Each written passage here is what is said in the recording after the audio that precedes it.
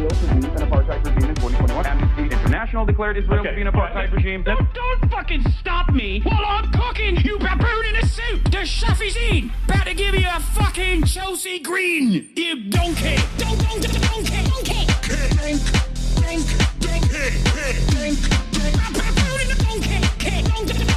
Listen to what I'm saying, and you will understand, perhaps, what I'm trying to imply. Patronizing.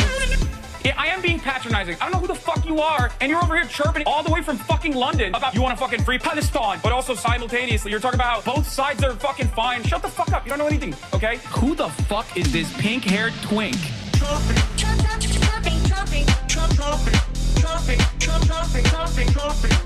Dissolve the apartheid So what would you like to Allow see happen, Palestinians- Hassan? Do you not understand the English language? Yeah, 매일 눈을 뜨면 들려오는 radio 심장 깊이 박혀 울려오는 stereo 이젠 혼자 남아 나의 길로 let me go 아픔 없는 슬픔 따윈 never let go 허리 아픈 고문이. What's going on, everybody?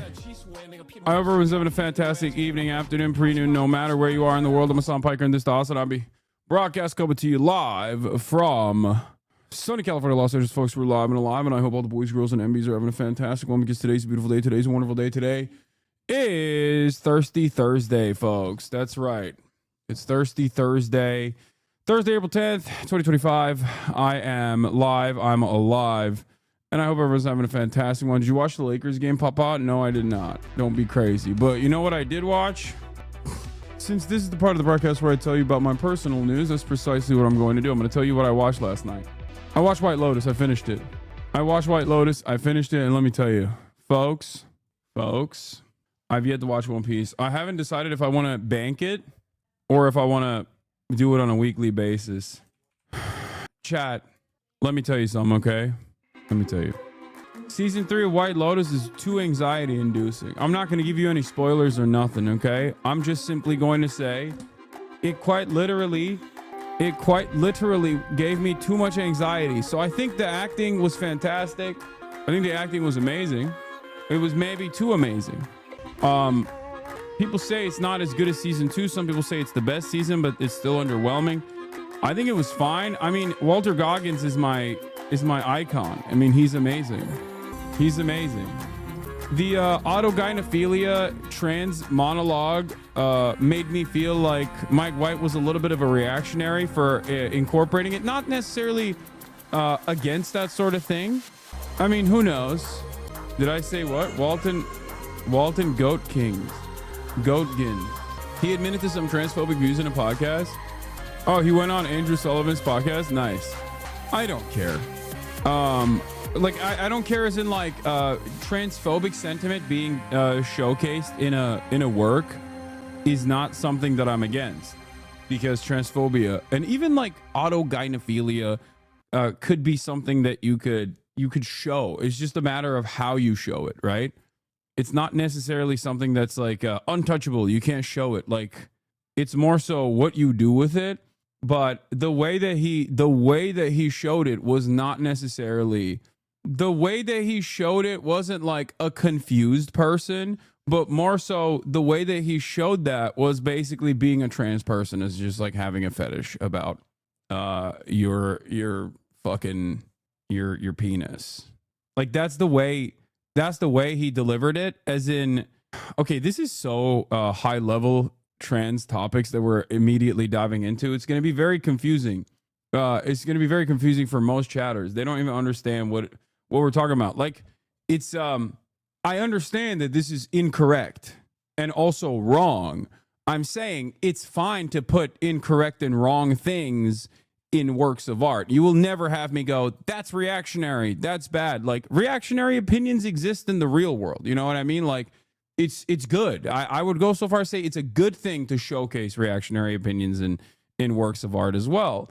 It's just how you broach the subject matter that I think is important.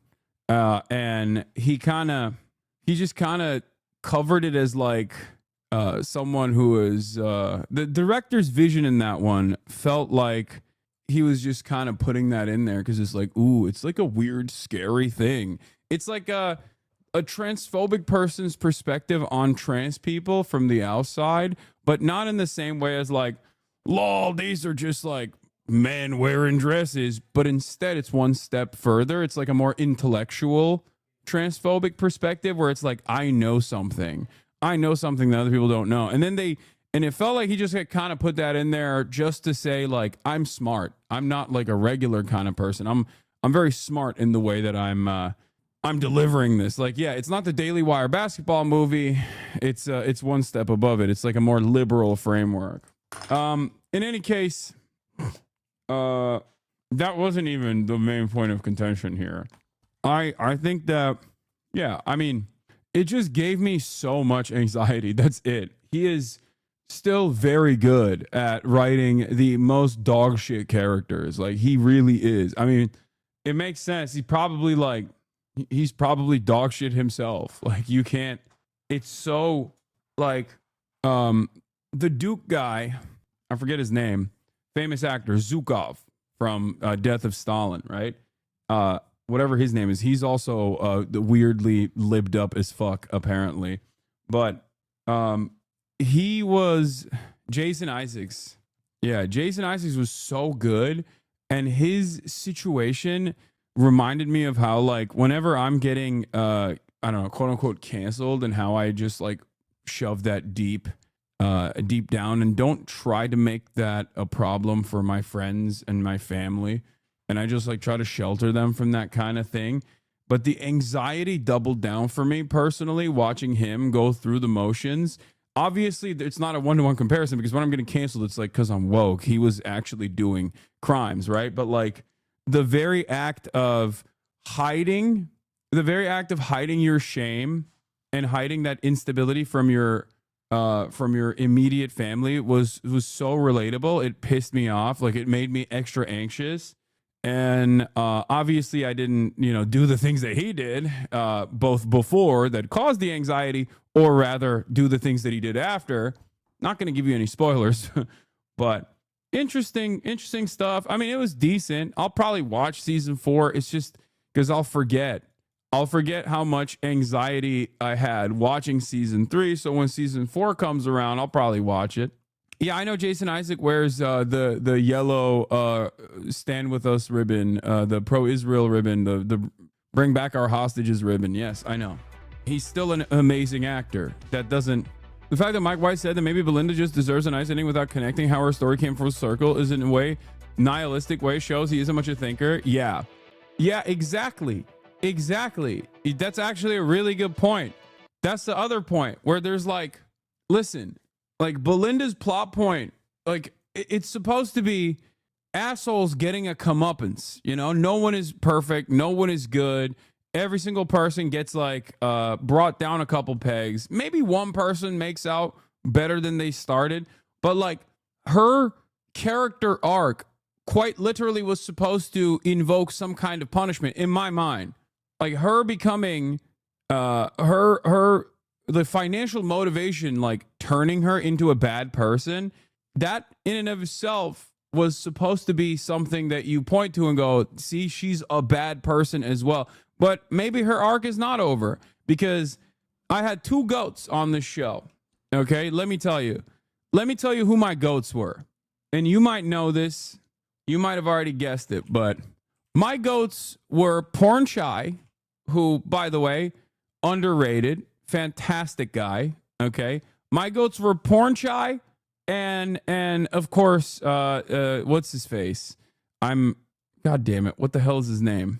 The other Thai dude with Lisa. Guy Talk. Yeah.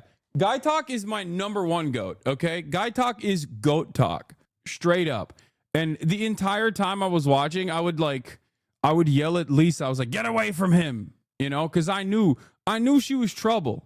I knew her ass was no good for my man Guy Talk, who simply is a fool, okay? He is a kind-hearted fool, and Mook, also known as Lisa, played by Lisa, who is an incredible actress, by the way. I had no idea. I didn't realize you could be like... I thought K-pop stars were just like robots, you know what I mean? Like, not real. I thought they were just like built in a fucking lab to just... activate in front of cameras to dance and sing and shit. Like, I cannot comprehend how good of an actress she was. Oh my God. It was crazy. Lisa cannot act. No, she was good as fuck. Yo, you're crazy. Am I crazy? I thought she was good as hell. Heh, you're so Western brain. What do you mean? You don't expect any musician to also be like that good as an actor. I thought she was great, because the reason why I thought she was great is because I believed the relationship. Like, I believed her. I believed her as a person. I believed her ambitions. I believed her motivations. She was very believable. That's what acting is. She seemed like a real person, and so did Guy Talk. And I loved their relationship. I loved their back and forth. I think they were great. Maybe you're just gullible. Anyway, it's okay if you're crazy. It's cool that your wise foreign scholars enjoy Lisa. I really hated Zion's Disney Channel original movie ass acting. Oh yeah, he was really, yeah, he was not good. But to be fair to him, he was literally on a superstar squad. It's like Bronny James. You know what I mean? You're like, yeah, if you're gonna get compared to LeBron, it's gonna be difficult. Like, you're already not. You don't already have the fucking basics. Like, come on, dude. He straight up was surrounded by an insane cast at all times. Like, he's being matched up against some goats. It made it extra bad. It made it extra bad. He nailed it. I have an NBA role though. Nah, I didn't like that. I didn't. It's not that I was annoyed by his character, because there's plenty of characters I get annoyed by. And Mike White, he writes characters in the most annoying ways possible. His character was not annoying. Like, Patrick Schwarzenegger was incredible. He actually did a much better job than I expected him to do. He was so good. He was so convincing, as he is built for that role. He is that guy. That guy that he was in the show, he is that guy. Straight up. Fantastic. Yeah, Patrick held his own, even though he's a nepotism baby. Absolutely. Everyone was great. Really. Everyone was great. Everyone was fantastic. Walton Goggins killed it as Rick. I mean, that's Walton Goggins, baby. Come on now. Of course. Bro, it's incredible. I've been listening to you for like 10 minutes and I still have no idea what show you're talking about. I'm talking about White Lotus season 3, baby. White Lotus season 3. It was great. So, you know, I finished it. My mom hasn't watched it yet, and she asked me like, "Oh, should I watch it?" Like, I was like, I don't know. I literally was like, it's not for the faint of heart, you know? You will get a lot of anxiety. Like, I swear to God, I had agita. I had like a stomach ache every episode. It was crazy, which I think is a good thing, right? Like, that's probably a good thing. Also, I'm gonna be for real. I'm gonna be straight up with you guys. I'm sorry. I could not stand the British lady's teeth. Like, I feel so bad for saying that. Amy Lou Wood, Chelsea. Like, it's just like one of those things where I first thought that she had like fake teeth on. Like, I thought that they had done that. I don't know. It just like fucked me up a little bit. Like, I could not stop focusing on her teeth. Kaya, place, enough. Little lady, I know there's a lot of motion happening in the house, but bad opinion rejected. Okay, I mean, that's just me. That's just me. That's it. This socialism shit is over. I'm misogynistic. I'm engaging in Britophobia. Anyway, the HasanAbi conundrum. Watch one stream, I promise. My experience with communism very closely mirrors my experiences deconstructing from religion. What is this? It's very interesting how when you meet someone from a certain group that you've been taught to be so scared of your entire life, and you finally meet someone from that group and hear about what they believe directly from them rather than from the group that disagrees with them, you very quickly go, oh, that's literally it. Like, I read the Communist Manifesto and was just like, that's it? That's all it says? It's not scary at all. In fact, some of these people might be some of the most selfless, most kind, most thoughtful people you've ever met in your life if you actually get involved in a group of people that share these views. Yeah, I mean, if you're lucky and you find a good group, because some of them are annoying, okay? I'll be real. So I get the underlying sentiment here, and I totally agree with it. I think Communist Manifesto is very vanilla overall. I think that the sentiment about how if you learn about a person, from someone who just hates them, someone who despises them, yes, there's gonna be a lot of well poisoning, okay? And you are going to be misguided. But once you dive into it yourself and give it a fair shake, you will understand that perhaps it wasn't like that at all. Having said that, however, there are some really fucking annoying leftists out there, unfortunately. Not here though. We work actively and tirelessly against that sort of thing. Like yourself. Yeah, I think probably my biggest benefit is that in spite of the fact that I spend 8 to 10 hours online every single day, I still actively ground myself by having normal conversations with normal people who I disagree with. And I don't have any expectation that everyone is going to reflect my worldview. As a matter of fact, I never have that expectation at all. I never have the expectation that someone's going to agree with me. So when they do, it's a pleasant little surprise. Whereas I feel as though many people are not like that at all, and they should be like that. And when I say you should be like that, they get mad at me and say I don't know, counter-revolutionary or whatever. I'm pretty grounded. I can get annoying about certain things. I'm very stubborn. I have my moral convictions, and I will fight for them to the very end. Having said that, pretty normal in terms of having a conversation with other people. I don't have to make everything annoying. I actually kind of dislike you personally, but I do agree with you politically. The Grifter 132. Thanks, man. That's cool. That's fine. Yeah, that's how we know you're not a real leftist, not annoying enough. It's true. Markets are collapsing again. Turns out cutting our largest trading partner didn't instill too much confidence. What will happen next? ICE makes criticizing Israel an illegal idea. Get in now to learn about the art of the deal. I always wonder what it is when people are like, I actually agree with Hasan wholeheartedly. I just fucking can't stand him. I wonder what it is. Like, what have I done that just like pissed you off? Is it because you think I'm not sufficiently leftist enough, or is that what it is? Or do you think it's because of one thing that I said that you don't agree with? You know what I mean? And then that like broke you.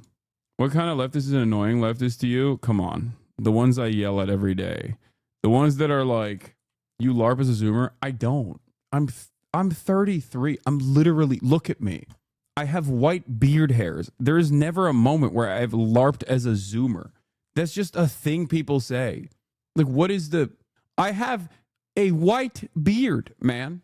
If you think I'm behaving like a Zoomer, that's just kind of on you.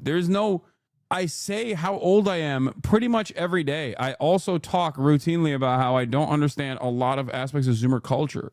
I don't agree with you on copyright IP with regards to music, but it's so funny to imagine being the kind of person who takes that personally and hates you over. I love your commentary and you're very good at explaining stuff, but I absolutely hate how hot you are. Okay. Yeah. We need, my brother said, why should I listen to an angry yelling Turkish guy? He might agree. That's what it is. Read lookism. What? Lookism? Ew. Oh, come on. Read lookism. What? Lookism? Ew. Oh, come on. The person I know who feels that way, doesn't like the bro vibe. She automatically vitriolic towards frat bros. She likes your rhetoric, but you look like someone she'd normally hate. I know. That's the real discrimination.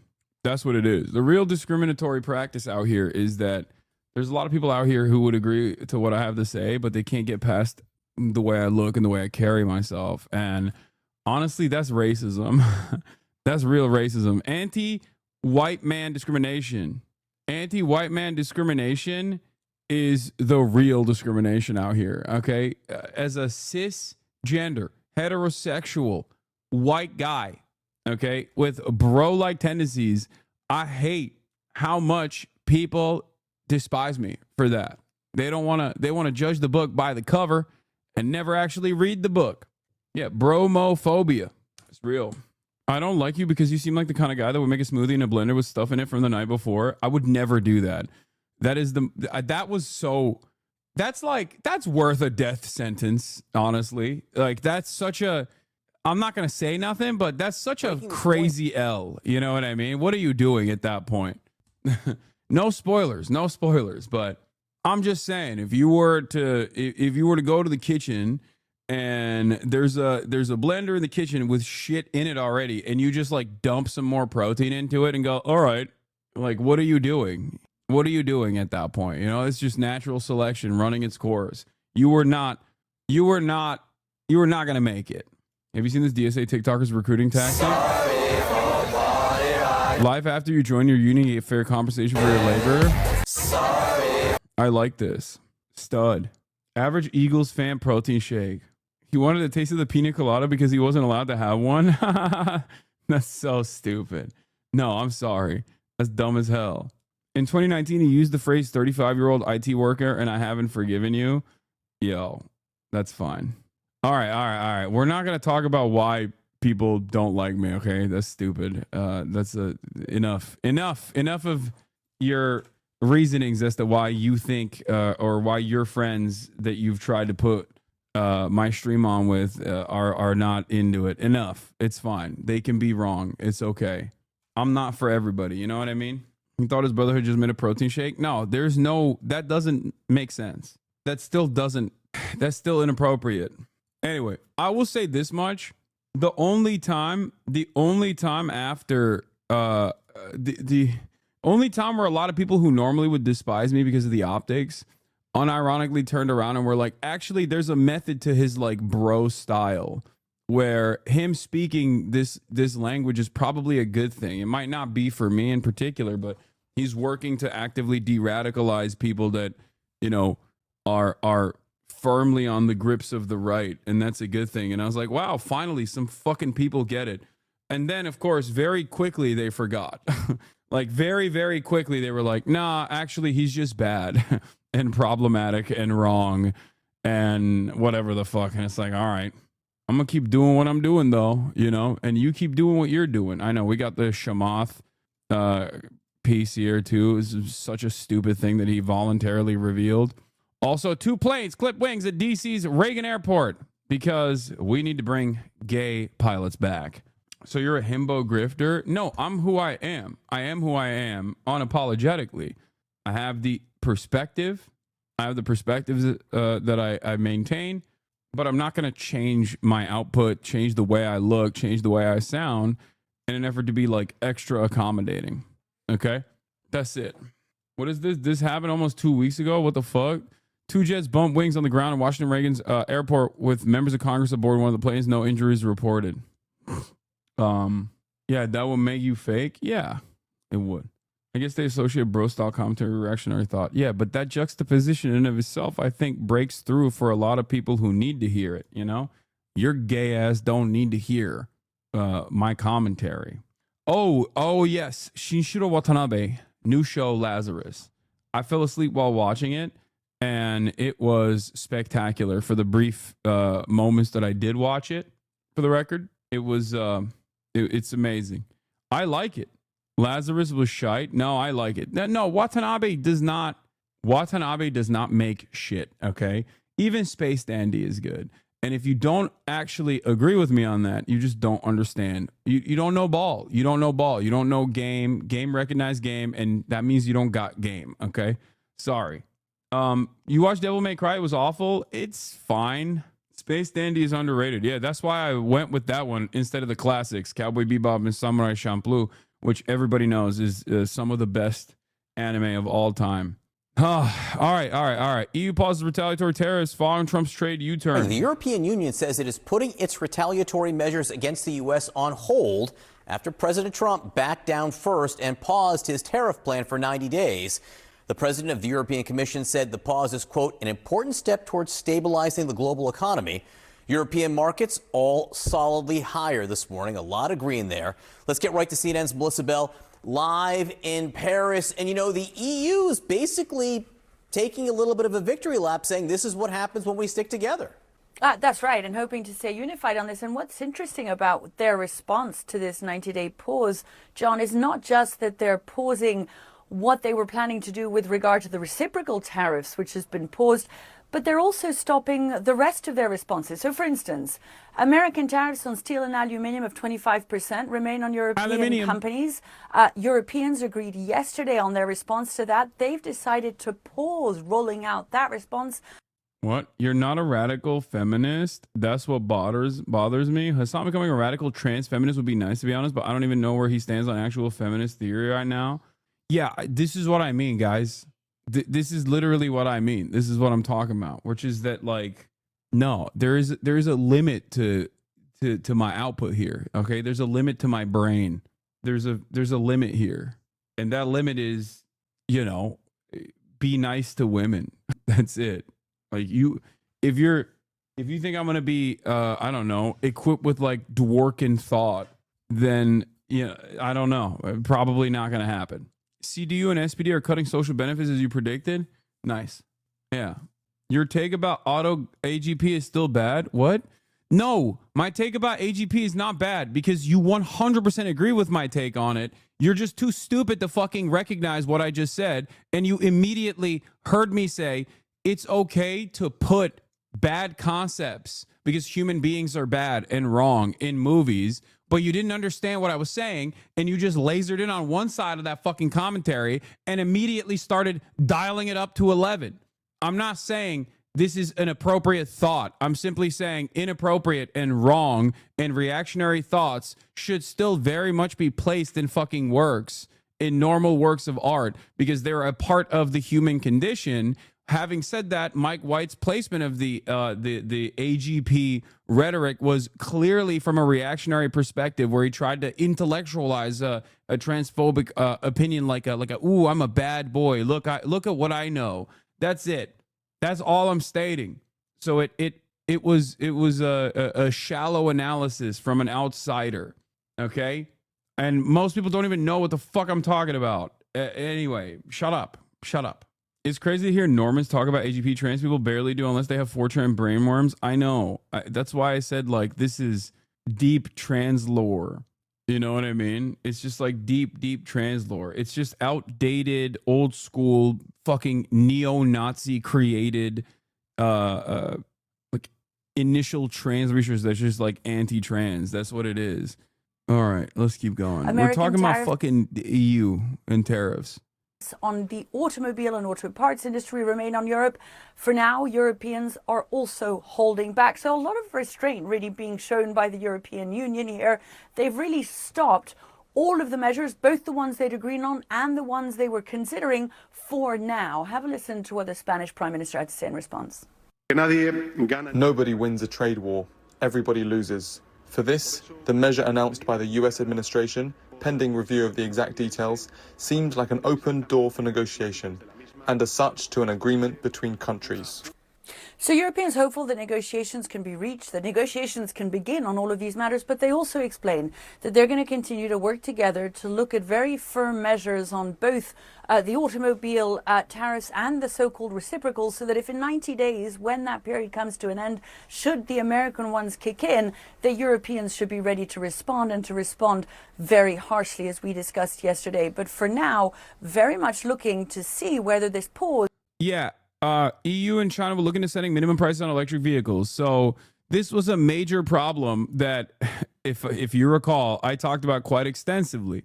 Ursula von der Leyen was a year ago complaining about how China was stealing Europe's lunch money with their incredibly cheap, incredibly affordable, and very competitive electric vehicles.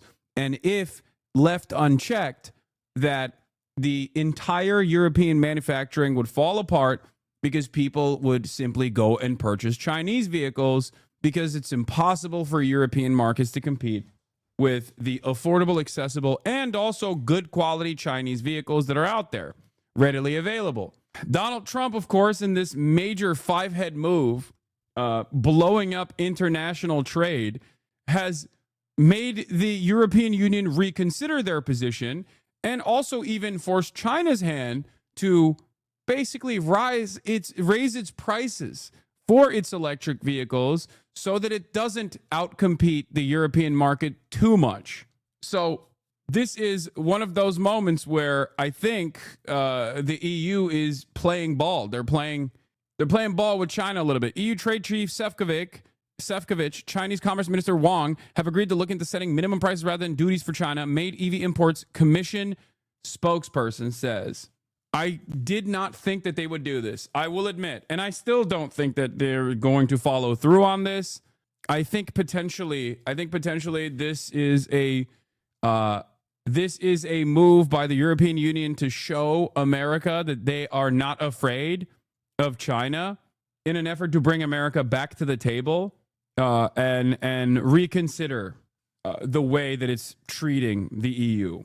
I would be shocked if the European Union was like, actually, we're not afraid of Chinese style governance. We like what they're doing and we want to do it ourselves as well. That would be shocking because that would undermine American hegemony in spectacular fashion.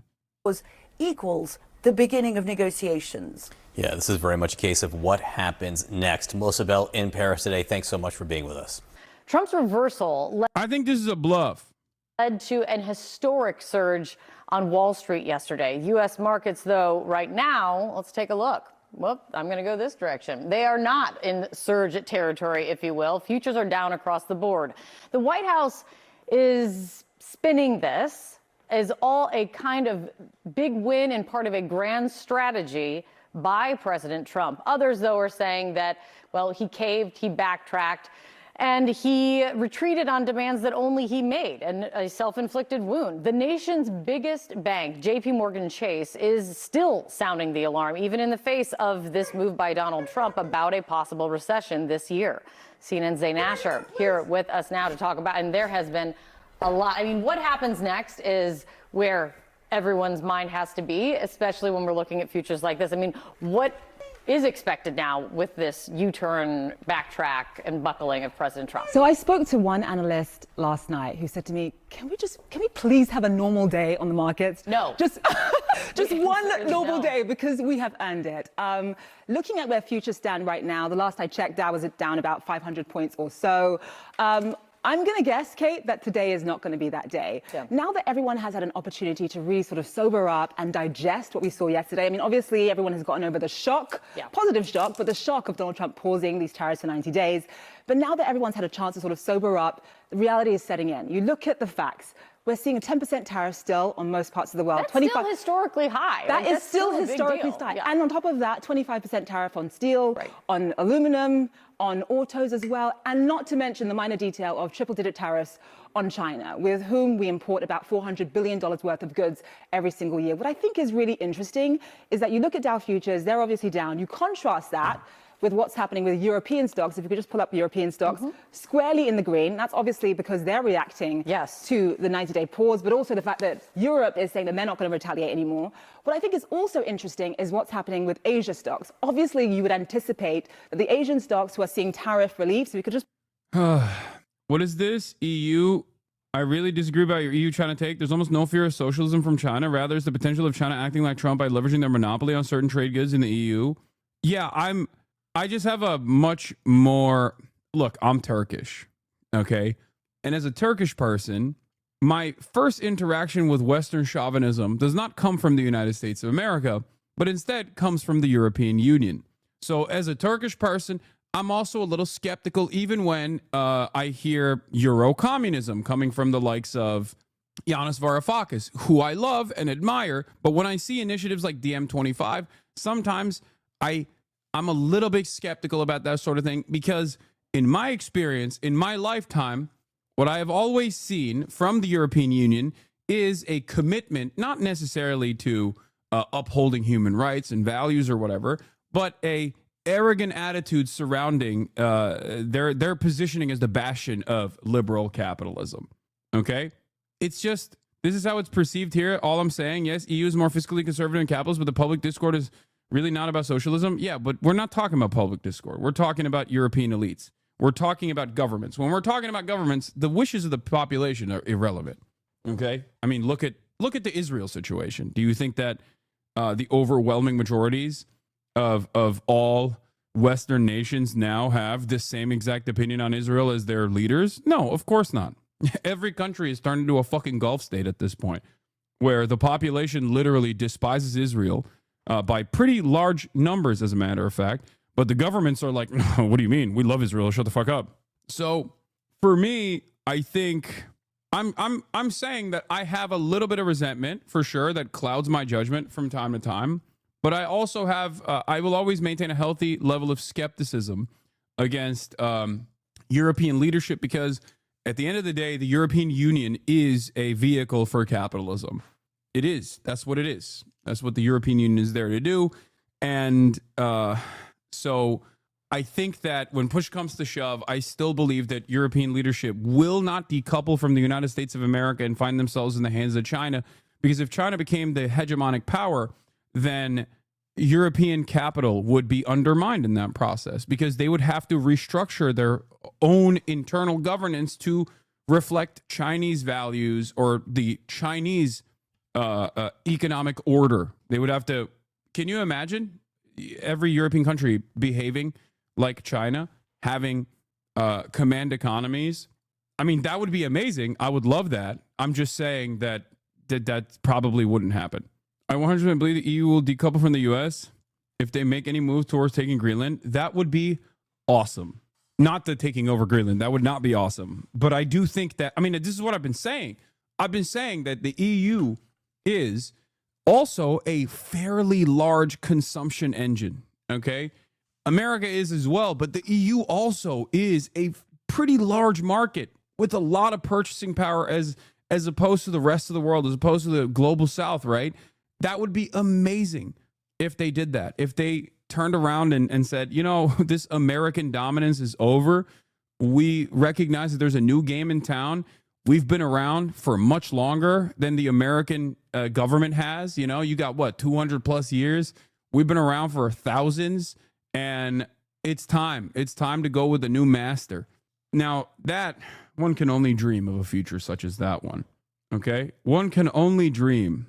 But I do think that there's still a lot of, I talk to a lot of people that that are not American. Let's just put it that way. I talk to a lot of people who understand the European Union, who just, I would say, the attitude that they reflect oftentimes with what they say and what they don't say is that they are still very much fearful, like extra fearful of China. They consider China to be a really scary, like they're still afraid of Chinese dominance. Why are you talking of US, China as masters? What do you mean? Because those are the two different poles right now. Those are the two different global hegemonic superpowers. One has been the only game in town, especially post the dissolution of the USSR, and the other one has grown in spectacular fashion over the course of a very short period of time. Daily reminder that you don't know anything about the stock market. Stay in your lane, little bro. I mean, it's true. I don't.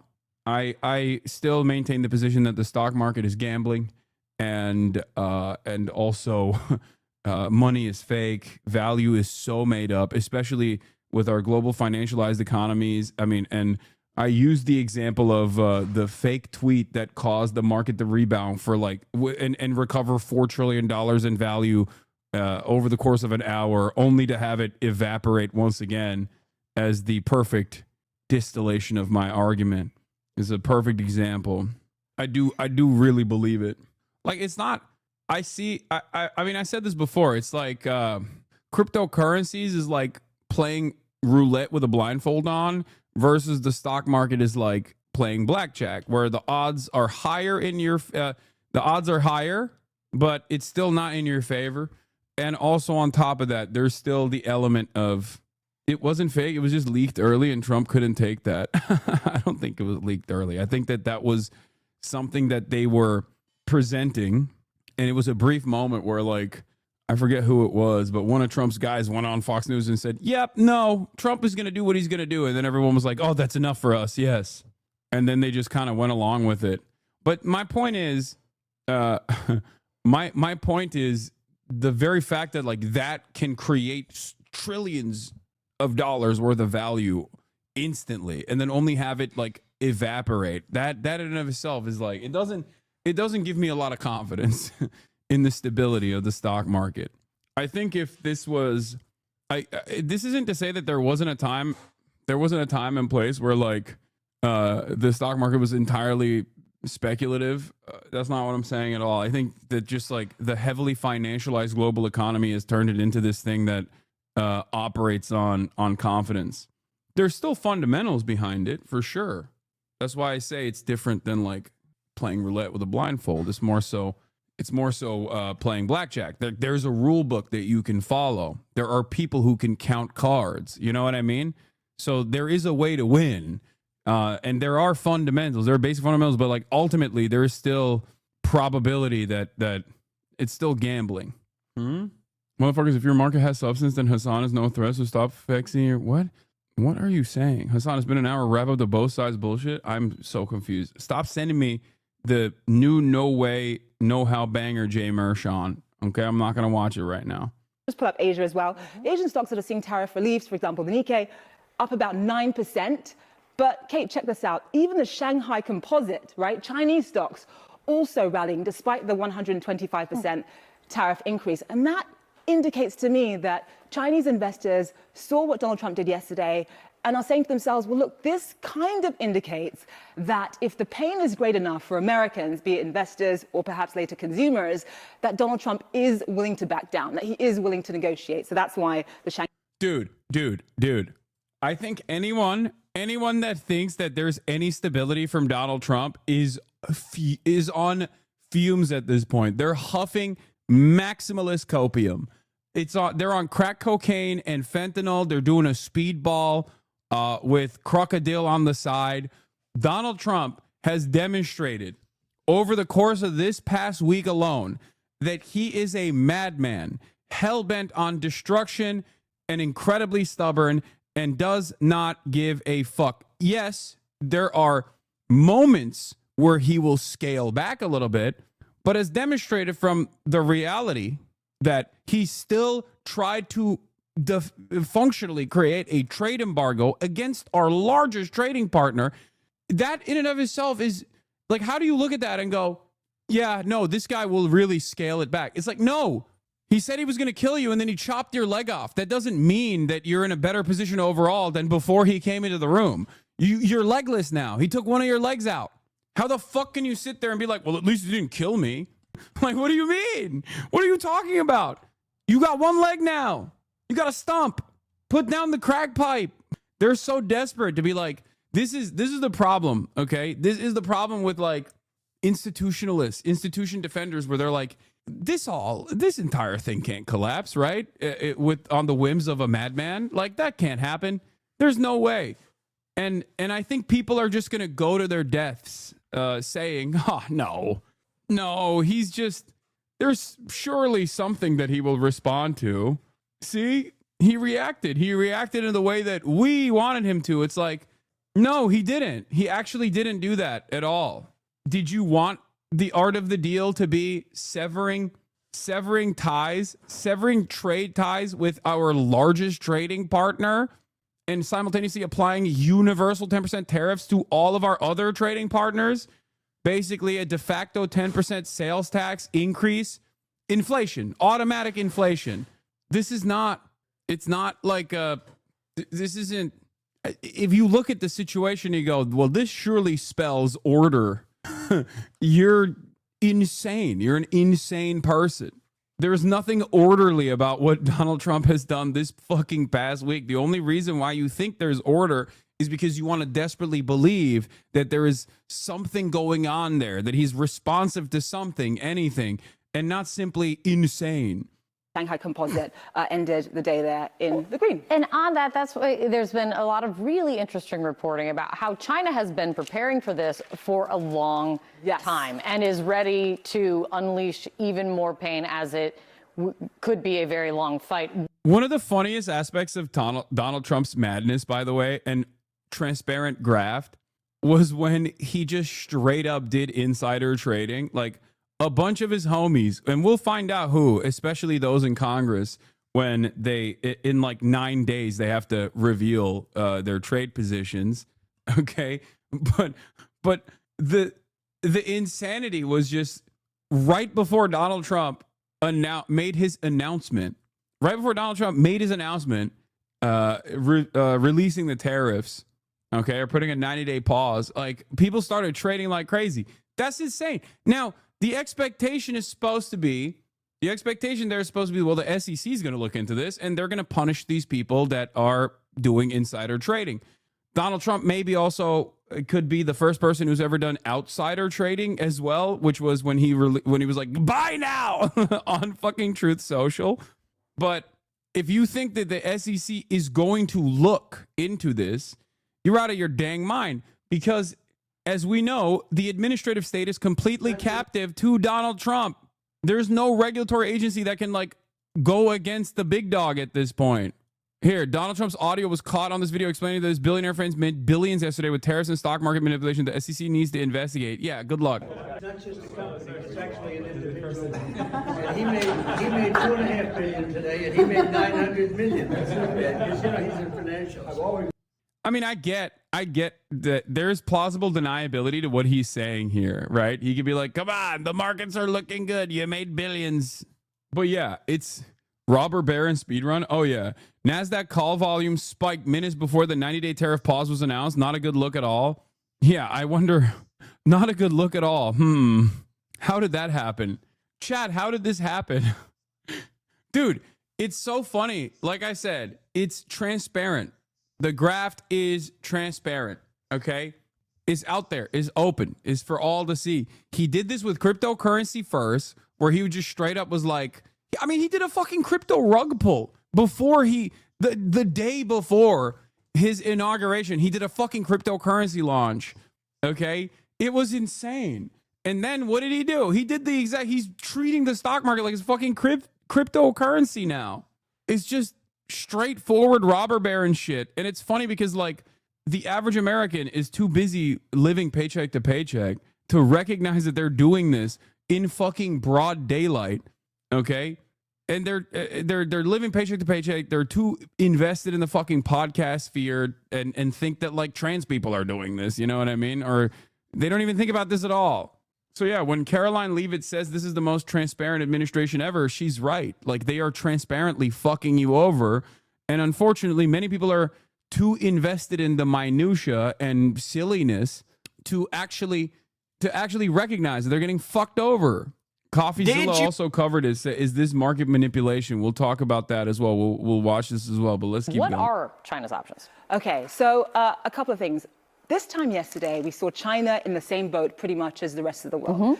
They had a little bit more pain inflicted on them compared to everyone else, but they were more or less in the same boat. Now they are completely isolated, and that is a strategy deliberately designed by Donald Trump to make the Chinese regret retaliating.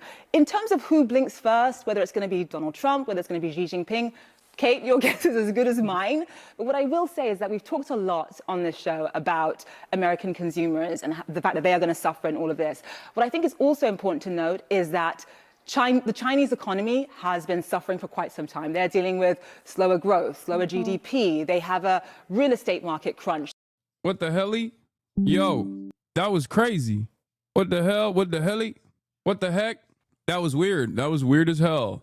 That's the internet telling you to stop watching CNN. Bro, it's not the problem there wasn't me watching CNN. It happened right as I retweeted the Chinese embassy, bro. I swear to God. Chinese embassy, we don't back down. We are Mao Ning, spokesperson for the Ministry of Foreign Affairs, says we are Chinese. We are not afraid of provocations. We don't back down. They dusted the old Mao tapes and brought it out. And the Chinese embassy in the U.S. said, we don't back down. And I quote retweeted, I said, they're aura farming with Mao. I'm losing it. And then boom, I got blasted into orbit. Suspicious F right there. Very suspicious F. The CIA hit my stream with the heart attack gun.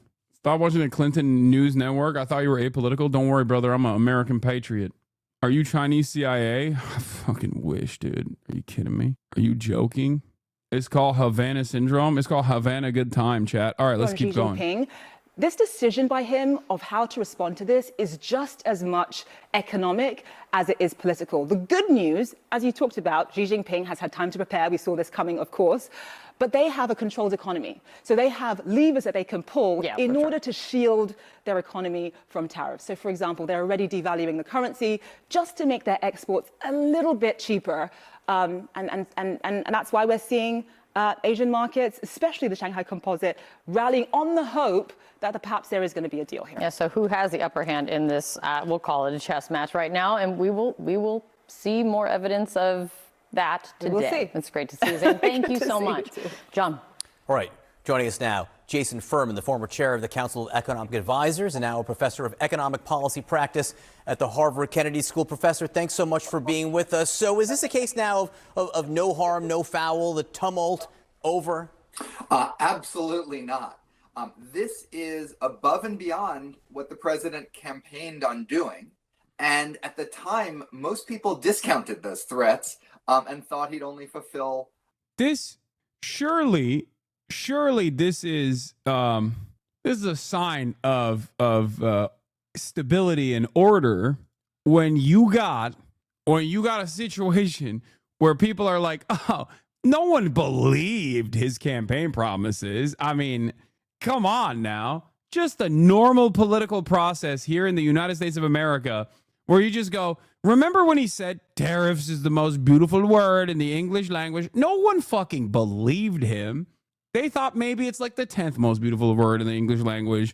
Oh, man, we all thought he was playing around, dude. Why would you think that? Why would you think that he was playing around? This shit is so goddamn annoying. This cannot be the underlying basis of your political identity where you go, I'm just voting for this guy because of vibes. I hate this. I'm voting for this guy because of the goddamn vibes. I don't think that he's serious or sincere about his policies, or rather, I haven't really thought thoroughly what would happen if he implemented these policies. Like, not to self-glaze too much here, but I've been fucking screaming about this for a year at this point. Since he started talking about the tariff shit, I was like, this is going to have a really long-lasting, damaging impact on global trade. How do you not see that? It's the same principle behind mass deportations. You can't do that because it's like, one, incredibly inhumane, two, logistically impossible to do, and three, would collapse American agriculture overnight for no reason either, by the way, for no good reason. Like, that's not a real fear that people have. It's just completely unwarranted. It improves nothing. And it's just about being a bad person, being mean for the sake of cruelty in and of itself. It pisses me off. It pisses me off when people are just like, well, I didn't think that he was going to do this. I thought he was just joking. Okay, well, I thought he was going to do this, but I didn't think the impact would be this bad. It's like, well, you're a fucking dumbass then. What do you mean? There are plenty of people who knew that it was going to be bad. What are we talking about? What are we talking about? What the hell is this? Part of them. Tariffs are still very, very high, and we're about to start seeing it in the real economy. That's a long-winded way of calling Trump supporters stupid. No, Democrats have this stupid dog in them too. There's a lot of people who have this stupidity in them.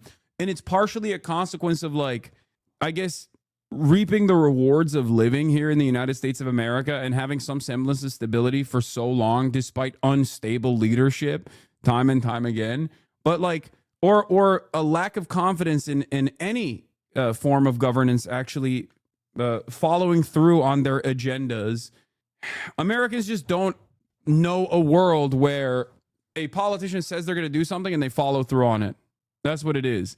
And they also quite literally do not believe the impact of said legislative agenda until it happens. We saw this. We saw this with the abortion stuff. Every single fucking politician said abortion is murder. Abortion is murder. Every single fucking right-wing politician said abortion is murder. Abortion is murder.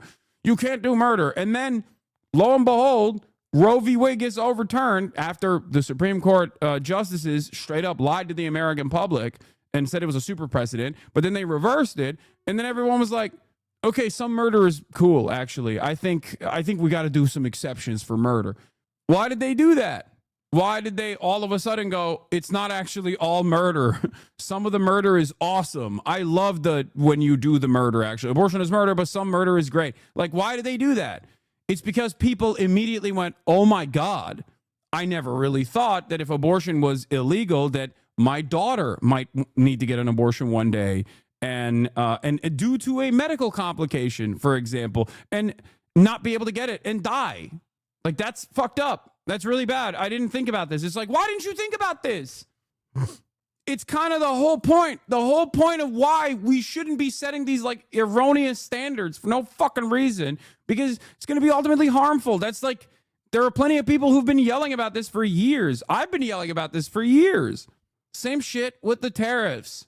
Same shit with mass deportation. Same shit now with the erosion of due process and the erosion of the First Amendment. These are concepts that are literally being taken away from all of us right now. And it's alarming. And I keep ringing the alarm bells. But if you ask the average American, they have no ability to understand that this is fucked up. They have no ability to think, well, this might actually harm me down the line.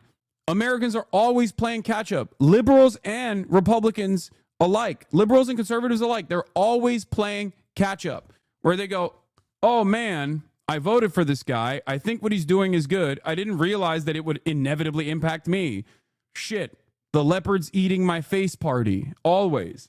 In the prices that families pay, in the layoffs that companies are going to be doing. All the reporting, it was the bond market that spooked the president and forced his hand, led him to blink here.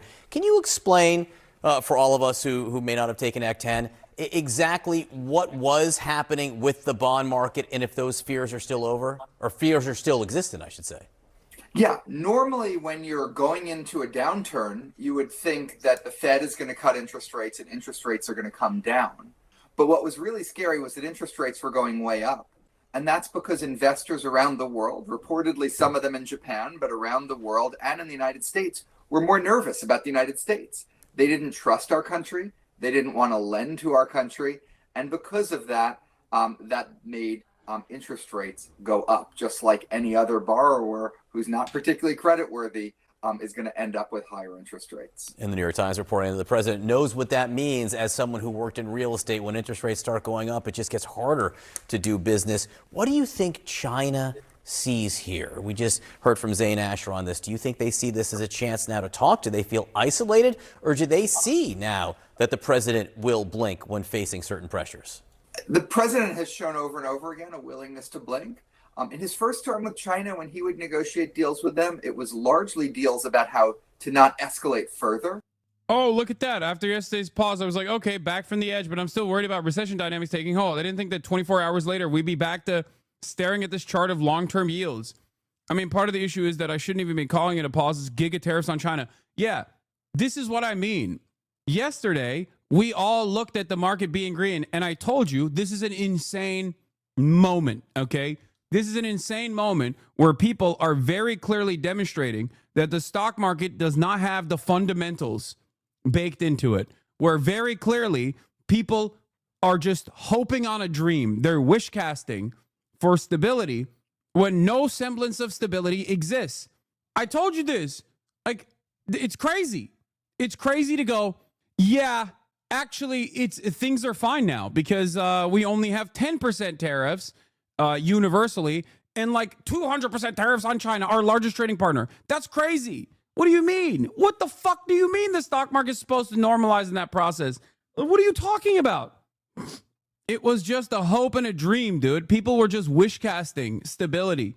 I don't know how so many intelligent people looked at the situation and went, oh, it's rebounding. Finally. Okay. There's a brief moment of respite for 90 days. It's like, no, there isn't. There literally is no respite here. Are you fucking stupid?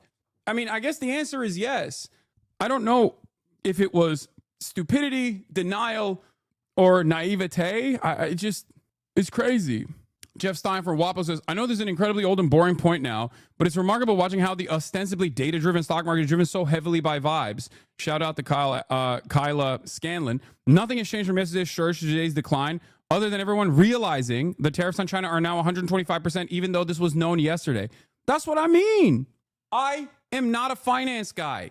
As Stocky correctly pointed out, I don't know shit about the stock market. But the one thing I do know is that it is psychotic to assume that things got better when we are trying to use a hatchet to sever ties with our fucking largest trade partner. Are you stupid that you thought things were going to get better? It is so obvious an indication of the market's irrationality right here with what happened yesterday. And all these dumb fucks posting the green as though it's any indication of where things are going. Like, what are we talking about? You don't have to be a fucking finance bro or even understand market fundamentals to look at the situation and go, hey guys, I know a lot of people have this unfounded confidence all of a sudden because Donald Trump at least backed away from some of the most meaningful parts of his agenda, but things are still pretty bad, don't you think? At this point, it's like they want the line to keep going up because that's all they've known. So they'll hold on to any glimmer of hope to make the line go up. It is quite literally held together by a bunch of people hallucinating an alternative reality. A quick read of Stock Trading for Dummies would empower the average educated adult with all the knowledge they need to realize how fucked the situation is. VIX and VVIX are diverging from each other, i.e. professionals are out of the market right now and retail traders are not known as the most rational actors in the financial markets. Anyone that says this is coping. You are coping. If you think institutional traders do not also engage in this exact same irrational behavior, you are wrong. You are unimaginably wrong. First and foremost, I don't even believe that retail traders could automatically hit the panic button and cause the market to move in this direction in this decentralized manner where they all just came to the same conclusion.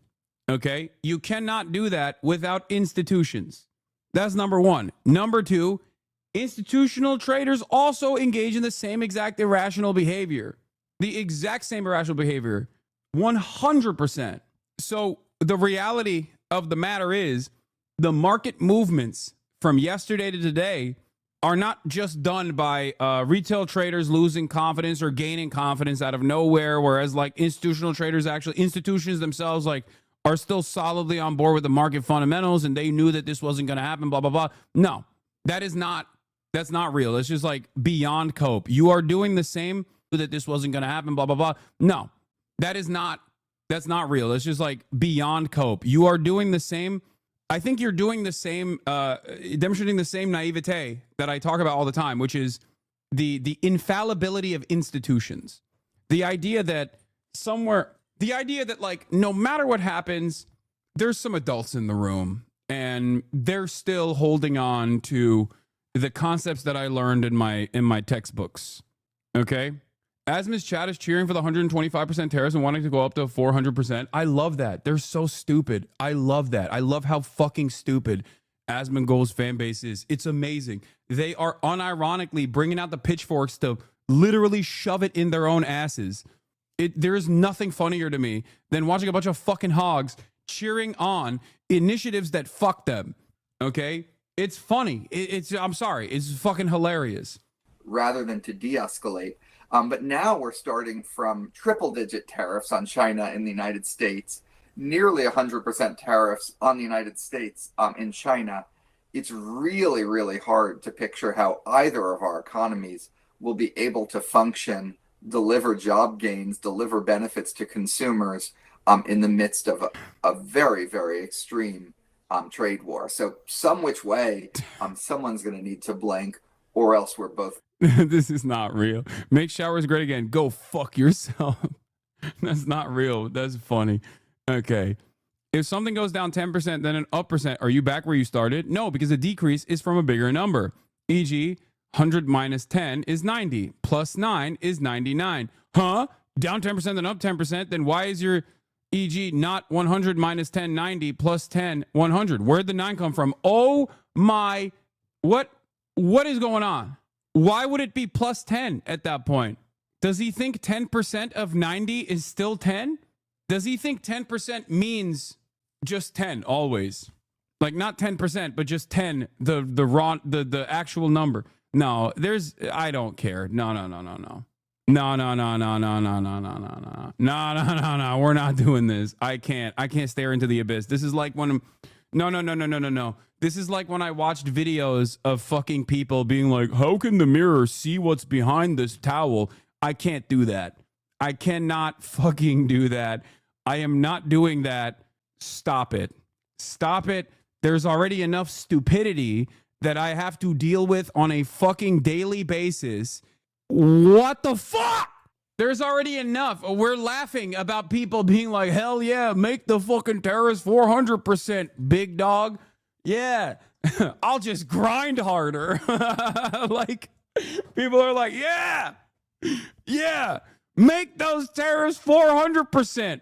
I'll just fucking grind harder. Make the cost of living impossible to survive. I'll fucking survive somehow. Going into recession. Talk to me about what you are looking for, I guess, in the next hours and days. Everything's moving so quickly here. There's so many twists. But what are the next shoes that could drop in your mind? I mean, to me, it's number one, are we hearing about more new tariffs? The president has talked about tariffs on pharmaceuticals, on semiconductors, on lumber. Is he still talking about those new tariffs? Number two, that 10% on every country in the world, that's pretty high. That goes on all our friends and foes alike, with the exception of Russia, which doesn't get it. Is that there to stay, or is that part of the negotiation? And then number three, what's happening with China?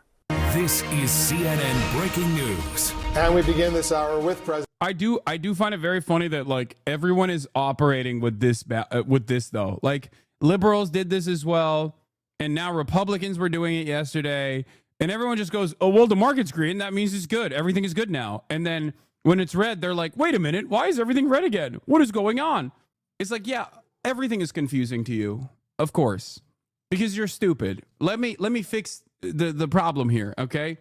If you consistently look at market movements without any sort of care or consideration to long-term stability or instability, long-term results of the actions that the Trump administration is taking, you're going to be like, I don't get it. It's red and now it's green. What's happening? All the time. There was a brief moment where a lot of the Trumpian guard, the Trumpian vanguard was coming out and being like, obviously, market volatility is not indicative of like what happens in the economy broadly. And it was awesome. It was funny hearing them say things that I've been saying for years, right? Of course, they didn't fucking believe it. And they were just saying it because in the interim, they just wanted to defend Donald Trump. That wasn't a principle that they had. They hadn't thought it through. I'll give you a great example, okay? Here's a great example of how the stock market performance doesn't necessarily indicate long-term stability or health for the overall economy, especially for the working class. Mergers and acquisitions. One big company takes over smaller company and then engages in layoffs and, let's say, lays off 20,000 employees. They call that eliminating redundancy. The stock performance is great in that process. But the reality is 20,000 people just got fucking laid off. Do you think that's a good thing? No, of course not. So clearly, this is, in the most reductive term, in the most reductive ways possible, a great indication that maybe the stock market is not reflective to the living conditions of the average American. Perhaps that is a good starting point for all of you. Take that home with you and think about that and expand on that information when you go on this journey. It's pretty basic stuff, really. I don't know how else to explain it to people, really. Like, what can I do other than that? That has been debunked. If you knew Trumponomics, you'd know that. Yeah, my bad. President Trump set to meet with his cabinet as a key part of his second-term agenda hangs in the balance right now up on Capitol Hill. And after a week of tariff whiplash here in the United States as the president's trade war clearly intensifies. And as we know, Wall Street doesn't like the uncertainty, right? Wednesday's green bounce after the tariffs were paused, that has turned into Thursday's red reality check. Let's go to CNN Chief National Affairs Correspondent Jeff Zeleny at the White House. And Jeff, you have reporting along with your White House colleagues about how this all came to be with the pause and this cabinet meeting today as well.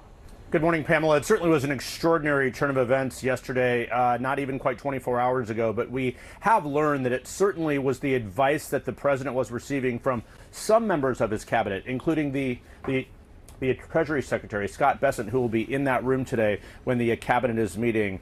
He was the one, of course, who was really sounding the alarm and telling the president how deep the bond markets were reacting to the president's sweeping tariff plan. So one thing that this whole situation has really shined a light on are the differing pieces of advice that the president was hearing from Scott Bessent, for example, the Treasury Secretary, versus his longtime trade advisor, Peter Navarro, who was urging the president not to make negotiations. A big question, though, heading into this cabinet meeting, is Elon Musk going to be in the room? We have not seen much of him in recent days, but he's been very active on social media. And his view on this sweeping tariff plan was that it was not good for the economy. So he was throwing stones, quite literally, at the top trade advisor. But the top economic advisor... Is it real that EU is considering removing tariffs on China EVs? Yeah, but I don't think that they're going to.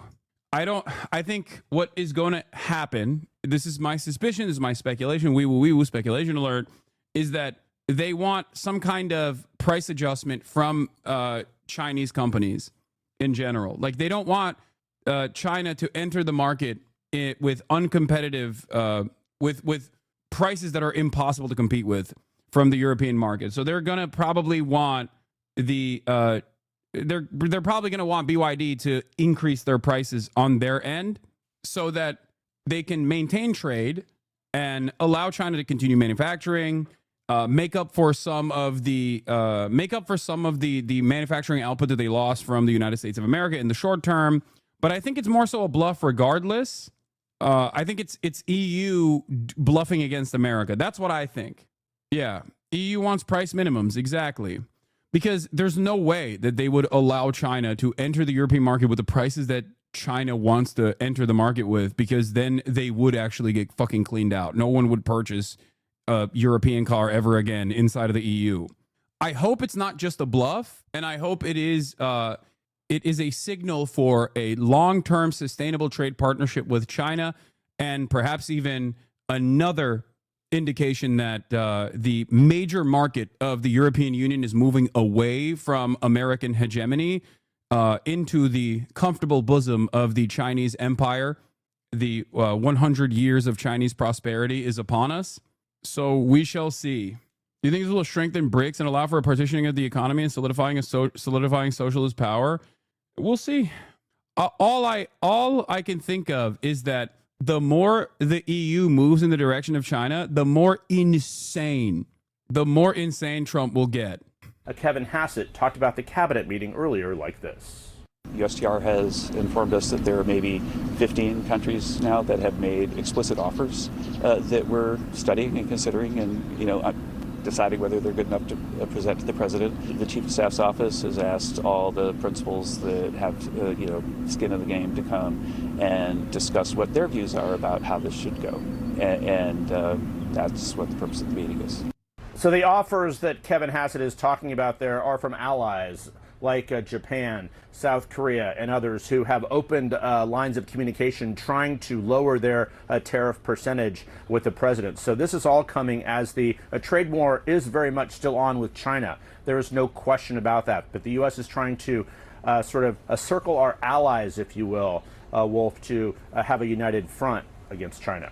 And it's interesting, Jeff, Kevin Hassett is also pushing back on suggestions that President Trump actually manipulated the markets when he told people it was a, quote, good time to buy only hours before announcing the pause. Democratic Senator Adam Schiff of California says he plans to write to the White House about it. How is the administration defending itself? Wolf, there is no question that timeline of a few hours between when the president sent that message, be cool, time to buy, versus about 1:18 yesterday afternoon East Coast time when the president sent out his message about a pause on this. What happened during that intervening time? Did anyone have a heads up at all? Kevin Hassett, again, the president's top economic advisor, told us a short time ago that there was no insider trading or any type of activities going on, but Democrats on Capitol Hill are not convinced of that. But Wolf, the reality is, since Republicans control Capitol Hill, there will not be any type of a committee investigation. However, this will be something, a moment in time, really those 4 hours in time yesterday that will be viewed in the coming days. But for now, at least, the trade war on against China, the cabinet meeting is underway shortly, Wolf. All right, Jeff Zeleny at the White House for us. Jeff, thank you. So let's check in now with CNN business and politics correspondent Vanessa Yurkevich. She is standing by at the New York Stock Exchange. Vanessa, what are you seeing right now?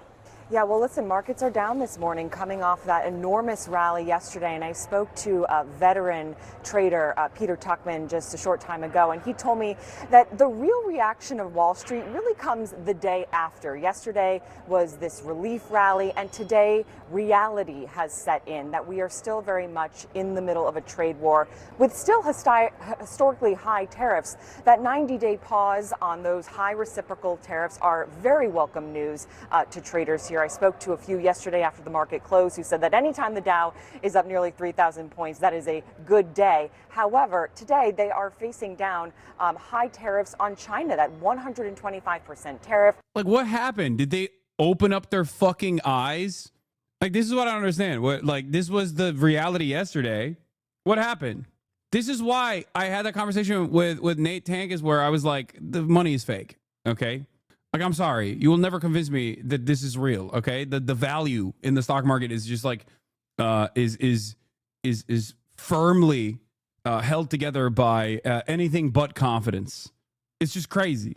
You have those tariffs in place, 25% on autos, and then of course you have that 10% universal tariff that is. Wait, people are saying it's 145. Did Trump increase it again? What happened? Is that like a thing?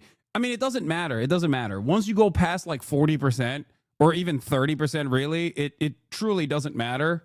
You are just firmly committed. You're just firmly committed to severing trade ties with China. And I think that it's going to get even crazier. I think America is, you want to know what I think Donald Trump's going to try to do? Here's a couple of things that Donald Trump could still try to do. One, try to stop Chinese companies from being traded on. That's number one. But more importantly, try to also enforce some kind of trade embargo, or rather punishments on secondary markets that work with China, which was his initial goal with these universal tariffs, like when he was slapping Vietnam with stuff. I think that it's not just about America not trading with China. It's about the rest of the world not trading with China.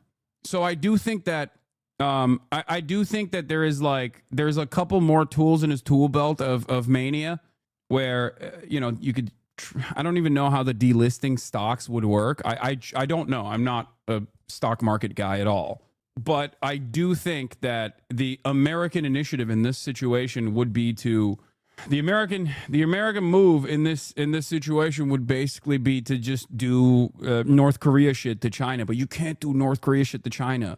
Do you see what I'm saying? You can't do North Korea or Iran to China. China is far too powerful and far too important to the entire trade regime that we have designed for the past 40 fucking years. China has become undeniable, impossible to avoid. Forex Live, Trump admin. Oh my God. Yep, there it is. Trump admin is moving towards a possible delisting of Chinese public shares. This is psychotic, dude. They are fucking psychotic. Are you joking? Here's a report from Charlie Gasparino at Fox Business. Sources: Trump administration is moving towards a possible delisting of Chinese public co-shares on U.S. exchanges. Sources: incoming SEC Chair Paul Atkins. Dude, everything we're doing to China, I wish we would do to Israel, by the way. It would be so warranted to do to Israel, and yet we will never do that to Israel. Oh my God. The dream. The dream, baby. The friggin' dream.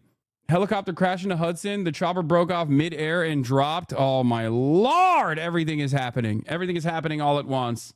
ABC has a special report on it. Which, Okay, by the way, I'm not going to cover it right now. A pretty rough current. Yeah, I'm not going to cover it right now. I'll get to it in a little bit. Let me finish this at least. In effect right now, and you see the markets there right now, the Dow down about more than 2.5%. Look at the NASDAQ down more than 4%.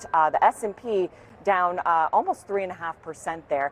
But the big questions that I'm hearing from traders here today are sort of what are the off-ramps here to this trade war? What are the negotiations that need to be happening between these more than 75 countries in the administration? And then especially looking at China, because so many of the companies that are traded on Wall Street here have direct ties to China, get many of their products from China. So what about taking back Chinese-owned U.S. land? It's nothing. What are you talking about? Chinese-owned U.S. land is so minuscule. Go ahead. Claw it away from the Chinese investors. Like, what are you talking about? That's just fucking meme shit. It is literally podcast meme shit, dude. Stop listening to podcasts. Holy fuck. China is like not even in the top 10 of land buyers in terms of foreign investment. It's nothing. It is so insanely marginal. It is so tiny. It is so minuscule. It's nothing. What does that look like? One analyst said to me this morning that some of these negotiations could actually center more around other things, non-tariff related things, something like with China, maybe a deal with TikTok or even a deal with the Panama Canal. Those are the questions that they have. What is the off-ramp for this trade war for the president? So here today, I would say less uncertainty, but still a level of uncertainty about where this trade war is going, Pamela. Obviously, we're not seeing sort of those dramatic swings this morning that we've seen. That is because very much investors here know we're still in the middle of this. Obviously, though, good sign that that 90-day pause went into effect just yesterday, Pamela.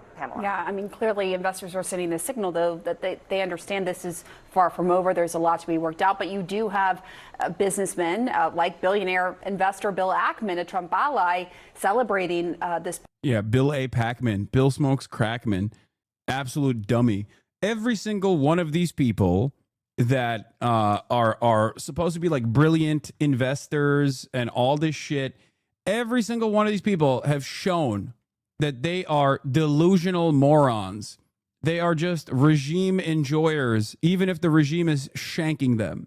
All the way from Elon Musk to Bill A. Packman, okay? Pause. He was among the business leaders who had turned on the president over his tariff plans. He's now praising the pause and implementing many of those taxes. What can you tell us about that?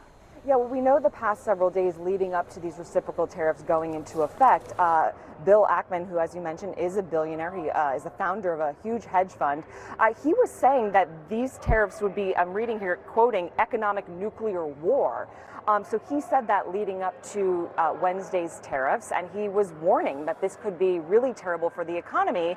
Now that the president has reversed course and put this 90-day pause into effect, he is coming out and saying that, yes, he was raising concern, but he's praising the president in what he calls the art of the deal, that the president actually did right by this deal. And Bill Ackman and other billionaires were raising those alarms for several days, but many of them are seeing a little bit more of a relief here that the president has maybe listened to advisors, as Bill Ackman said, and really sort of put into place more of a better roadmap for billionaires right now that really, you know, they play in the stock market. They obviously have their businesses tied to the stock market, Pamela. They can be against him one day and with him the next day as they see their stocks rise, Pamela.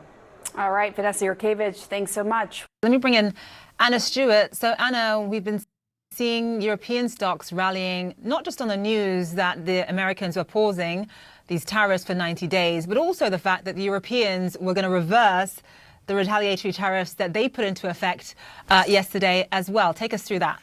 Yeah, look at that rally. It's pretty strong, and that's largely because, of course, European markets were actually closed when the 90-day pause was announced. So they didn't have a rally yesterday. We're seeing it here, and I think it is being sustained as well by the fact that the EU is also going to pause for 90 days. Although the EU Commission President Ursula von der Leyen said that while they will pause for 90 days, if negotiations are not satisfactory, our countermeasures will kick in. So a bit of a warning there. But I think for European investors, this is possibly the first time that it's actually felt like almost a reality that perhaps the US administration will negotiate with them. Up to this point, the EU has, for instance, offered 0 tariffs on industrial goods, on autos, and that's frankly been ignored. So perhaps this is an opportunity. Very different story elsewhere in the markets. Of course, Wall Street has opened lower today. The relief rally there is over, and by a number of metrics, even from JP Morgan not shifting their outlook in terms of recession, keeping it at 60%. Some of these assets suggest that people are still pricing in the likelihood of a recession. Oil prices steeply lower at this stage, about 4.6% lower. So see, I did it. I lowered the oil prices. I promised you I would do it.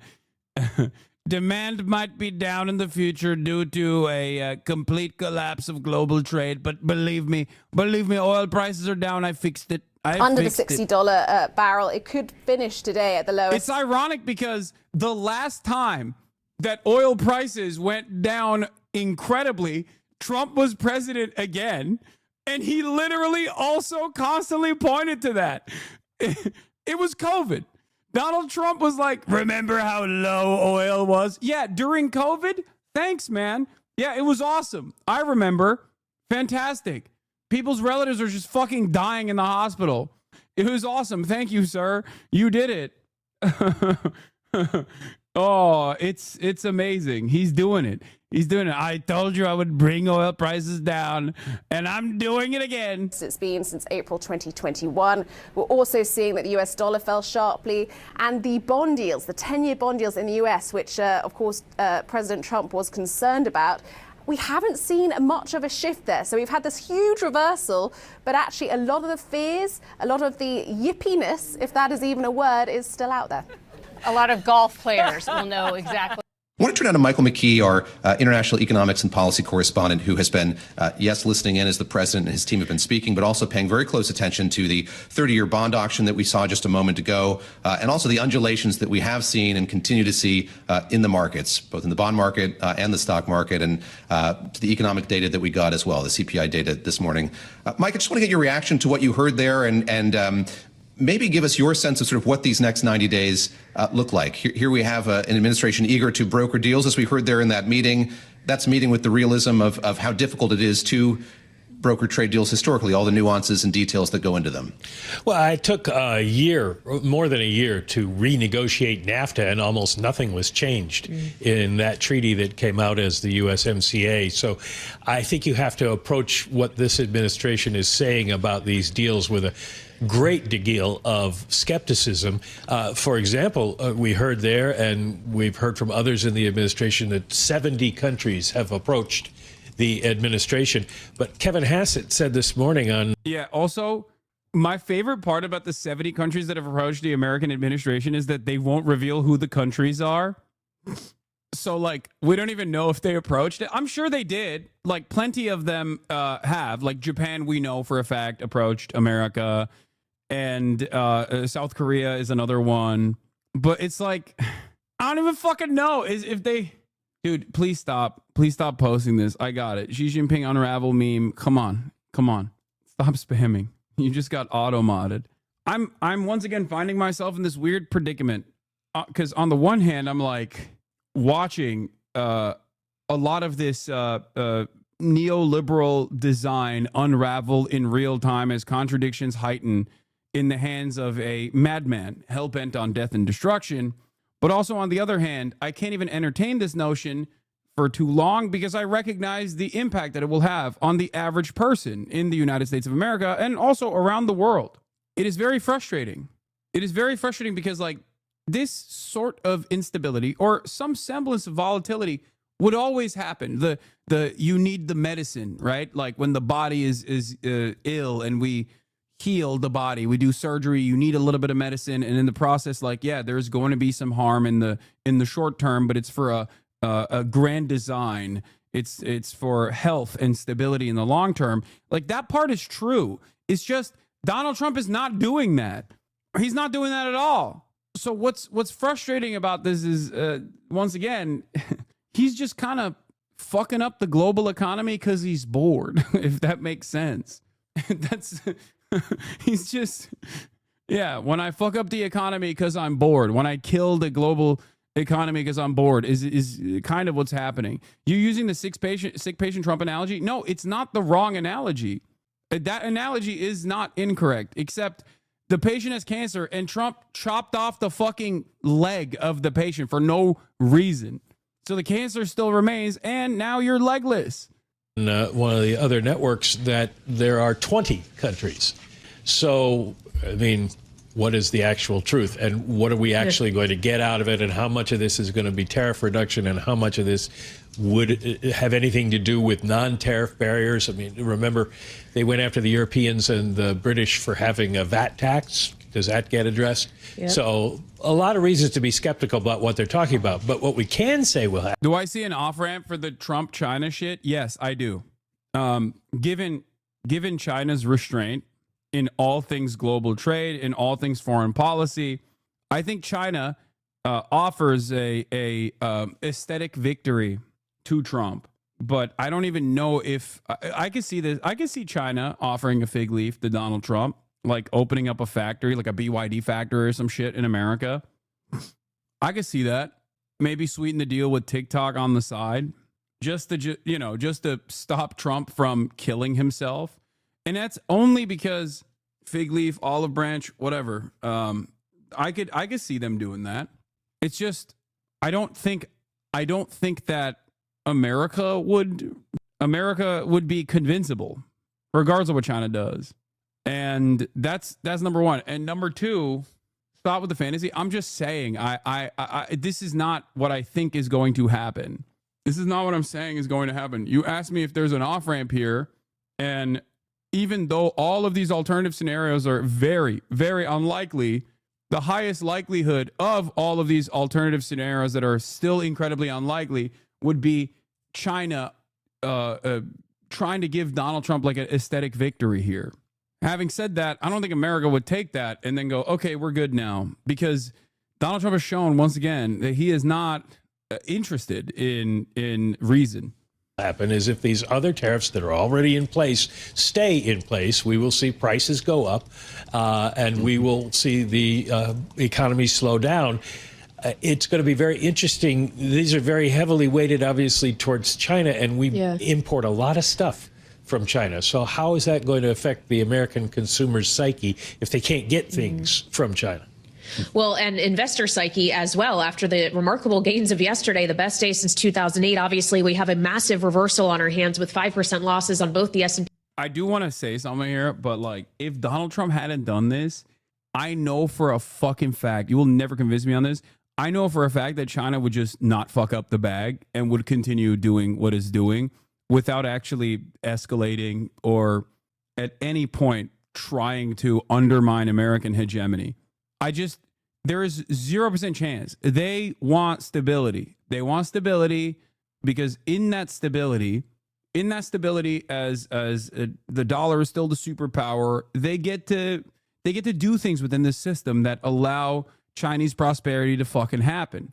I don't think China shill, okay, well, this is perhaps one of the many instances where we are in my moment of vindication. Like, you're living through my China shill vindication moment, and yet you're still saying I'm a China shill. It's pretty funny. I have found myself vindicated many times over on a lot of the things I speak about in terms of foreign policy, in terms of American long-term instability. But this is like coming in here in this very moment as America is undermining its own hegemonic power in the hands of seemingly a fucking madman, and you're still over here being like, you're a China shill. Okay. I think you will arrive at my position eventually. Long-term watchers already know what my opinion is here, you know? S&P 500 and even greater for the NASDAQ 100. And we know markets did play a role in the decision making of President Trump yesterday, though he was specifically concerned about the bond market, talking about queasiness, Mike. And I wonder if a little bit of that queasiness has been abated, not just by the tariff moves, by once again, for a long duration Treasury auction, the 30-year yield, it looks like demand was a bit better than expected. Yeah, the 30-year comes in reasonably strong. It stops through 2.7 basis points, about what we saw with the 10-year yesterday. It does suggest that people are out there looking for duration. Dealers took less. Directs, though, took a lot more than they did yesterday. Direct bidders and indirects were down a little bit from their average, but still relatively strong. So tariffs are an incredible litmus test. Nearly every reasonable person on the left hates them, and nearly every dumbass on the left defends them. I will grudgingly give an exception to actual elected polls in the Rust Belt, but among influencers is undefeated. I think it's appropriate. Hassan is not a fan of free trade. Democrats should not be in favor of free trade. The only thing free trade benefits is capital owners. I mean, it's true. What annoys me, the shit out of me, is that this guy's a third worldist. He's arguing that the global poor are ripping us off while saying his whole thing is protecting the global poor. Wait, what? No, I'm not saying that the global poor are ripping us off. What are these people saying? Do they purposely misunderstand my point? At no point have I defended Donald Trump, by the way. So that's what's really funny. I feel like more people are China pilled after the red nose shit happened. At least they have some stability. We don't have that. Yeah. It's Jeremiah Johnson's a moron. Pay him no mind. He's part of the Armand Domalewski dumbass brigade. Yeah, I mean, founder of CN Liberalism, New Liberals, writing at Infinite Scroll. This person has blocked me. I didn't even know what the fuck this is. So it makes sense that this guy would be. This guy's got a globe on his Twitter username. I'm not surprised that he has, one, the wrong opinion, and two, can't comprehend the things that I'm saying. Why are you always getting blocked? Liberals. Liberalism is inherently reactionary. They're just, a lot of these like globehead accounts are just basically gay Nazis. When push comes to shove, they openly demonstrate their disdain for the global South, for the working poor of the world, and the working poor in their own countries too. Not a major change in the auction statistics, but a well-received auction in this case, as was the 10. So that may supply a little more confidence to people in the fixed income markets about foreign demand and overall demand for U.S. Treasuries. There's been some talk that people were backing away from investing in the U.S. I think the equity markets are reflecting what normally happens in these kinds of situations where you have a big turndown. This is what we've seen before, where you get these rallies and then stocks go back down again. Very much the pattern after 2000. Libs are big mad about your take. They're pancake waffling it to say you support Trump. Tariff equals Trump and Trump equals bad, according to them. I mean, Trump does equal bad. At no point have I defended Donald Trump's tariffs regime. I think I've poured a lot of hours into talking about how fucking stupid Trump's tariff attitude is. Stock market is broken. Asmongold doesn't understand Trump tariffs. Republicans cope with Trump tariffs. You see the latest Johnny KGP Harris video? Looks like the U.S. aid was really cut. Yeah. Everything about that monster sickens me. He wants to end 5 billion lives. Even the House Democrats had a take saying tariffs aren't bad, but Trump's not doing them right, and the Libs online lost it. Yeah, because the fucking liberals are... Someone trying to community note you? What is this? Your enemy isn't China, it's global capital. China represents 90% of global capital, making it the world's second largest economy. It is also the second in the world in terms of total number of billionaires. This goes back to the same paradigm of, oh, China is capitalist, actually. Okay, why don't we do Chinese-style development here then? No, that would be communist. It's always the same. It's literally the same. I'm like, okay, great. China is capitalist. We're capitalists. Let's do China. They're like, oh, no, that would be communism. Why would we ever do that? That's communism. It's also funny because it's like, it goes back to the same dynamic of like, China is going to collapse any moment now because they're socialist. Okay, China's going to collapse any moment now. They're socialist. They're socialist. Okay, we've decided that China is actually cheating. They're too good. Their socialism is too good for our capitalist system. It's cheating. It's cheating. It's cheating. It's cheating. They're cheating. Okay, how about we cheat? And here, remember when I told you like a lot of quote unquote intelligent PhD having political economy understanding people will consistently talk about China cheating. What they mean when they say China is cheating is that China has a command economy and it is impossible to compete against a command economy. God forbid we have that same thing here in the United States of America. Fuck no, we can't do that because that would harm the interests of capital. This goes back to the argument that I'm making, which is that supranational capital is the most powerful element here. That is the enemy here. It is not China. Because if we wanted to truly have a free market, if we wanted to have a truly free market, okay, it was a real free market, and China was cleaning out, absolutely destroying us by outcompeting us in the free market, we would look to what they're doing and then implement it here, which would require us to have central planning and be invested in long-term stability, have long-term goals of both internal development and external development. Even the One Belt, One Road initiative in and of itself is a perfect example of exactly what I'm talking about. But of course, we don't want we don't want to compete against China. We want to continue the system where the dollar is the reserve currency of the entire globe, where all global trade is done on the dollar. So we still have that level of control, while also simultaneously we want to be able to cut Chinese manufacturing and just rip it away from them, and Chinese development and rip it away from them, because they outcompeted us all at the behest of capital. You cannot talk like this if you were in China right now against the government. You know that, bro?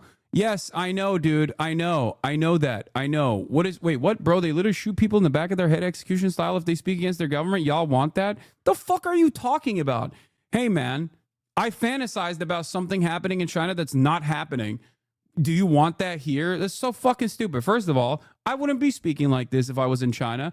I would be a fucking regime-pilled defender of the Communist Party of China in the glorious People's Republic of China. Okay? So, I wouldn't be concerned with the free speech limitations there. That's number one. Number two, as long as I'm here, I do criticize the Chinese government's practices on that front regardless.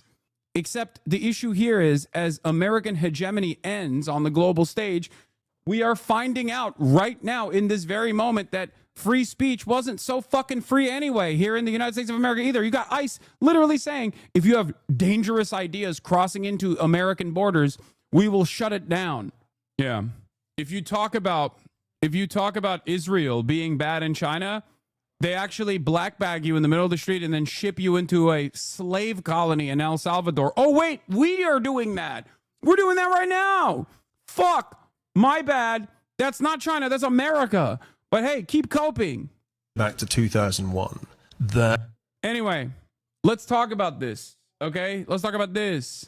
You will understand what I've been saying over and over again. When a fucking PhD economist says China is cheating and not playing by the rules of global trade, rules that we have designed, rules that we have designed ourselves.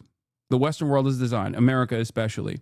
What they mean is China has a command economy, and it's impossible to compete against a command economy because they can just fucking heavily subsidize the shit out of their manufacturing in an effort to outcompete capitalist countries.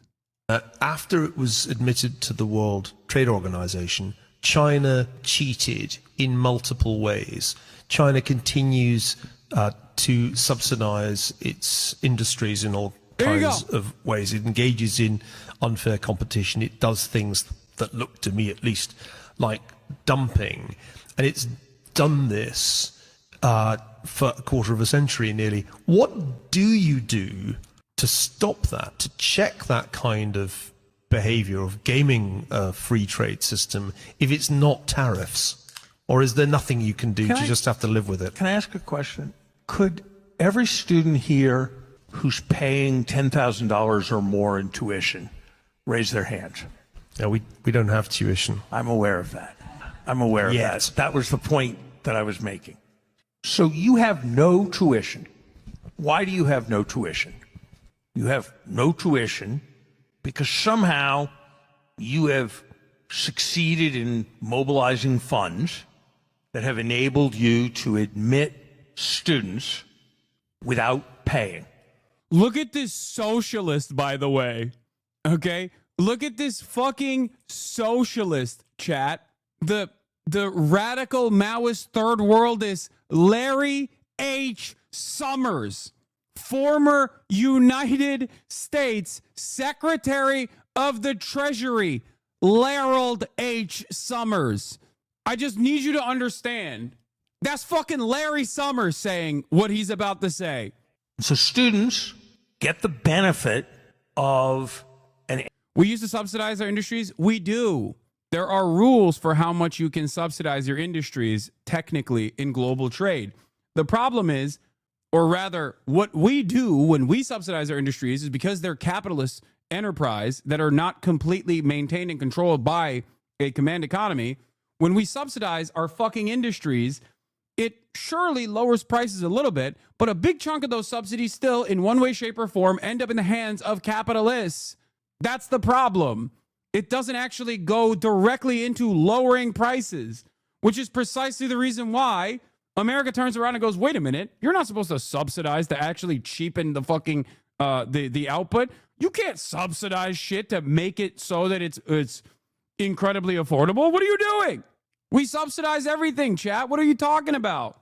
Education without paying.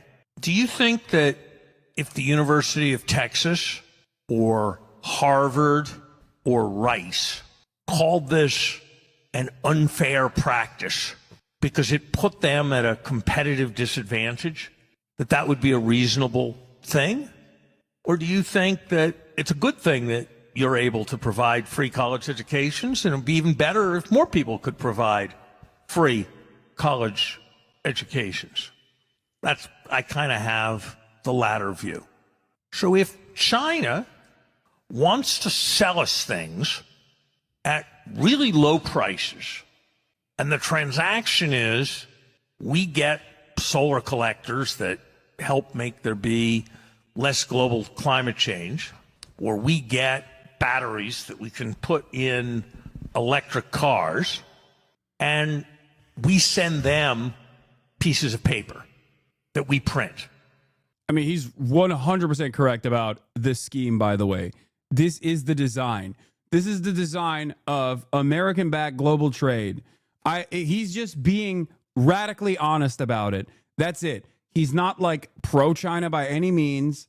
He is not in any way, shape, or form saying that it's a good thing that China's doing this or whatever. He is simply explaining what the system currently looks like, and to constantly fucking cry foul about the subsidies when Chinese affordable manufacturing is the way that we have designed this game. The only problem here is that China has developed into becoming a competitive superpower. That's the issue. If China was still poor, if China was this neoliberal shithole, okay, then we wouldn't have any issues. We'd be like, oh, great. What do you mean? China is marginally improving the living conditions of their working class 0.000001% year over year. That's fantastic. But that's not what happened. Through command economy, through 15-year plans, through rapid urbanization, through rapid development, China was able to become a competitive superpower. That is the issue. They didn't play ball. How dare you? How dare you have a fucking vision? How dare you actually truly work to uplift your citizens? That's unacceptable. That's literally this entire conversation. That's it. The global south is not supposed to develop. The global south is supposed to never become a competitive power in the global stage. That you're not supposed to do that. You're not supposed to do it as a developing nation. If China was still like India in terms of in terms of its governance, then we would never in a million fucking years complain about China. We'd be like, it's great. It's great. It's awesome. We'd be talking about how bountiful free trade has been for China, as we do to this day about India. Think that's a good deal for us or a bad deal for us? I kind of think it's a good deal for us. So the idea, the way you frame the question, which is that this is cheating and is there a way to deal with the problem of cheating, I think is largely wrong. It's just like, was it unfair to dentists when fluoride water got invented? It was terrible for the dental business. Terrible. Far fewer Isn't that the fundamental benefit of being a totalitarian system? You can influence the country for good or bad unchecked. Yeah, except look at all of the other totalitarian systems that have something very different in comparison to China. Many developing nations have totalitarian systems in one way, shape, or form. And yet, we don't have these same considerations for those totalitarian nations. You are inevitably going to arrive at my conclusion here, okay? Which is what I'm stressing. The only difference between China and the other developing nations, okay, if you want to call it totalitarian, the only difference in and of itself with China in comparison to other places is that China has a command economy and a vision for development that they've actually followed through on. That's it. And they've seen much success in this process. Oh, it always goes back to the same dynamic. In China, the government controls the corporations. In America, the corporations control the governments. One is on a downtrend. The other one is on a massive upswing. Which do you prefer? Cavities. Far less for dentists to do. Was it terrible when electric light got invented? Terrible for the candle makers. So there's this thing that lets people buy things for lower cost. Should you say that's terrible? I think the whole way of framing the question is wrong. Now, I'm making it simpler than it is. There is an issue. It's called, which economists call predatory pricing, which is the idea. Yeah, when Amazon does it, there's nothing that we can do, and it's actually good. When China does it, that's not good. And he's right. It is predatory pricing, for the record.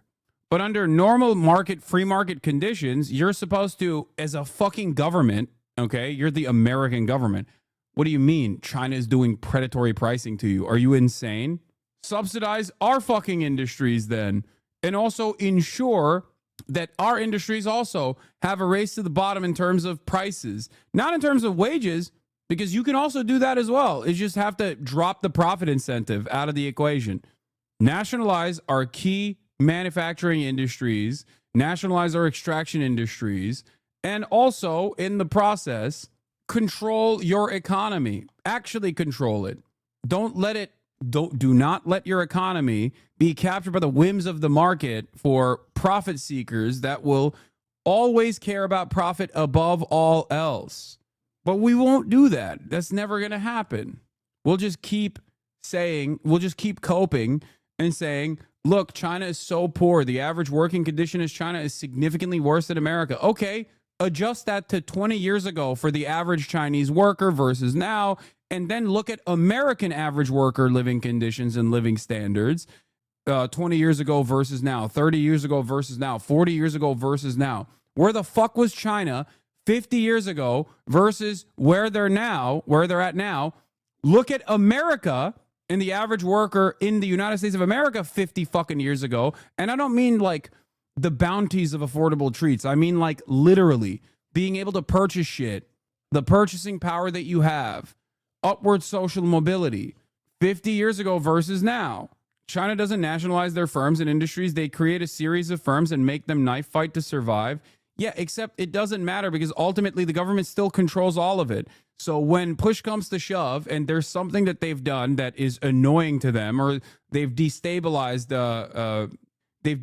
the markets and have moved away from the vision of the government, they fucking knife the company. Evergrande is a great example of this. Look at what happened with Evergrande. They are de facto nationalized. That's why I say China uses capitalism as a sleeve, okay? Also, isn't it funny? Is it Evergreen? Evergrande, isn't it? I keep fucking up the name of the goddamn real estate company. Yeah, no, it's Evergrande. I said it right. It's not Evergreen.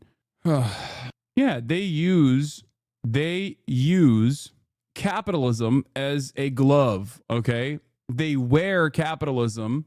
They basically present themselves as a nation with markets, a nation that cares about capitalist competition. And in certain instances, they use market conditions as well for competition.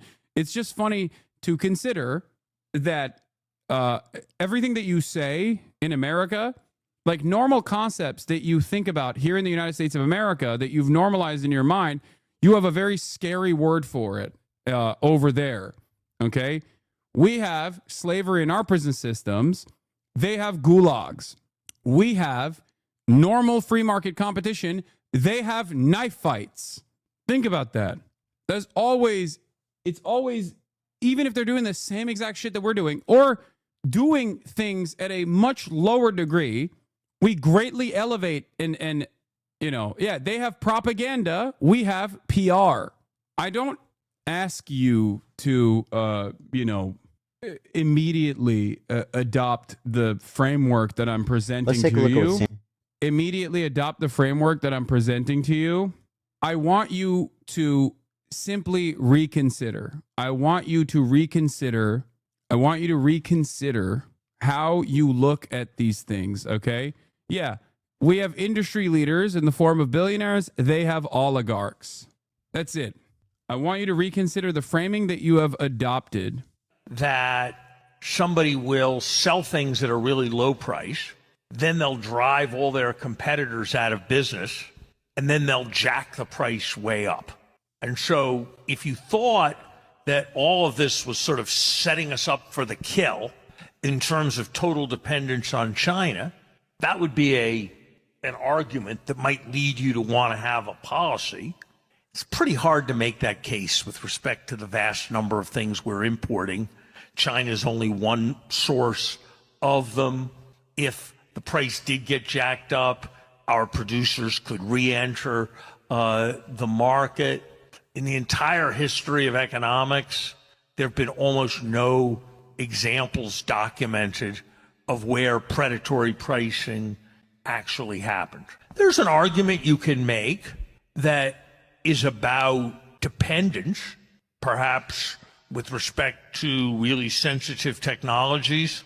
We don't want to depend on China because then they might cut us off and their government might take control, and that might be bad for our national security. And there are a lot of things to do about that. We should stockpile more things than we do. There are probably some areas like semiconductors where we should be investing in developing domestic capacity. But that's not an argument that because they're making something available cheap, it's cheating and you should have a policy. So I'd reject the entire way in which you framed the question. Actually, what year is this video from? Probably recent. Thanks to the dollar reserve status, to quote Summers' rhetorical question, if China wants to sell us things at really low price and the transaction is we get solar collectors and we get batteries that we can put in electric cars and we send them pieces of paper that we print, do you think that's a good deal for us or a bad deal for us? Characterizing this as cheating, like Summer rightly says, should be rejected entirely. At the end of the day, who's more cheated? The party doing the hard work of producing goods at very low prices? Who is this guy? Just some random squishy socialist, dude. The videos from yesterday. Just a famous Maoist by the name of Larold H. Summers. Did you hear Trump isn't removing the Israel tariff? Trump is off the leash. My goat. He's doing BDS to Israel. That's right. He said he's going to dismantle the Zionist entity. My king. Comrade Summers, dude. Anyway, this framing of China as the good guy here makes no sense at all. What are you even talking about? China using capitalism as a sleeve? China is communist, period. Now that I think, what would help make a better analogy is if I pretend to be capitalism and you pretend to be China and you could use me as a sleeve. I mean, what? Who said that? Not me? Okay, Jesus Christ, Chad. Jerk off. Holy shit. Politico reports that Trump is appending his trade team. Treasury Secretary Scott Bessent is now taking the lead with Peter Navarro sideline and Howard Lutnick recast as the bad cop. Uh-oh. SpaghettiOs. Specifically around China, Megan. Hey, David, absolutely. I just got off the phone with a White House official, and they need to clarify that the new effective tariff rate against China. Chatter's branded law. China has hardly been truly communist since the Deng era. Yeah, I know, dude. Yes, you have a real method for a transitional socialist state. You just haven't implemented it yet here in the United States of America. But fucking look alive, everybody. When Chatter H Tom PK23 implements and institutes real transitional socialism in his grand vision, everyone will say, that's it. Any day now, he's going to bring it. I'm not saying that's necessary, bad bro, damn. No one thinks China is a fucking communist state. What are you talking about? China is not a communist state. China is in their words, a transitional socialist state that is reacting to market forces, global trade, and the material conditions that exist currently. Also, learning from the mistakes of the USSR, former transitional socialist states that have perished. Conservatives do? No, they don't, because when push comes to shove, everyone will literally present how bountiful capitalism has been to China. They literally will say, they will turn around and say, capitalism has uplifted billions of people, eradicated global poverty. That's China. They're only talking about Chinese statistics. Remove China from the equation, and the global south across the board is not better off than they were prior to the uplifting. How can the Communist Party not be communist? There has literally never been a singular communist party in the history of communism that has actually been able to implement communism. That's not a thing. Communism is supposed to be the ultimate goal to arrive at. It is not what is happening right now. It doesn't work like that. Yeah, I know. The French Commune. Okay, shut up. We're not talking about that. This is not a no true Scotsman argument either. This is just literally the delusions of the people on the opposing side of the argument. I have no further questions. Okay. This isn't like cope to be like true communism hasn't been tried or implemented. It's like the Chinese government doesn't say they've implemented communism. They say they're a transitional socialist state that works within the current confines of global finance capital with Chinese characteristics. China effective today is actually 145%, not 120. Like, yeah, we have a communist party here. We have multiple communist parties here in the United States of America. Do we have communism? No. 5%, as they told us yesterday. This is not a new shift. This is based, I want to make clear, on a close reading of the executive order. I have it here. When they amended their executive order yesterday, they changed the rate, the reciprocal rate, so-called, from 84% to 125%. But that comes on top of the fentanyl rate that was already in place this term of 20% against China. So a White House official confirmed to me it is correct to add those numbers together, making the new rate that President Trump has added in tariffs against China so far this term to 145%. A big jump there from where we thought we were even yesterday and the start of the week as well. These numbers just keep increasing. And as you guys know, you do have to add that 145% to any tariffs that were already in place before President Trump took office this term. That's the Section 301 tariffs from his first term, as well as anything else that was already in place at baseline. But now the new rate, when you add all these figures together. I find it really funny that Trump just like flies off the handle and will just make new numbers up. I respect that. I mean, it's good to be the king, you know?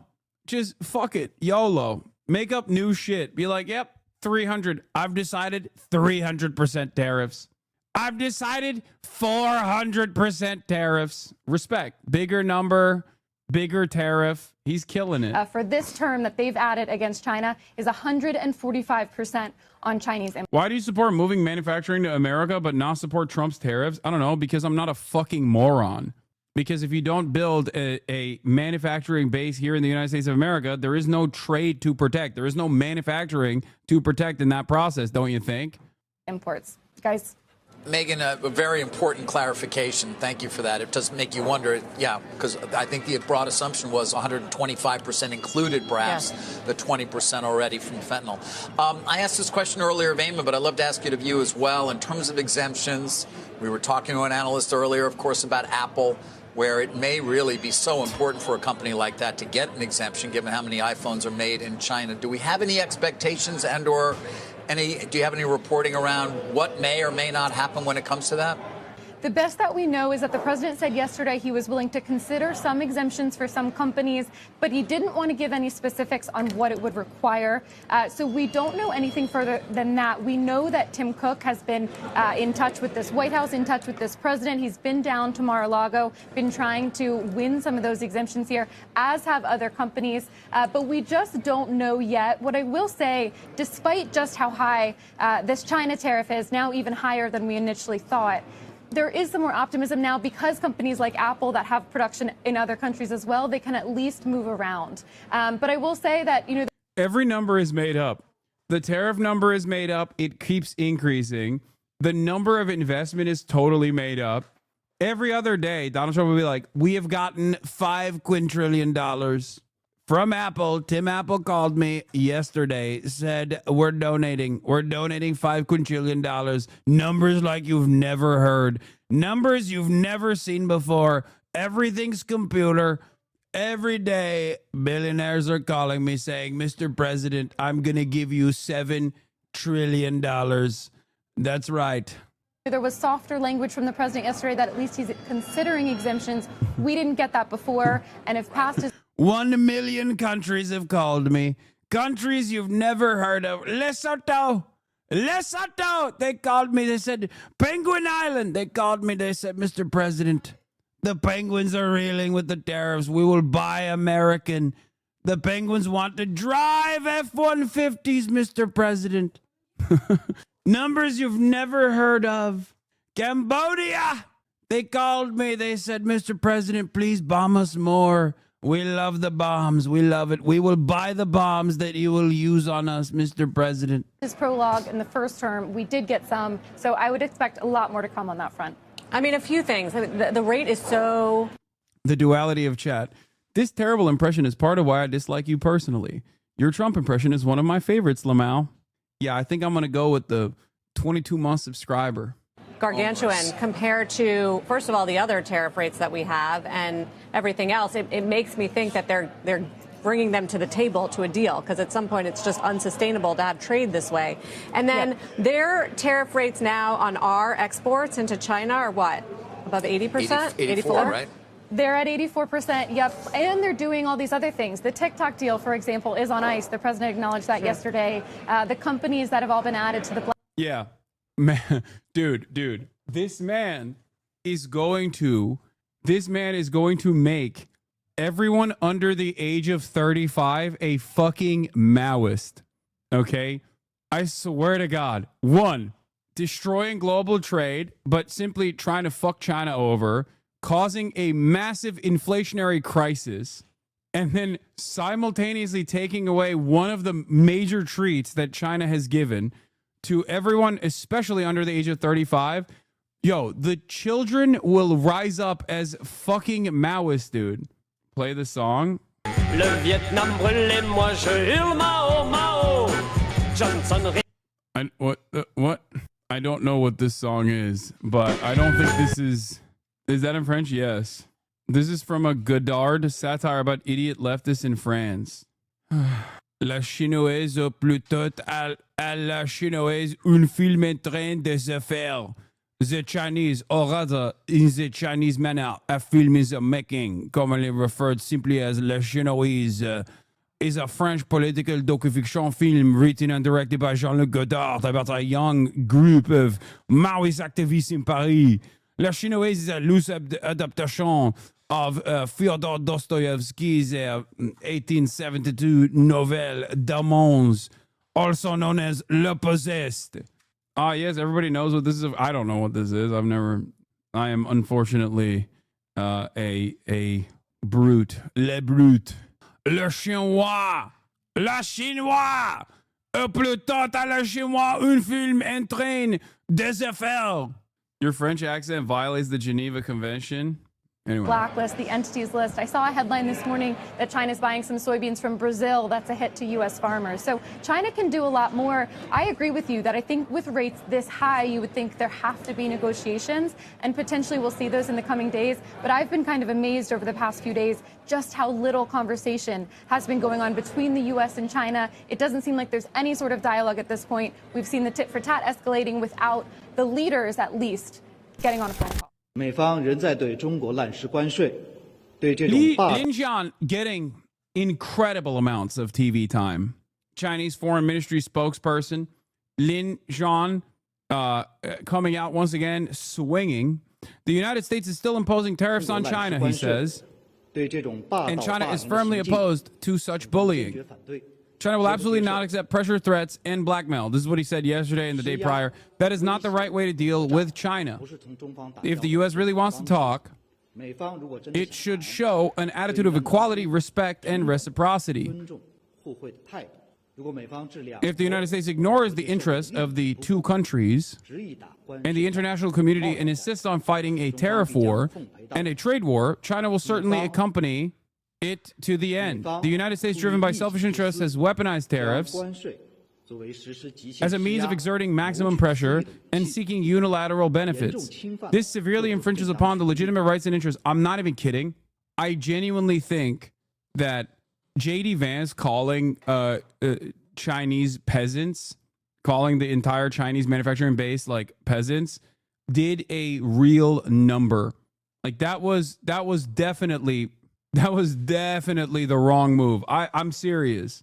I feel like that's one of those things where, you know, you're fucking up the bag. You think you can behave in this undiplomatic manner because you're sitting atop this throne, but you can dookie on Ukraine all day, every day. That's a very different equation than saying that to China, especially China, considering its history, especially considering the motivations. It got people here in Europe angry, and that's weird because we racist as fuck.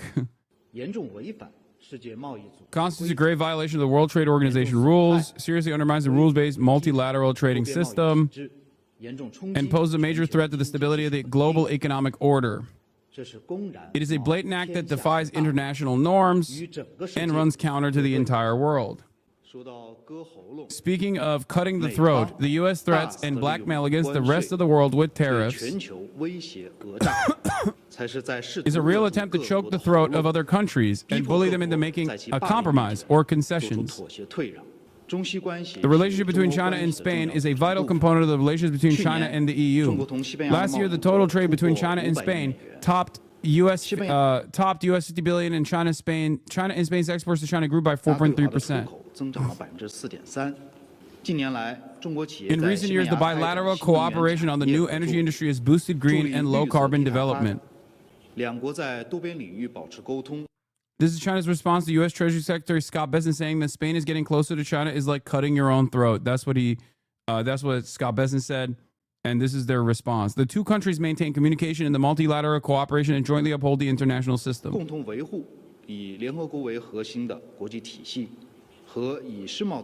the UN at its core and the WTO-centered multilateral trading system, just like the friendly ties between China and other countries, the cooperation between China and Spain always serves as a driving force for both countries' economic growth and delivers tangibly for the two peoples and contributes to world stability and development. Europe stands with China. Eurasia will rise. Don't you dare call us U.S. vassals. We hate you guys much more than China. Yeah, you, as the average European citizen, might, but your leadership demonstrates a totally different set of standards. Okay? This is what you must understand. Although we have this notion where European countries that are supposed to maintain this liberal democracy, the attitude towards liberal democracy, that they are supposed to protect liberal democracy. Liberal democracy, I think, has its limitations, clearly. I think more and more people will come to that conclusion that your leadership actually does not represent your values. As contradictions heighten, you will recognize that you are not all that different from a Gulf nation, for example. You are not all that different, that simply liberal democracy has been a lie. Here in the United States of America, the only thing that stops us from recognizing this reality is affordable treats, is treat affordability. As long as there is seemingly the feeling that conditions are getting better because treats are more accessible than ever before, and we can keep purchasing cheap TVs year over year, we forget that a lot of our material needs are not met by our government, regardless of how much we want them. And I think this is a reality that other countries will soon have to come to terms with as well. The interests of the public are not met by the so-called public servants that you elect into positions of power. All right, let's look at Chamath talking about or actually, you know what? Before we look at Chamath, I want to talk about Adin Ross, who a couple days prior was reeling from the impact that this Trump tariff initiative had on his stocks. One day of the market turning green, and Aiden Ross has a different attitude overall. The tariff shit is a really good thing. All these other countries got tariffs on us. Be patient. Let him fix the country. The country's sick. Let him take his medicine, and the country's gonna get fixed. How is this any different than what like Asmongold says? You know what I mean? How is this any different than what all of the smart economists say that are invested in defending Donald Trump? All you got to do is just repeat what Donald Trump is saying. That's it. The only difference is Aiden doesn't know what the fuck he's talking about. That's the only difference. The output is still the same. Like, you guys see the stock market, boom, green, just like that. Like, it's like, come on, bro. Like, I'm just being real with you guys, bro. You understand why he's a good president? Because no president's ever dropped nuts like that. Like, bro, that's why we're respected, bro. Motherfuckers can't bitch us around and punk us. I'm being real. Stop. We all voted for him. Believe in our president, bro. Believe in our president. You don't gotta like me. You don't even gotta like Trump. But he's your president. So respect him, bro. He's in office. All right? It's really true. The tariff shit's good as fuck. All these other countries do it to us. Like, he has absolutely no idea what the fuck he's saying here. And I wanna maintain my position on this. Many people that try to go out and defend Donald Trump's actions here, they also don't know what the fuck they're talking about. They are also completely oblivious. They're just simply repeating what they have heard. What is this? Dave Chappelle bringing Chinese jobs back to America? Let's hear what this is. Motherfuckers' ideas sound like high people ideas. Like, he doesn't think these things through before he tells us. He just tells us what he's thinking as soon as it occurs to him. This shit sounds nuts. I'm gonna go to China, and I'm gonna get those jobs from China and bring them back here to America. For what, nigga? So iPhones can be $9,000? Leave that job in China where it belongs. None of us want to work that hard. Fuck is he thinking? I want to wear Nikes. I don't want to make them shits. What the fuck are you doing? Stop trying to give us Chinese jobs. Jessica Betancourt is the president and CEO of Clem's in Massachusetts, which prides itself as being locally owned and operated since 1949. And Beth Beneke, she's the CEO of Busy Baby out of Minnesota. Her company designs and manufactures baby products. Thank you so much for being here, both of you. Your stories are very important to tell here and to have your voices out there in the midst of this conversation. Jessica, your store was founded by your grandfather 75 years ago. You sell a range of everything. I mean, it touches almost every product SKU you could think of. What do the tariffs, the 90-day pause on some tariffs, and now the even higher rate being put on Chinese goods, what does it mean for you and your business? So yesterday, before the 90-day pause, I was pretty much expecting just about all of our 70,000 SKUs to have probably price increases of some level. Even US-made goods a lot of times have components that come from somewhere else. Oh my God, you guys are such fucking babies. Yes, dude. Yes, the S's are cutting deep. Yes.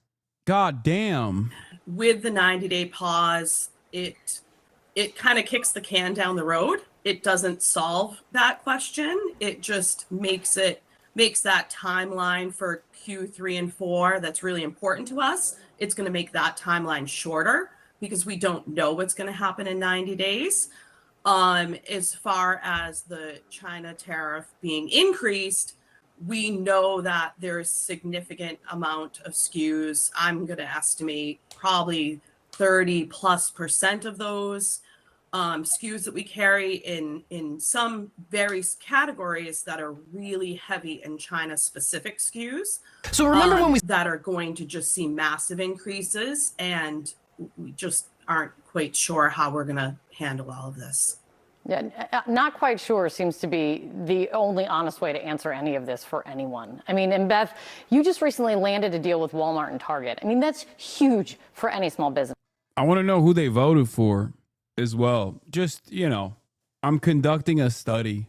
I'm conducting a study in my mind, and I would really appreciate it if I got this information. I wonder if they'll say. Business owner. The White House Yeah, I know the Joe Rogan Douglas Murray debate. I will be watching that for sure. There's 2 videos that I'm gonna watch on Israel. One is the Chris Kunzler video. He's great. He's a great TikToker. Middle Eastern studies, white boy with a Middle Eastern studies degree. He did one on like the liberal Zionism or the confused Zionism of Ethan Klein. There's also the Douglas Murray Dave Smith debate over Israel. I've talked about Dave Smith already, you know. Whoa, what the fuck is going on? Why did my viewership just fucking jump up to like 46K and then down to 40K? What the fuck just happened? That's weird. Am I getting freaking botted, dude? Sorry, my fan showed up real quick. Yeah. Am I getting view botted? Auk already tweeted about this. What do you mean?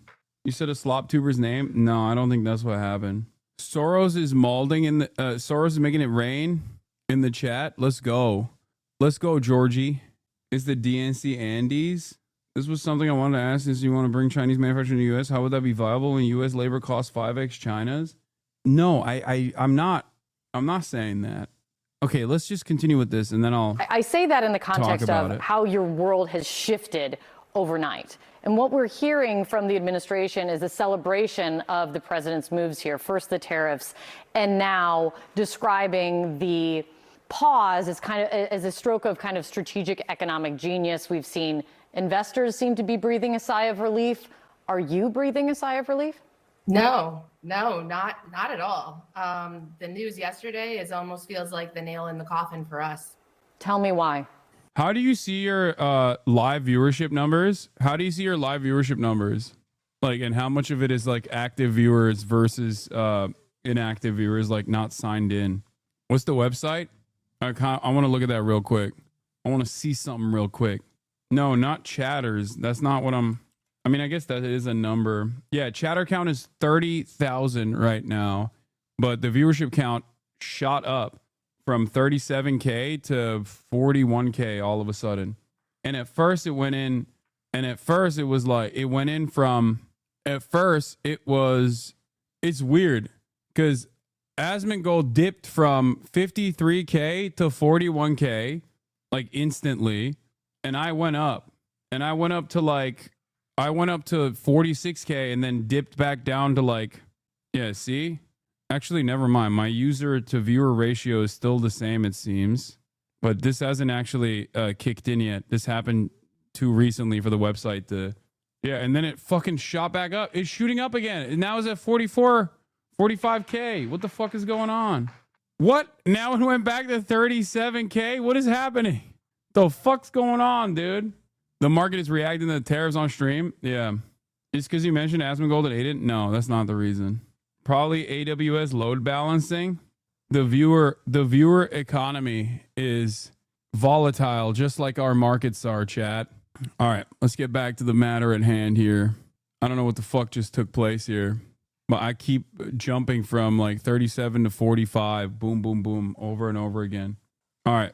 I have products in China right now produced, ready to ship. They were supposed to get on a boat yesterday and come to America. And I can't ship them because what would have cost me maybe $30,000 with a reasonable tariff now is going to cost me almost $200,000. And I have to have that money when the products get to customs. Yeah, I mean, look, there's definitely something wonky with the view count because we just looked at Asmongold a second ago. He had 43K or 40K. Now he has 53K. Mine still says 45K, but on my dashboard, it shows 37K. So clearly, now it's back up to 45K. What the fuck is going on? Okay, there's definitely something going on, something happening. Download the extension. I don't know what extension that is, but I don't care. But it's just like, obviously the numbers like shooting up and down like that means that there is either someone that's like botting, or it could be like a server side problem on the Twitch end that's not showing the actual numbers, something along those lines. But anyway, let's continue. And I don't have that, nothing close to that. It's not even reasonable. So I have to leave my goods in China. until I figure out some other direction. But what that means is when I run out of stock in 2 to 3 months, I no longer have products to sell and no more revenue coming in, which means I can't pay my bills, can't pay my employees. And why are you using bots? Are you fucking stupid? You think I know how to fucking bot? You think many big streamers are getting exposed for review botting? What do bot providers will do is bot random big channels to blur the lines and seed doubt. See everyone is botting. Yeah. Everything. I have all of my debt. I have my house leveraged. We have 5 employees. My house is leveraged against our loans for our growth into Walmart and Target. I can't pay those bills. I don't even want to think about it. Beth, how real is this threat and risk with this? It is just pure uncertainty for you right now. I mean, thinking that you only have 4 months of inventory, that is terrifying. Yeah, and it's hard to make a decision. You know, we had an idea yesterday after the announcement of, well, maybe we can export to Australia, repackage the products, and then re-import them from there. But because policy changes every 36 hours or so, I don't want to make that decision and make that move only for something else to change in just a couple more days. I'm paralyzed. I can't even make a decision right now. And I'm not the only one. There's thousands of us, small businesses in this exact same position. Yeah, I mean, and Beth, you can't see it, but Jessica's nodding her head at the very same moment. Because, Jessica, one of the stated goals, and I think both of you can speak to this, Beth is speaking to it already, is one of the stated goals of this trade war was to bring more manufacturing back to the United States, have people buy more things from within the United States. Can you do that? I can speak to that now because that's how I spent most of my day yesterday was. Right. Yeah, but I want both of you to respond. Yeah, go ahead, Beth. One of them apparently in the Guardian article said that she did not vote for Donald Trump, so we know that at least. Overnight tariffs just don't even give us a chance to be a realistic pathway for us. For me, I would have to create, if I even found a factory in the US willing to do it that had the right machinery, it would take 4 to 6 months to get the tools made to even start production. And that alone would cost me over $200,000. I don't have the time or money to do that in this moment. We don't have any time to make any adjustments. Jessica? Yeah, I think that's exactly right. I think Beth is absolutely correct. There are thousands of other small businesses, whether they're manufacturers or retailers, that do a specific category. Look. This looks like a shoot up, dude. Look. Sorry, I'm going back to this thing. This is so stupid, but it is like something that people are talking about, but something literally happened in the last, like, something straight up happened in the last, like, minute or last 10 minutes where Asmongold went down to 41,000 viewers. His active users stayed the same, and I went up and my active users stayed the same. It's either like a bug on the Twitch end or someone just like moved bots around or some shit. You know what I mean? Your VOD views are fucked too because you only had 7.6K after your stream was over. No, that's normal. It doesn't immediately show the real number. And then it'll go up to, by the end of like, in a couple hours, it'll go up to like 400K or whatever my VOD numbers look like. Bro, all these sites report where you see on the client from Twitch, they are the source of truth. What do you mean? China tuned into your stream? Yeah, looking at it, bro, we got at least 10,000. Okay? That's what it feels like. Looking at it, bro, we got at least 10,000. All right, let's continue. I'm super fortunate. I carry products in a wide range of categories, and that helps me in a scenario like this. But if you have that baby store, that toy store, or you are a manufacturer that is bringing your product in from China, you are facing some really difficult decisions right now. And there is just not a pathway for everyone to pivot and change and magically create this manufacturing that doesn't exist today. Yeah. I could talk to you guys for hours. I really appreciate you coming on and putting voice to this because it's very clear. Consumers are facing the hit and you are in it with your customers all together in this moment of uncertainty. And I am really sorry that you're in the middle of this and facing this, but thank you for coming on and talking to us about it. I really appreciate it. Karen, if markets are breathing a sigh of relief, so are Republicans, you would have to think. I mean, as Richard Quest had put it, this 90-day window that they have now is exactly where they should have began in trying to renegotiate trade deals.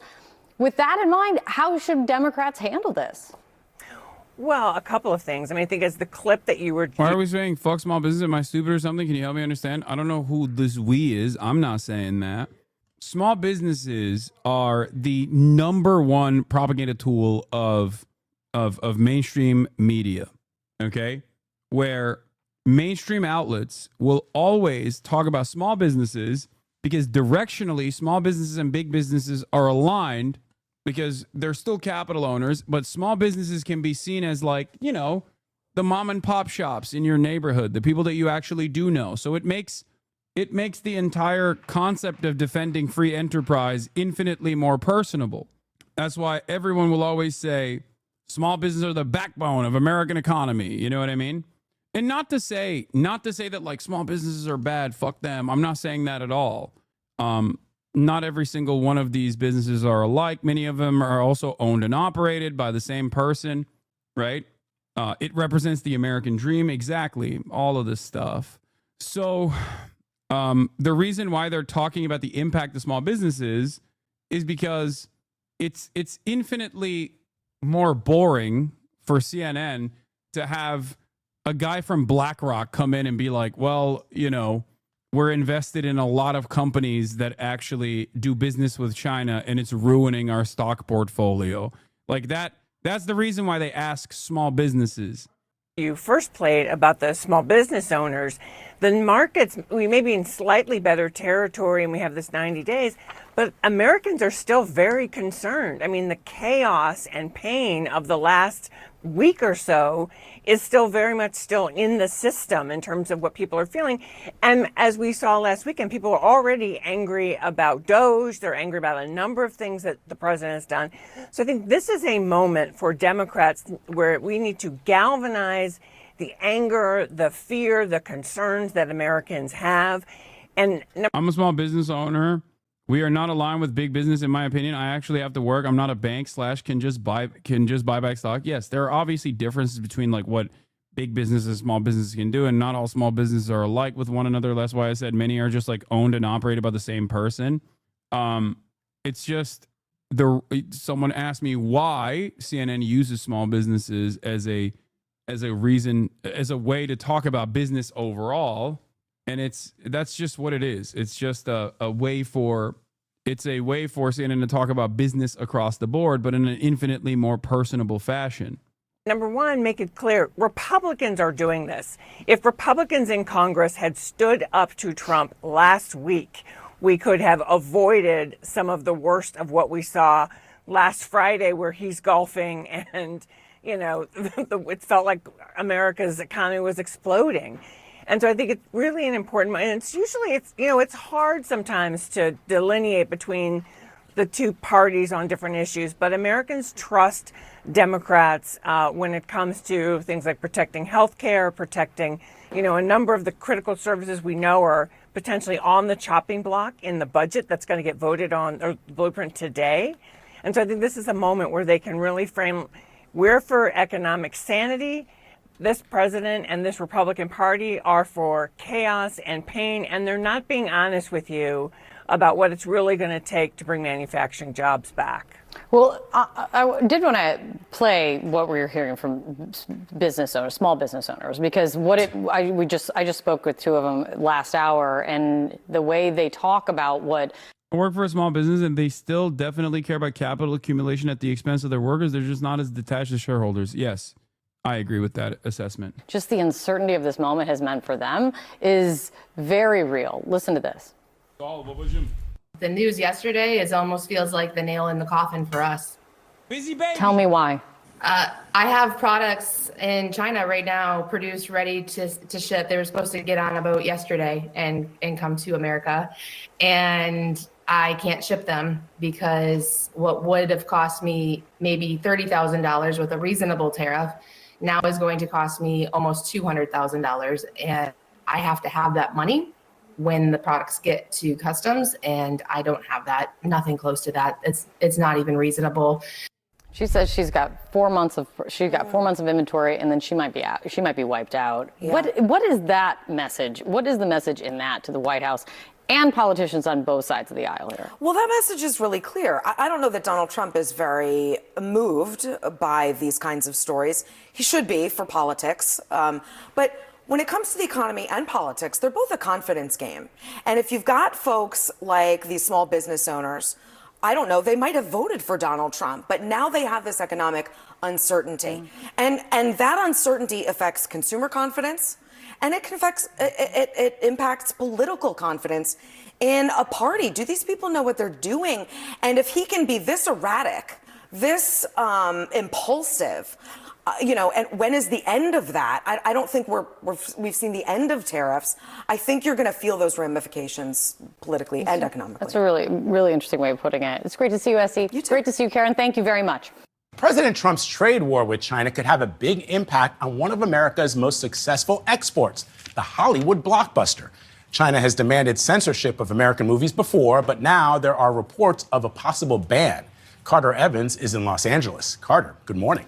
Vlad, good morning. For years, China has been a vital market for Hollywood. Now, although the country restricts American films, one industry expert says the average U.S. film makes about 10% of its gross from the Chinese market. But now that already fragile relationship could have a ripple effect around the world.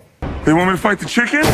At the box office, a Minecraft movie wasn't just a blockbuster here in the U.S. It also topped the charts in China last weekend. A financial success for Hollywood that could soon become another victim of President Trump's trade war. A couple of prominent bloggers who are connected to the main party in China suggested that China might consider putting blocks on the Hollywood films that do get release in China. Sharon Waxman is editor-in-chief of The Wrap, which covers Hollywood's reliance on international ticket sales. It only works as a global business. So if you look at the box office, well over half of the receipts... What is everybody saying? Chicken jockey, flint and steel?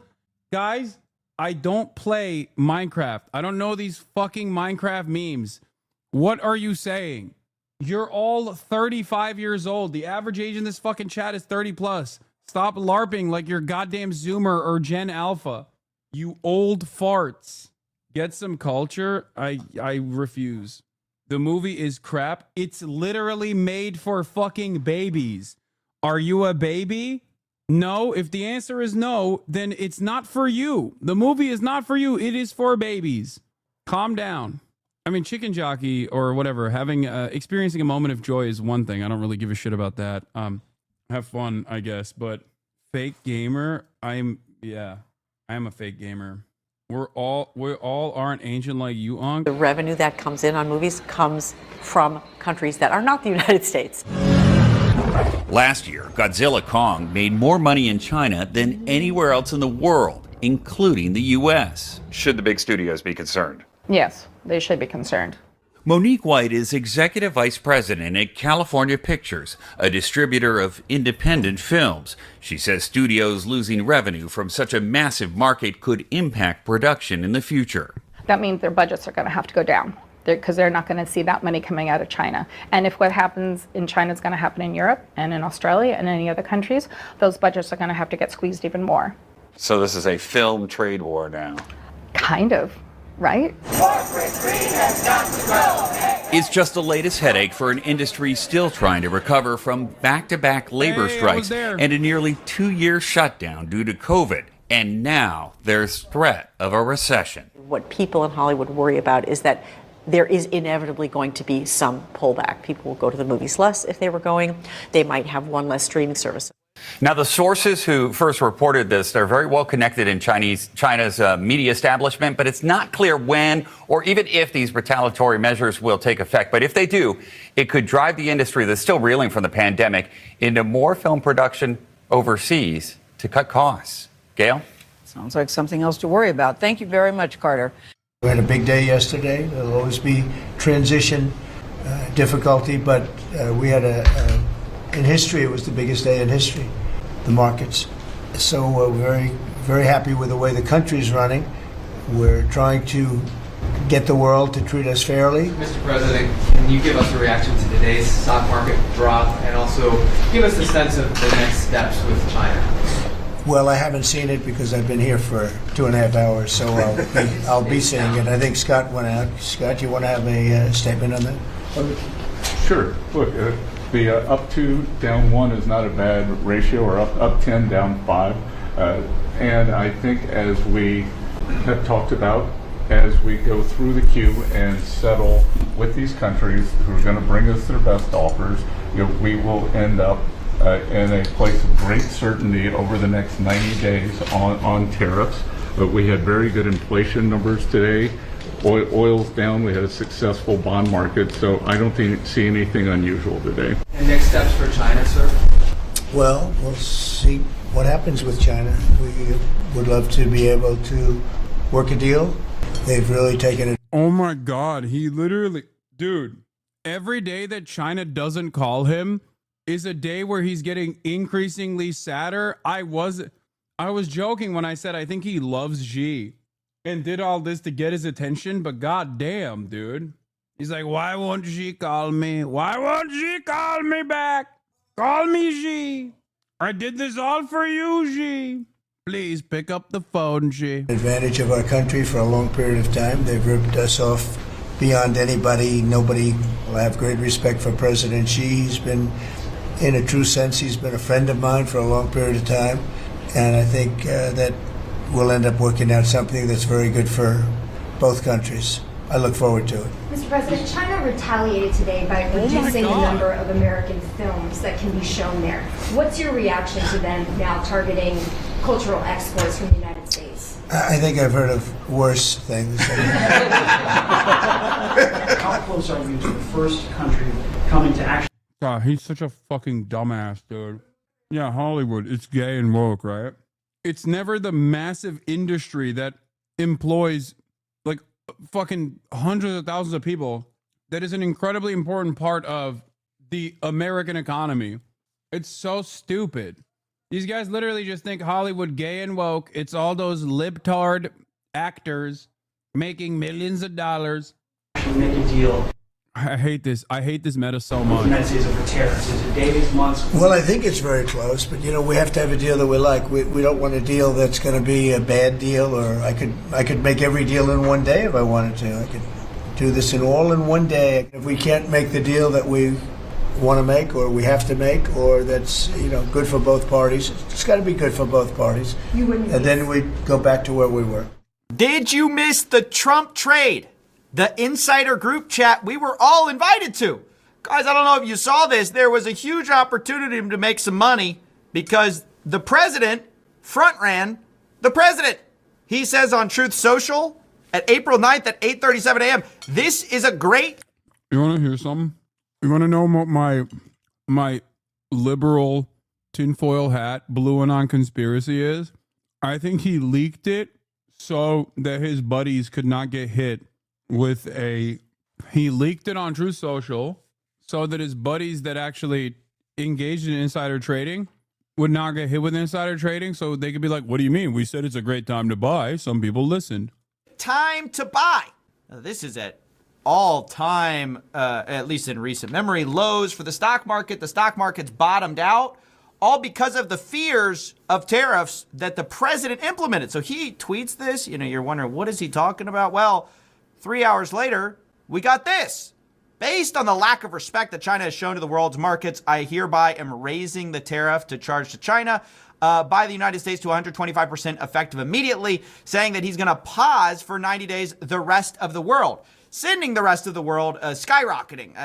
These are U.S. markets here. The rest of the world is up as well. The markets have ripped, meaning if you listen to Trump, front-running Trump, you had a huge opportunity to buy. I mean, he told you it's a great time to buy, and he was right. I mean, obviously, he knew what was going to happen. Now, so that was the Trump trade, art of the deal. It's all part of the plan, mastermind, art of the deal.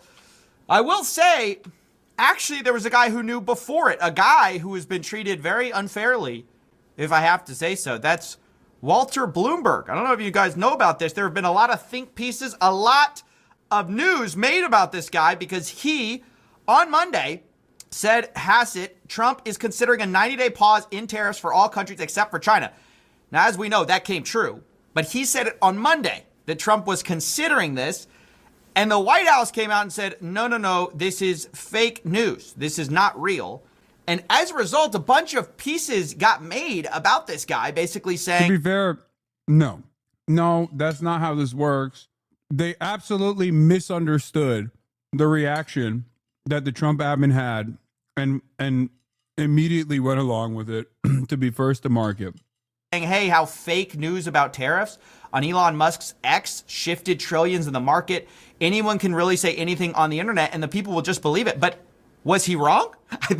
I think ultimately he had the Trump trade before anyone else, that it was going to be paused. And actually, so I kind of feel bad for this guy. I had to make a little point to say he was redeemed. Now, he might be as surprised as anyone else. It's unclear whether even he realized that he was ultimately right. It's unclear whether maybe the White House saw the market moving in favor of that and just decided to go with that. But I mean, it's exactly right. There's a 90-day pause on tariffs except for China. I will say there are still... No, he's not right. Tariffs still remain at 10% for everybody. Still tariffs, though. There still are the 10% tariffs, and the 90-day pause, really, that's all it is. I mean, it's not clear. Some people are saying that tariffs are over. This is all just part of a move to save face. But it's not ultimately clear. What is clear is some are saying that this is the art of the deal. This is how it works, guys. This is all part of the plan, that you got tricked, you got fooled. If you were a panicking like me, you were proven wrong today. Just add to what the secretary said. Many of you in the media clearly missed the art of the deal. You clearly failed to see what President Trump is doing here. I failed! You tried to say that the rest of the world would be moved closer to China when in fact we've seen the opposite effect. That's right. Clearly I was a fool for believing what the White House was saying. I mean, this was all part of a 4D chess strategy. This is also said by Peter Navarro, who also kind of said this is one of the greatest days economically for America. This is one of the greatest days in American economic history we have had. I think we're going to call it the art of the reciprocal trade deal. And I'll tell you, all the nervous Nellies on Wall Street who try to undermine us consistently underestimate the power of the president to negotiate. That's right, you nervous Nellies. You should have been listening to the Truth Social. You should have been buying the dip like your president told you to. Now, ultimately, was this some great plan? Well, somebody asked the president, basically, was this part of the art of the deal? Why did you ultimately remove the tariffs? Here's what the president said. You started the morning saying be cool. And just a few hours later, there was a pause put in on the tariffs. Can you walk us through your thinking about why you decided to put a 90-day pause? Well, I thought that people were... Well, they weren't being cool. People were trading on treasury yields. They weren't being cool. Jumping a little bit out of line. They were getting yippy, They were getting a little bit yippy, a little bit afraid, unlike these champions. Now, wait a minute. That sounds a little different. That doesn't sound like the art of the deal. That sounds like you removed them because everyone was afraid, which is true. And that's a fine reason to remove them, but that's not the same reason as art of the deal, 10,000 IQ play. Anyway, the whole thing is bizarre, but I really wanted just to flag this weird era we are in where the president can front run his own announcements, like economically. If you could have paid for this as a group chat, you would. Like this private, imagine you had a private insight into what's going to happen in the future. Just the level of corruption is unreal.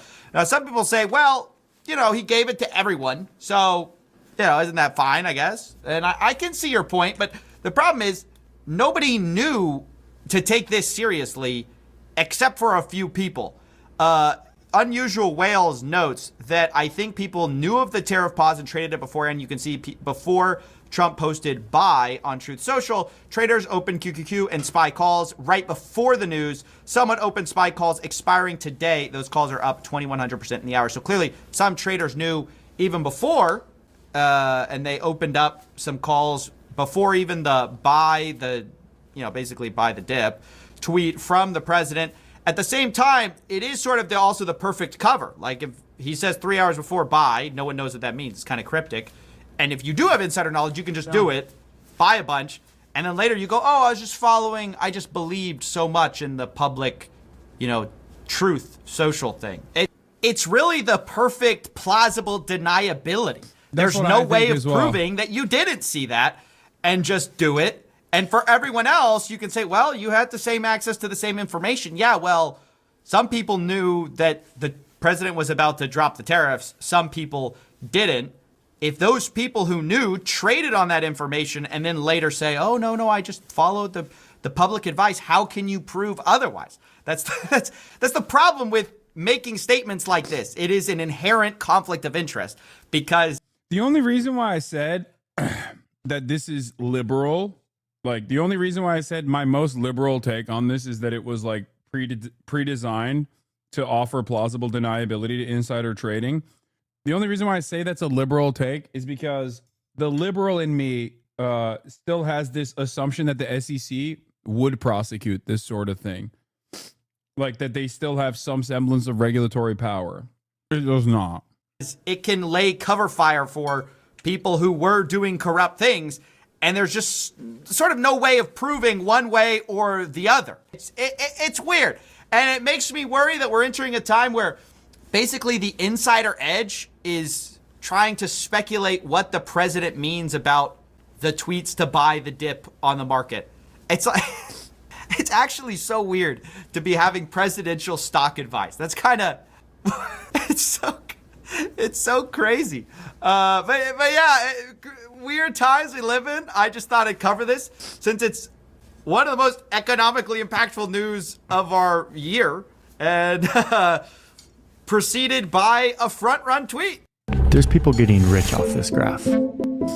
USA checks are no longer clearing for Donald McDonald Harris, and he's going brazy mode. He made a video called "Who Gets Rich Off the Poor?" Donald McDonald Harris is either moving in a different direction for the new CIA, where they're woke and preach the gospel of the working class, or USA checks have been bouncing too hard, and now he stopped bouncing on America's penis.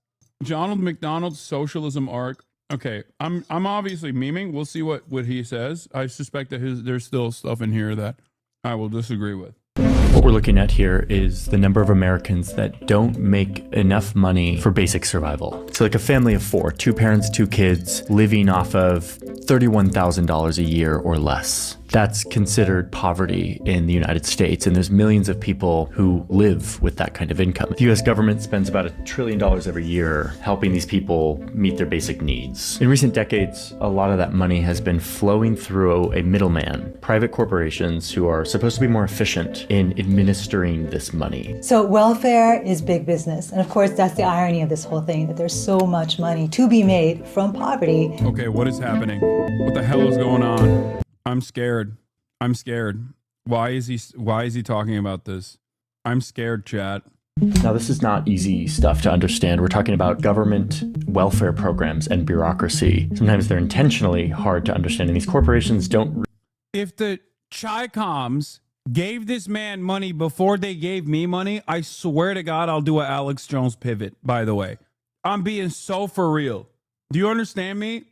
You will hear anti-Chinese propaganda like you've never heard before out of sheer envy. I have been your most loyal servant for almost a decade. If you were to take me off the list because you've gotten the propaganda for free and instead fund and funnel money into the likes of former CIA agents like Donald McDonald, I swear to God, I'll drop this whole thing. I'll forget about Chinese century of prosperity overnight. You understand me? really want to be known by anyone. But if you start to dig, which we've been doing, and you look deep enough into this, you start to see what all of this actually looks like, who's actually getting rich, what the incentives are within this system, where the loopholes are, and whether or not this is actually benefiting the people that it's designed to benefit. So in this video, I'm going to show you who gets rich off the poor, and I'm just going to do a few case studies that demonstrate how this works. I'll be making a list of examples here, going from what I see as the least egregious abuse of this system to the most. I am bracing myself to get sued or intimidated by the companies that I'm... What? Okay. Okay, dude, chill. I don't think they're going to come after you, big dog. Yeah, China be like, why buy the cow if the cow gives the milk for free? Calling out in this video because that's how a lot of these powerful shadowy companies work. So as always, every assertion in this video is rigorously fact-checked and in my sources. Lawyers, go check that first before you send me your cease and desist order. Thank you. And with that, let's look at who gets rich off the poor. Let's go back to this graph one last time and just... Bro, that's amazing. What is it in the minds of people, unless you're just LARPing, what is in the minds of people that, like, when they hear a guy finally say, like, you know, capitalism's kind of fucked up. Like, it's got to be a meme, right? Like, there's no way this guy's being for real. Like, Johnny Harris is a capitalist, dude. How the fuck is it that when he goes, hey, man, there's a lot of private enterprise here that takes advantage of the welfare state, you know, effectively working as a middleman and underserving the already underserved working poor, and motherfuckers immediately be like, oh, Air Max. There's an element of truth to this. No, there isn't an element of truth to it. What the fuck are you talking about? This guy was literally trolling. You're stupid. You're so stupid that you fell for a guy who was being facetious. You admitted that your moral system is so broken fundamentally that a guy who is literally fibbing, okay, is actually, there's a hidden kernel of truth in that. No, there isn't. Zoom back to the 1950s, where you can see that the poverty rate was double what it is today. It's like 22%. This was really bad, and it led to the president at the time declaring war. And this administration today, here and now, declares unconditional war on poverty in America. We shall not rest until that war is won. So, A War on Poverty by Lyndon B. Johnson in 1964. This is what that war looked like. This big line. This is social spending as a share of GDP. You can see this is where he gives this speech right here, this flat line. Social spending just skyrockets right after. The government spends tons of money for this war on poverty. That money goes towards programs like Medicare and Medicaid, food stamps, public education, which is why you see... Bro, I swear to God, since World War II, America lost every war, dude. War on poverty, war on drugs, Vietnam, Korea, Afghanistan. What war have we fucking won, dude? Holy shit. I'm thinking about it. It's like Grenada. We're over here talking about invading Greenland, dude. It's crazy. The last time we won a war, we got fucking straight hard carried by the USSR. I guess the Cold War. That's the one long war of attrition. Don, look at Asian Jito. Does that mean small head? They would never do that. Xi Jinping would never say that, especially because he has been rewarded handsomely with such a large head. And I think that's bullshit. He would never say that to me. See this big dip, 22% all the way down to 12, 13%. And for a time, all this spending worked. Poverty declined 30% in 5 years. But eventually progress slowed, and the government kept spending and people got tired of it. The economy wasn't doing well, and people were tired of subsidizing these welfare programs. And that's where this guy comes in. My friends, some years ago, the federal government declared war on poverty, and poverty won.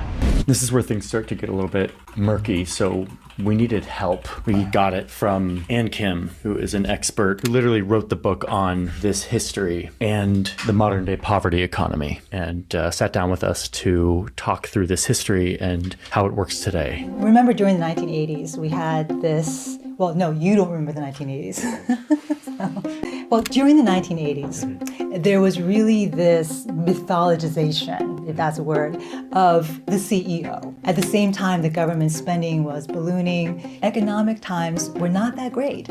So Americans were not feeling particularly generous about funding social services programs. And so the CEOs were really kind of held up on a pedestal as the ones who are going to make government just as efficient as they made their own companies. Poverty is a big business here in the United States, and the government is making decisions right now that will affect millions of people. And yet, what I've been finding is it's hard to keep up on all of this, how this stuff is being reported, and what is trustworthy and factual. Let me guess, ground news will help you keep track of all of this, right? Oh, wow. I'm so surprised. Here, I'm going to show you his code.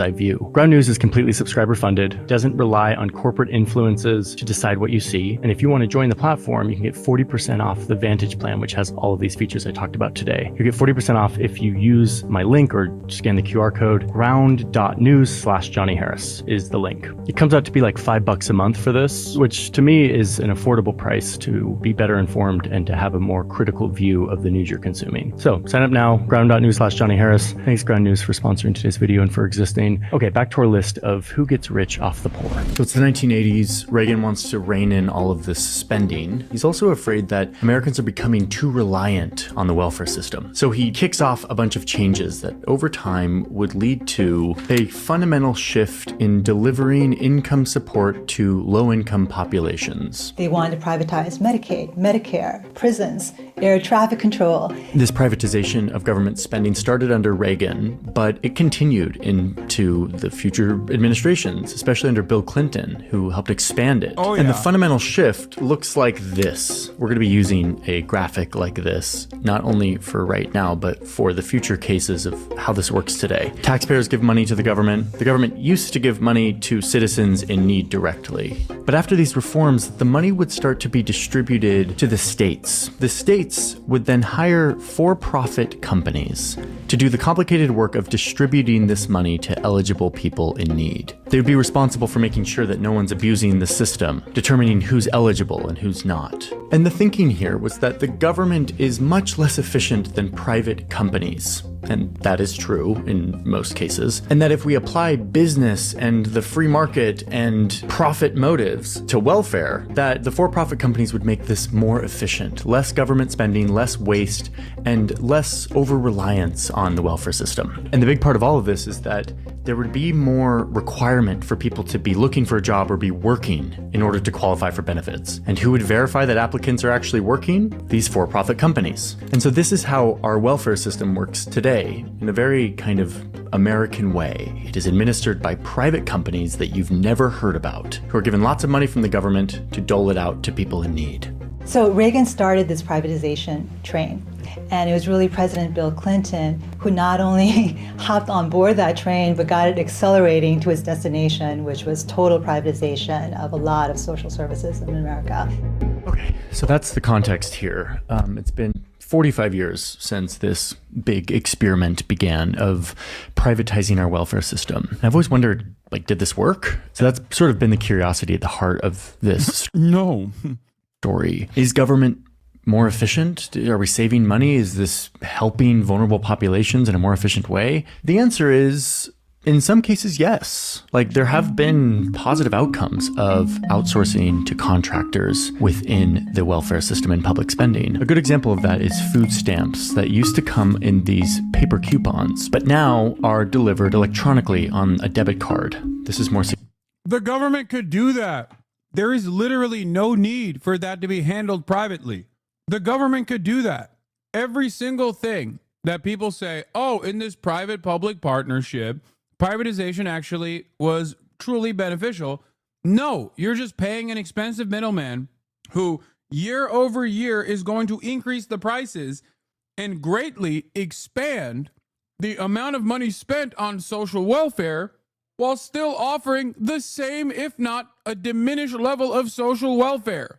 It is the exact same principle behind private healthcare in this country. You look at the cost of healthcare expanding year over year. You look at Medicaid and Medicare expanding. The numbers are fucking insane. You're like, oh my God, we're spending so much money on this. It's like, yeah, The reason why we're spending so much money on this is because we're still going back to private insurance as a middle manager that's driving up the cost because they have no fucking interest in lowering the costs across the board. As a matter of fact, it's literally beneficial for private healthcare in certain circumstances to increase the cost. It is an unnecessary middleman that does not need to exist, that quite literally works to explode the cost of all of these services that would be infinitely more efficient if handled by the government. America and the private-public partnership in the United States of America is one of the biggest nuisances. It truly contributes to our GDP skyrocketing. It really does. It is one of the major reasons why our GDP is as vast as it is, as large as it is. Having said that, however, the services at the end state on the client side are still dog shit. So we spend more than everybody else, and we get worse or even less money, less monetary help, or less services, a diminished service at the end on the client side in comparison to other places. All that does is create an economy around expensive middlemen that should not even fucking exist. Oh, it is in every aspect of our lives. I despise it. Genuine question, why do you not think Ronald Reagan is the worst president of all time? I do. What are you talking about? Ronald Reagan is the worst American president, I would say, even though there's a long list of evil demons, including slave owners. I think Ronald Reagan's impact on America and the globe as a whole is tough to beat. It's him and George W. Bush that have done untold amounts of pain to the entirety of the planet. Reagan himself was a product of his era, of course, simply just an actor working alongside the international vision of neoliberalism. Secure, it's more efficient. It ensures that people use these for food. There are a lot of instances where private companies have made government spending more efficient, but the purpose of this video is to shine a light on the many instances where private companies have gotten really rich off of this system in a way that has not benefited the most vulnerable and needy people in our country. I don't know. It might be George W. Bush's administration that might be the worst. But I think Ronald Reagan still set the stage for George W. Bush. And I guess Carter set the stage for Reagan, but God, every president is so bad. It's kind of hard. It's kind of hard to point the fingers at, like, especially in contemporary administrations, like, it's hard to point the finger at, like, one guy. Who's the best president? FDR. And even he did a whole bunch of awful shit. Cutting out black people from the New Deal, Japanese internment camps. But it's not even close. In a field of monstrous administrations, FDR stands alone. Even with all of the negative impacts of his, even with all the negative consequences, Abe Lincoln was pretty good too, even though he also had, again, a bunch of issues. What about Lincoln? Yeah, Abe Lincoln was pretty solid, but I still think that the abolition of slavery was more of an inevitability than even the New Deal was, or even which side we landed on World War II. It's hard to figure out. It's hard to figure out which would be. I mean, I think Abe Lincoln is more consequential with that, but I don't know. We need a tier list, maybe. Abraham Lincoln said he didn't care about slavery one way or another. He would go with whatever would give him the most clout. Fuck him. Okay, calm down, dude. All right, let's keep going. Country, the poor, the elderly, children in need, the disabled. So, finally, the reason you clicked on this video, let's draw up this list of who gets rich off the poor. And for that, I'm going to need to look at all these papers, so we need more space. Let's go to the big table. Okay. So the first one on our list is slightly adjacent to the privatization of welfare, but it follows the same incentives and dynamics. And it has to do with taxes. One of the ways that the government subsidizes the lives of lower income people is through a tax credit. So when you file your tax... Okay, speaking of Abe Lincoln, one last thing I want to mention is that it is very funny that Republicans will talk about how, like, the Democrats were, the Dixiecrats, or Abe Lincoln was a Republican, whatever the fuck, right? And it's so funny because, like, in the time of Abe Lincoln, the Republican Party's credo literally featured the abolition of chattel slavery in the South and wage slavery in the North. It was the closest any major party has ever been to Marxism in American history. That was the Republican Party. Think about that. Like, this is a part of American history that's often not mentioned. Not only was Karl Marx a major glazer of old Abe and Abraham, he was a marabou himself. He wrote letters. Abe never responded as far as we know. I don't think there's any information on whether he ever responded to Karl Marx or not. But Abe Lincoln, gay, maybe bisexual, we don't know. But the Republican Party's official, the original credo of the Republican Party was to engage in the abolition of chattel slavery in the South and wage slavery in the North. That's real. The real red party. Red with the spirit of capitalism. Or, fuck, I couldn't even say it right. Red with the spirit of communism. In pre-communist, in a pre-communist society. I can't even get myself to hypothetically say the Republicans are red for... I was about to say capitalism again. Oh my God. Taxes, you show that you've been working, you've made money, but you didn't make that much money, and therefore you qualify for an earned income tax credit. If you have kids, it goes up and it kind of maxes out at around $7,000. This is a very simple thing. In a lot of countries, you like check a box and you get this refund or this subsidy to your life. But in the United States, it looks like this. This is a 45-page instruction manual about all the specifics on the earned income credit, something that should be so simple and that is a key way of helping lower income people live their lives. The tax code here in the United States is deathly complicated, intentionally designed to be so to make certain companies rich. And this is one way that works. I have a lot of feelings about this. I made a whole video on the New York Times about this very thing, but I didn't focus on this aspect of it. Because it's so complicated. Yeah, that's by design. As Johnny also knows, that is literally by design. And sometimes they'll make it even more complicated, also by design, where they'll just make it inaccessible. Like they'll close up the pathways where you could receive potentially receive this this aid. Like during COVID, when the state of Florida deliberately made their website unusable. Low-income people who qualify for this credit don't want to fill it out themselves, and so they go to a tax preparer. Enter this guy. Well, not this guy specifically, but a guy like this, representing a company like this, Liberty Tax. Also, they make money. I forgot. This is opportunity for bounty. More of that private-public partnership that the American government absolutely loves. A middleman that will solve the inefficiencies that we have directly created. Sometimes the middleman itself petitions the government, lobbies the government to create these inefficiencies so they can fill that void and make money.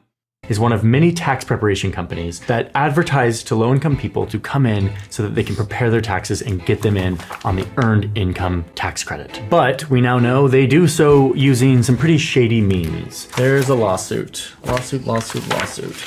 District of Columbia versus Liberty Tax Service. Liberty Tax was recently sued for luring low-income people by saying that they will prepare their taxes for them, only to deceive these customers by secretly skimming extra money off the top of their tax refund, which remember includes the earned income tax credit that is meant to subsidize their lives. Liberty Tax also gives out loans to people, saying that they can pay them back once they get their tax refund. But what that really has done is create a market for high-interest fast cash products like refund anticipation loans or refund anticipation checks, which are basically just payday loans that are secured by the refund. And so this predatory industry has grown to take advantage of the complexity of an incredibly important benefit that a lot of poor people count on every year. These loans would often come with high interest rates and unexpected fees. In fact, the pricing in all of this has been kind of a black box, allowing Liberty Tax to take advantage of low-income Americans trying to get in on the benefit that they are entitled to because of this tax credit. Okay, and this is where I have to come clean. I worked for this company. Not for very long, and not in any high position. I was one of these Statue of Liberty guys. One winter, I was home from university waiting for a security clearance for an internship at NATO, and I needed money. And so I found this job being the Statue of Liberty holding this sign. I didn't know what the sign said, okay? But it probably said something like, need money today? Apply for a $500 to $6,250 easy advance.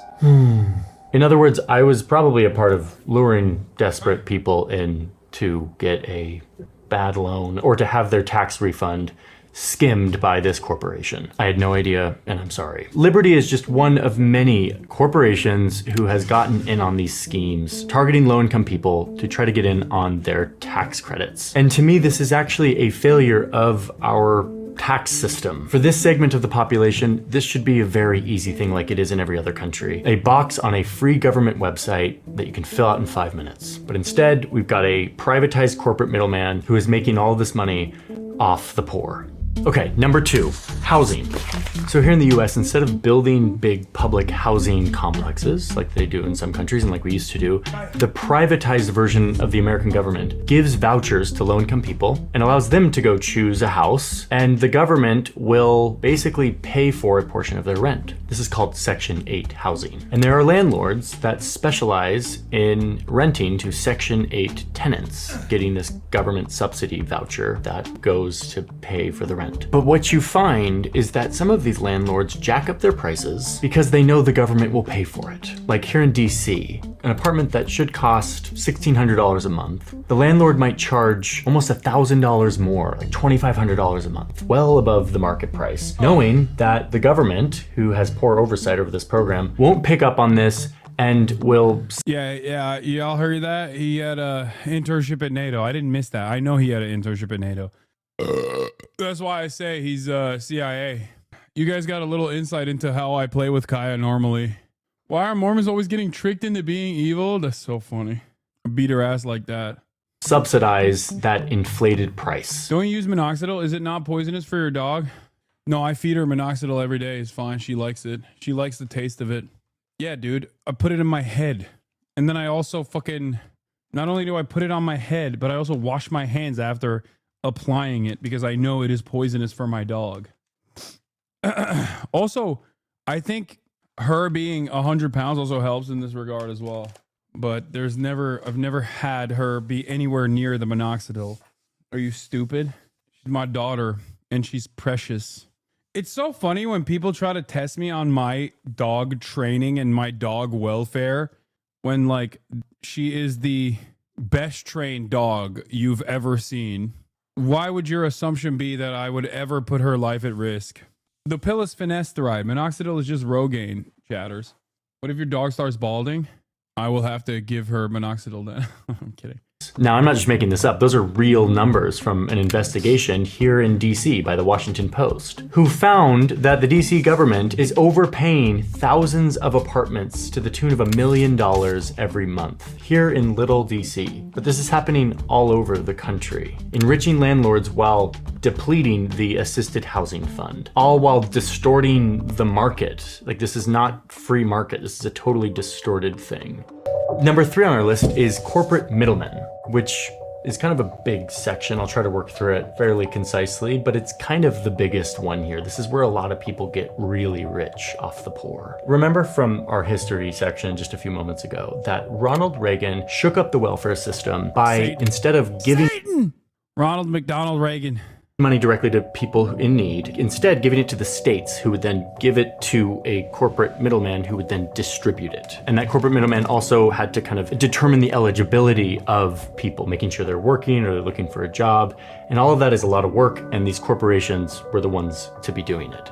So these are the folks who are getting government contracts to act as government in running welfare programs. They're basically agents of the government. They're mercenaries for the public sector. They're making huge decisions that benefit the everyday lives of low-income people. One of these companies, for instance, was a company called Maximus, which is one of the largest welfare services providers today. They had revenues of about $88 million in 1995, and just a few years later, their revenues are already up to $500 million. And today, just shave your head. There's a little unknown toxic side effect of Rogaine. It destroys joints and cartilage. And I know you know this. Wait, what? Is there? I didn't know that. And no, I'm not going to fucking shave my head, dude. What are you talking about? They're a $4.9 billion business. Now, this was exactly the point for Reagan and his reformers. These corporate middlemen were supposed to be much more efficient in administering this government money. And indeed, they are for-profit companies and they operate much more efficiently than the government itself, cutting costs and looking for ways to do things more efficiently. But let's remember, this is not like a normal corporation like McDonald's that is selling a product to a customer that can go somewhere else. Let's see what happens. A few years ago, Maximus took... I hope he's going to say efficiency in this process just means diminished services, right? Like efficiency for McDonald's, you know, one can make the argument is good or something. I don't know. I'm not in favor of efficiency in private corporations either, because in many circumstances, efficiency simply means increasing productivity and displacing the pre-existing labor force and keeping prices relatively low. But in terms of efficiency in a private-public sector arrangement, that literally means diminished services, finding ways to not pay people, and also maximizing the pay that you're getting from the government. Took over Tennessee's health insurance program, state-run health insurance program. It's called Medicaid. And what you saw is that many children and elderly people very quickly were booted out of the program. They were found ineligible. There was a 23% increase. Say goodbye to streaming. If you take DHT blockers, no one will watch you. DHT blockers will ruin your energy levels and ruin your streaming career. I don't know if you know this, but since I started taking DHT blockers approximately 6 years ago, I went from 300 viewers to 30,000. So I think the exact opposite has happened. In the number of uninsured children in the state. What is going on, dude? What the fuck's happening in the chat? I've been pretty open about taking minoxidil and finasteride for literally 6+ years. Are you guys just trying to stun lock me or some shit? That's more than any other state at the time, 2018.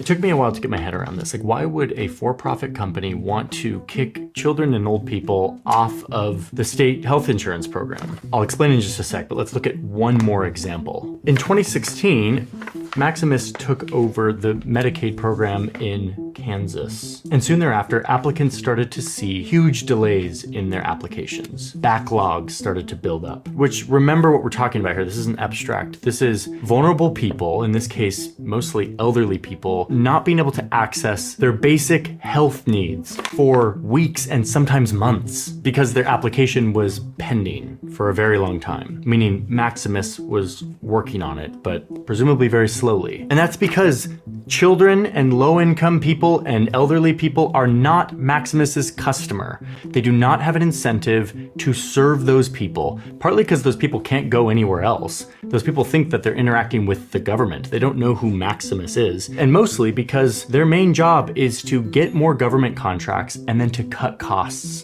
so that they can capture as much of that government contract as profit. So in this case, what that means is cutting staff, making it as cheap as possible to process these applications. This answers my question about why a company like Maximus would want to get people off the rolls, to deem them ineligible for these benefits. Because it's cheaper for them. They are motivated to find people who do not qualify and to pare down their list so they have fewer people to work on, which is less cost for them. So yes, there is cost cutting and efficiency that's happening here, but it happens to be at the expense of vulnerable, needy people who the government is trying to give money to. Now, actually, I don't blame Maximus very much for this. I don't think they're bad people. I think they provide a very useful service in most cases. We should expect a corporation to behave like this. The definition of a for-profit corporation is someone who does everything in their... Wait a minute. No. Hold up. Let him cook. Wait. Hold up. Is he refusing to ascribe a moral imperative and simply saying that this is how capitalism is, only helping you arrive at the conclusion that it is an immoral system in and of itself? Because that is, welcome back, Karl Marx, you know? It's not like he's saying that, this companies are not moral actors. They simply operate at the behest of the profit incentive. It is the incentives within the system that has been normalized that is the issue here. Just saying. Power to make money for their company. That is their job. So without proper oversight and competition and regulation and performance review, these corporations should be... Oh, damn. My bad. It just was, it's not the private-public partnership that is at fault here. It's simply that the government hasn't regulated it appropriately. Oh, man. If only there was more regulation from the government, and then there would be more abundance. Expected to minimize... Yeah. He turned it around and said, real capitalism hasn't been tried yet. I mean, he's not like a fucking libertarian or whatever. I think he's more so a social democrat. I love how, what? Dodge is reversing where Reagan. I love how minimize the resources they have to put into processing applications and administering benefits. Yeah, and what we need is a public-private partner who can oversee the profits for the middlemen. What we need is more middlemen. That's right. Instead of making the government do this service, as it does virtually everywhere. Sorry, I apologize. Stop sniffing. Stop sniffing. You're gross. Yeah. Anyway, instead of having the government seize control over these initiatives as it has in virtually every other competent and comparable OECD nation, we need another middleman, maybe even a private one that is just like a regulatory agency that regulates the regulators, I think. And then we can hire more people, and then more CEOs can make money that way. That'll fix it. Another point of fairness here, if you look at the financials of Maximus, they're not some crazy profitable company. Yes, they bring in billions of dollars. They've captured a huge amount of this government services market. Their gross profit margin is 20%, which seems like a lot. But if you actually look at their net profit margin, which is kind of their more typical profit margin, it's like 3%. Then, okay, so is private healthcare. Private healthcare margins are so low. Private healthcare margins are so low. Why is there a government services industry? Why isn't it just the government? If it's so goddamn low, if the net profit margin is around 3% and that's, so low, so low, then fucking abolish it. That's my argument. Like, if you are a capitalist, and this is where I think the capitalist dogma shelters you from recognizing the truth. It stunts your imagination, where you have the fucking horse blinders on, and no matter how much you can dream of a beautiful future, if you're still locked into the dogmatic ways of thinking within the structures of capitalism, you ultimately still have this underlying attitude that corporations are also magnanimously doing things. Even after you describe that this is just how corporations are. Corporations are supposed to work for profit. That's what for-profit corporations do, which is why we need more regulation on top of this. Okay, how about no regulation in that field? That is a necessity because it's run by the government. That's a pretty poor performance for a company. They're not insanely profitable. The CEO did make $7.3 million last year in full compensation, and they did spend over $1 million in lobbying and funding elections. My point here is corporate middlemen who administer welfare are not robber barons, and they're not running some corrupt scheme, but they are for-profit corporations who will cut costs where they can. And if they're not held accountable for doing that, the people who suffer are the people who are already vulnerable and needy in our country, which is what all these programs are meant to help. Because they're one of only a handful of companies that are in this business, you can get away with a lot of behaviors that may not fly in a more competitive marketplace. I remember interacting with these companies. I didn't know I was interacting with them until I started reporting the story, but when my son was like 1.5, he was diagnosed with autism, and we started to look around for services, realized our insurance didn't cover anything, so we went to Medicaid. Dude, this is why we watch Donald McDonald, Mr. CIA Harris, okay? The reason why we watch him is because we disagree with him, chatters. That's the whole point. And we qualified. And my wife spent hours and hours on the phone with what I now know was a corporate middleman trying to work through these applications and processes, and it was mind-numbing. Yeah, Johnny is the insight into the liberal mind, as is Asman the mind of the conservative. We get to understand what conservatives are saying, doing, and thinking, what motivates them when we look at the Asmongold chat and Asmongold. Just as it's important to understand the fascinating mind of a liberal, Johnny Harris gives us a fair insight. Complicated and difficult, and the wait times were so long, and the paperwork and the hoops that we had to jump through. And I remember feeling a lot of anger at the inefficiency of the government. The government has no incentive to perform because we're not their customer. What I realize now is that I was dealing with a corporation. I was not the customer. Was not the customer. My son, Henry, who needed services, was not the customer. And in fact, complicated forms and more wait times and process is actually more business for these corporate middlemen. They have an incentive to sell more paperwork to all of us. To me, that is a distortion of what Ronald Reagan dreamt about, of corporations swooping in and making our government more efficient. Okay, that's corporate middlemen. Let's move on to number 4. Medicaid dentists. Now, I've had some positive experiences with Medicaid. When I was a freshly married, in my young 20s university student with no insurance, and we had our first baby, I got hit with a $10,000 bill from the hospital and freaked out and went to the billing department at the hospital, and they told me about this magical thing called Medicaid for someone like me who was very low income at the time. And lucky for me, whoever the benefits contractor in Utah was handled it very well, and it really saved my bacon. But if you look at all sides of Medicaid, you start to see entire industries that exist to take advantage of the Medicaid system. A good example of this is dentistry. It's created an enormous business opportunity for some dentists who see that they can make a living treating exclusively Medicaid patients. Unlike regular private insurance, Medicaid doesn't reimburse very much for dental procedures. So because of that, a lot of dentists don't take Medicaid as an insurance. And on the other side, there are some dentists that only take Medicaid. They specialize in appealing to patients who qualify for Medicaid, getting them in, and doing as many procedures as possible to get in on those Medicaid benefits. And once again, if we're talking rational corporate behavior and incentives, these offices will often target lower income or disabled or elderly patients who are less likely to advocate for themselves and against medically unnecessary procedures. So inevitably what's happened over time is that this market has turned into a very exploitative one, where dentists have been prosecuted for charging for procedures that didn't exist or procedures that were completely unnecessary. For instance, there was a dentist in North Carolina who was prosecuted for having performed 17 root canals on a 3-year-old toddler. Oh yeah, this is insane. And it's not just one bad apple in North Carolina. This is a lawsuit where the US government settled with a company called Cool. Was it?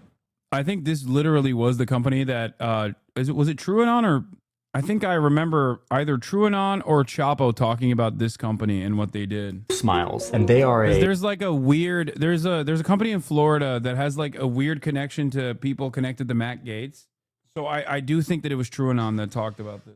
Yeah, the 17 root canals on a baby is like something that I recall hearing. A Medicaid-specific dental franchise who had to pay close to $24 million because an investigation found that they were performing dental operations that were not medically necessary. They were taking advantage of poor patients in order to get more money from Medicaid. According to the lawsuit, they performed tooth extractions, gave out stainless steel crowns, did root canals on babies that did not need them. Like, there are multiple things really wrong with this. Obviously, exploiting a government system to deplete the Medicaid fund is one aspect, but performing like dental surgery. My wife is a dentist, and this is completely misconstruing the truth. Brother, he is literally talking about like things that have already been prosecuted in a court of law. He didn't make that up.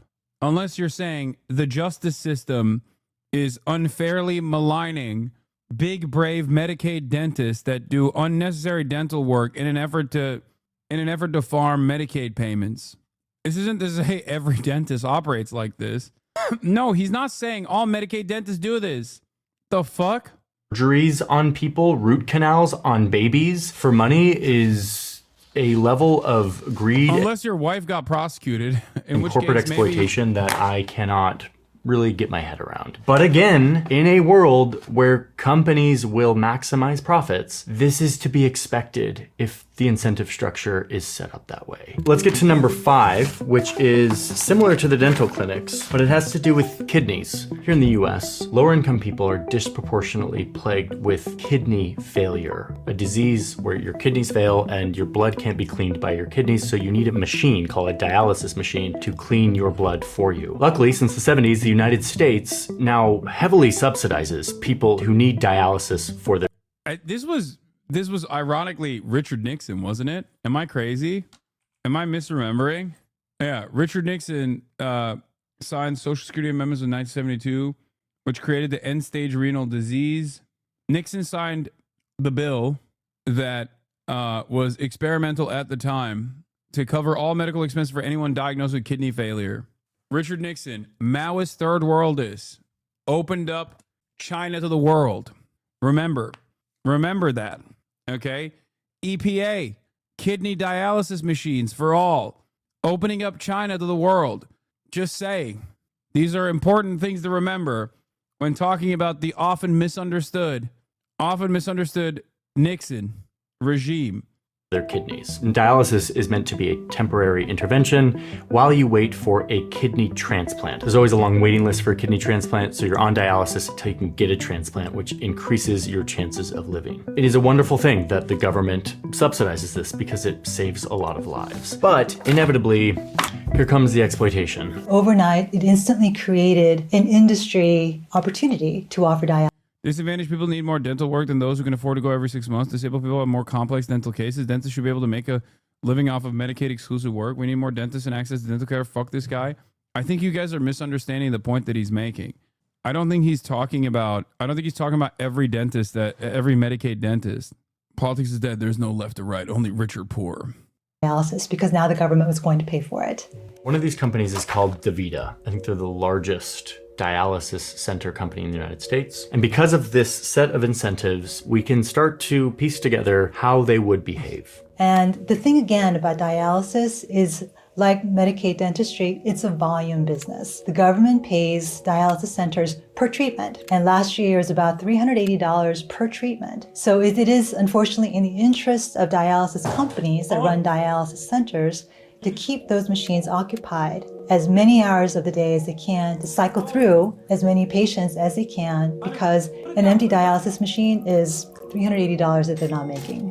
Okay, so a company making sure that their machines are being used at full capacity is actually, there's nothing inherently wrong with that. That is a company using its resources efficiently, administering a life-saving treatment. But that's kind of just the beginning. What you see in these for-profit dialysis centers is less staff to help with the treatment, and you see higher death rates. And this is where it becomes so clear where the failure is.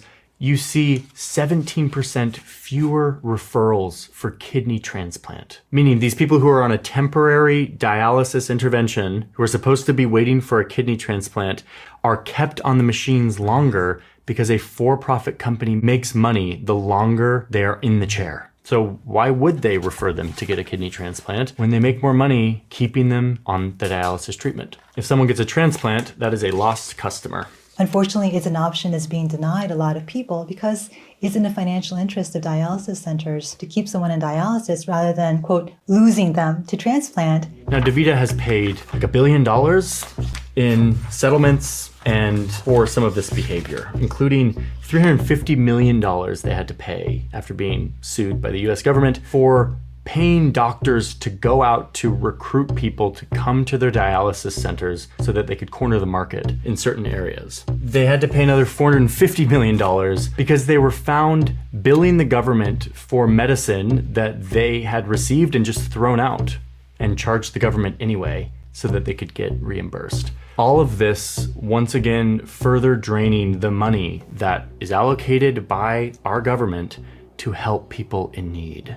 And finally, number 6, the last on our list, the one I'm deeming the most egregious because it has to do with children. And not just any children, the most vulnerable children in our society. Specifically children who have been removed from their family because of abuse, abandonment, or death. Foster children. If a foster child loses a parent or is physically or mentally disabled, the federal government entitles them to around $700 a month to subsidize their lives. This is one that goes straight from the federal government, from the Social Security Fund, straight to these children, or at least it should. But here comes the corporate middlemen once again. States will often hire corporate middlemen like Maximus, who is in fact a part of this, to look through the databases of foster children to identify which of those children qualify for this benefit, meaning which of these children have a dead parent or are physically or mentally disabled. And then to go through the process of diverting that money. Whoa. Kaya! Oh my God. Kaya, please. You're being real bad right now. I have pomegranate molasses that my mom that my dad got for my mom. She dropped it. She dropped the bottle and it broke. And then it started spilling everywhere. And because her car was running, she had to go outside and quickly turn off her car. I cleaned it up in the process, but Kaya was running out to go lick the pomegranate molasses. That's what's going on in the background. Away from the children and into state coffers. The state says they're doing this to help supplement the foster care program in their state to help boost their budget. But what feels very icky about this to me is that it creates, once again, a business opportunity for a for-profit company who is incentivized to scour these databases looking for children who qualify for this benefit to divert the money away from them and towards the state. And Maximus gets paid a fee to do this. They're incentivized to do this as a service for the state, to look through these databases and look for children who qualify. There's one NPR report from a while back that reports that the corporate middleman Maximus, who we've talked about at length here, and who I will probably get sued by, would get $1,600 per child that they found who qualified for this benefit. Remember, a child whose parents are dead or who has a physical or mental disability, who's entitled to around $700 a month to supplement their very difficult life. If Maximus finds that child and diverts that money into state coffers, Maximus gets paid $1,600. That was in Alaska. Oh, but it's still going on. In 2018, Washington State worked with Maximus to get $6.89 million of foster children's money. Wisconsin got $4.13 million from their foster children, thanks again to the services of Maximus. Illinois, $18.7 million from foster children. Illinois didn't work with Maximus in this case, but another similar corporate middleman called Diversified Services Network to do the same thing. None of these companies want to be known or spoken out loud. They just sort of operate as like a proxy for the government. This is what they do. I saw the Supreme Court 9-0 ruling. Supreme Court says Trump administration must facilitate return of Maryland man mistakenly deported to El Salvador. And no, this is not the Supreme Court going woke, chat. Okay? This is the Supreme Court saying this is our limit. Okay? Our limit is when you violate a previous court order and erroneously, without due process, send someone to El Salvador. You cannot turn around and claim as though you have no mechanism of bringing them back, especially because, I mean, this is important. This is important because this is like either a constitutional crisis or the Trump administration takes the L. If the SCOTUS went along with this, this would mean that like the judiciary is gone. There's no power to the judiciary at all. And we'll see. We'll see what happens. What happens if they don't agree to this? This is the interesting part of the story. I don't know. I mean, I feel like last time something similar to this happened, we had a war. So yeah, we shall see. It does show that Clarence has a limit, which I find fascinating. Cherokee National Supreme Court ruling. Yeah. Basically, I don't know. Maybe I am not up to date on my constitutional law and also Supreme Court history, but I can't think of a time where a constitutional crisis was triggered against the state rather than other states, like against the federal government. A constitutional crisis being triggered against states or a collection of states is one thing. I guess, yeah. Andrew Jackson, well, every day. I kind of want to watch this Legal Eagle video. What happens when he ignores court orders? This is precisely the case. that may happen. Lawyers live by one ironclad rule. When the judge tells us to do something, we do it. That doesn't mean we always like it, and it doesn't mean we won't try to find other arguments to achieve the same ends. We're kind of like teenagers in that way. But at the end of the day, we roll our eyes privately and comply with what the judge tells us to do. And when we disagree with the ruling, the right thing to do is obey the judge's order and appeal until the last court tells us no. And because thousands of lawyers follow this basic rule every day, the rule of law survives. But right now, the rule of law is in peril because President Trump has decided he doesn't have to follow the court's orders he doesn't like. Sort of. It's complicated. He's refusing to comply, but saying that they are complying. On Air Force One last night, he was asked, did his administration violate the judge's order? I don't know. You have to speak to the lawyers about that. But it seems we may have the clearest case of the executive defying a direct court order in American history. And it looks like things are only going to get worse. Now, as we've already explained, the ACLU got wind of a Trump plot to massively expand and fast-track deportations without fair legal process. The Alien Enemies Act of 1789 is a controversial law that purports to allow the government to deport foreign nationals during wartime. But Trump has invoked this act to justify deportations during peacetime. And Trump asserts that the act allows him to deport certain immigrants on the grounds that they are members of a Venezuelan gang. Of course, so far all this has happened without any due process whatsoever, meaning that we don't know that any of these people are actually members of a Venezuelan gang. And as long as the president says that they are a member, they can be deported, actually renditioned to a foreign country that they're not even from. And that means that it's possible that even American citizens could get swept up in this whole process. Which is why we spent an entire video going over how terrible all of this is. But the ACLU filed an emergency lawsuit asking a federal judge to stop the renditions. On March 15th, U.S. District Judge James Boasberg issued a 14-day temporary restraining order halting the deportation of over 200 Venezuelan immigrants. The judge even told the government that if the planes were in the air, they needed to turn around. And despite that order, the administration proceeded with the deportations. At a hearing, the DOJ lawyers asserted that Trump had the power to deport immigrants and that he could keep his reasons secret from the court. And the judiciary exists to interpret and enforce the law, ensuring that the executive and legislative branches operate within constitutional limits. But the Constitution contains a potentially fatal flaw. It doesn't give the courts a way to enforce their orders. That's why the system depends on all of us recognizing the court's authority. And when the executive branch defies a court order, it effectively declares that the judicial authority is meaningless. Yeah. It's just like when you turn around and say like, yeah, I'm not following the court orders, then like the entire system falls apart because it's entirely predicated on the persuasive power that the judiciary has. It's the only thing that they have, which is why I was very critical of the Supreme Court's previous decisions not exercising its persuasive power because they were worried that Trump could simply ignore it, signaling that the judiciary has no power whatsoever. Does that make sense? Potentially eroding the rule of law. And it seems the Trump administration's actions have finally triggered the constitutional crisis we've been dreading all along. So today we're going to talk about what happens if the president ignores a direct court order. Schoolhouse Rock laid this all out for us. No one heart can be more powerful than any other is. Each controls the other, you see, and that's what we call checks and balances. And that's a pretty nifty system when it works. But Trump is theoretically not the first president to face off with courts. Presidents like Andrew Jackson and Abraham Lincoln are often cited as examples of leaders who defied judicial authority. However, the myths surrounding their actions don't quite match with the reality. What Trump is doing right now is putting us in completely uncharted waters. For example, in Worcester versus Georgia, the Supreme Court ruled that the state of Georgia could not impose its laws on Cherokee land.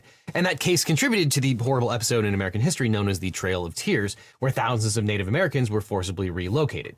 President Jackson criticized the court's ruling, and he allegedly said that Chief Justice, quote, John Marshall has made his decision, now let him enforce it. But this quote is almost certainly apocryphal. Most articles about the presidency and the rule of law conclude that Jackson himself defied a court order, probably because of this probably incorrect quote. Jackson supported Georgia's defiance of the Supreme Court, and he did not send the marshals to enforce the Supreme Court's order. But it's a myth that he defied the court himself. Similarly, Lincoln is often thought to have defied the courts when he suspended habeas corpus during the Civil War. In the case of ex parte Merriman, Supreme Court Justice Roger Taney considered whether to grant a habeas petition by John Merriman. Taney was sitting as a circuit court judge at the time, so this wasn't a Supreme Court case. But the military accused Merriman of operating a secessionist terror cell. When he was arrested, he filed a petition for habeas corpus, and Taney ordered the general in charge of Fort McHenry to appear at the hearing and to bring Merriman to the hearing itself. The government suspected Merriman of blowing up train tracks to prevent Congress and federal officials from reaching Washington, D.C., which would have cut D.C. off from the rest of the Union and could have altered the outcome of the Civil War.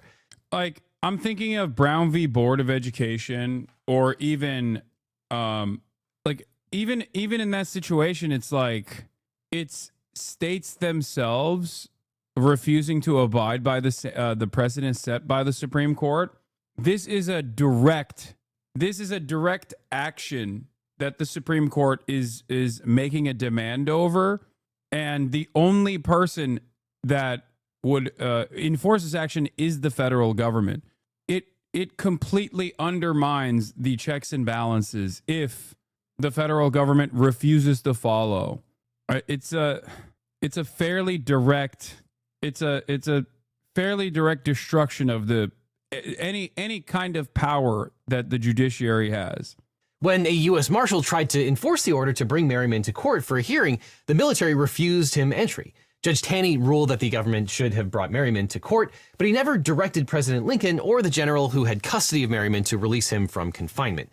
Instead, he wrote an opinion that Merriman should be released. He asked the president to consider it, and then he served the opinion on President Lincoln. The entire case was over in 48 hours, and historians don't know if Lincoln was aware of the proceedings while they were happening. Merriman was eventually released on bail and wound up dragging out his treason trial until after the war ended. But the point is that Presidents Jackson and Lincoln did not directly ignore court orders in the way that the Trump administration seems to have been doing in these deportation cases. Now, yeah, this is why I said it's like a little bit different, where it's the federal government not enforcing states' capacity to do harm versus the federal government directly refusing to answer to the judiciary. I guess it's in practice it's the same outcome, kind of, but like it is new. Now, before we get into the court's options, it should be noted that it's not always easy to determine if the government has violated a court order. Sometimes the government violates the spirit of an order without violating the letter of the law itself. And there are two recent examples of this. On March 6, President Trump issued an executive order suspending the security clearances for the law firm Perkins Coie, limiting the attorney's access to federal buildings. U.S. District Judge Beryl Howell granted a temporary restraining order against the enforcement of this order. But Trump then issued an executive order targeting another prominent law firm, Paul Weiss, using the exact same language enjoined by Howell. Now, we can argue that the Paul Weiss order will be enjoined for the same reason that the government should not have tried it again, and that's true, but Judge Howell's order doesn't apply to other law firms. As a side note, this is one of the reasons you should not be able to pass a bill of attainder in Congress or create effectively a bill of attainder by executive order either, but that's a topic for another video. But in any event, the two executive orders are different. One targeted one law firm and the other targeted a different law firm. So the first TRO doesn't apply to the second executive order. And Trump seems to be playing the same game with transgender people in prison.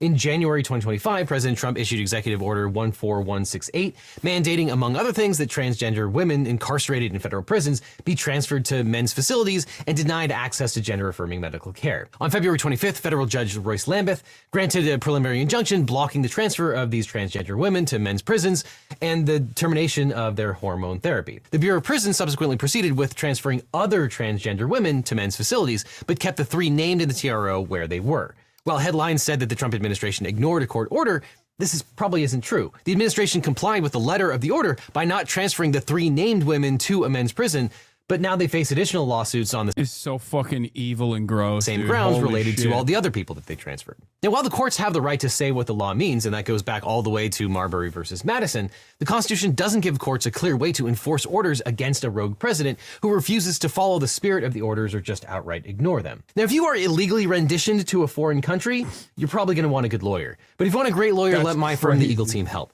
If you've gotten in a car crash, suffered a data breach, especially if you got one of those data breach letters saying your information might have been leaked, or are dealing with a workers' comp or social security issue, we can represent you or help find you the right attorney. And by the way, we don't get paid unless you do, so there's nothing up front. So just click on the link in the description or call the phone number on screen for a free consultation with my team. Because you don't just need a legal team, you need the Eagle Team, so click below. So when the government arguably disregards a court order, judges usually start by clarifying their orders and giving the government a chance to comply. This is happening right now in dozens of cases involving Trump's illegal executive orders. If the government doesn't comply, then judges may find them in contempt. And one thing you'll notice about everything that we're talking about here today is that this is a slow process. Courts have to lay a factual and legal foundation, and they have to slowly ratchet up the pressure over time. If they don't lay the correct factual or legal foundation, or they move too fast, then all of their decisions might get overturned on appeal. But generally speaking, contempt of court is defined as any act which is calculated to embarrass, hinder, or obstruct a court in the administration of justice, or which is calculated to lessen the authority or dignity of a court. Yeah, you could literally, like, that's the awesome power that courts technically have. Like, this is why it's insane. If the Trump administration is like, no. And when distinguishing between the types of contempt, there are two broad categories: criminal versus civil, and direct versus indirect. Now, civil contempt is remedial rather than punitive, and serves only the purpose of the party litigant, and is intended to coerce compliance with an order of the court or to compensate for losses or damages caused by noncompliance. When civil contempt is at issue, the party moving for a contempt finding bears the burden of showing by clear and convincing evidence that contemptors violated a specific and definite order of the court. And there are two types of civil contempt. Coercive civil contempt aims to compel someone to comply with a court order rather than punishing them for disobedience. The court imposes sanctions like fines or jail time to pressure a party into obeying the order, and the contemptor in a coercive civil contempt action is said to possess the keys to their own cell, because they can immediately end the sanctions with simply complying. The classic example is a witness who refuses to testify despite a court order.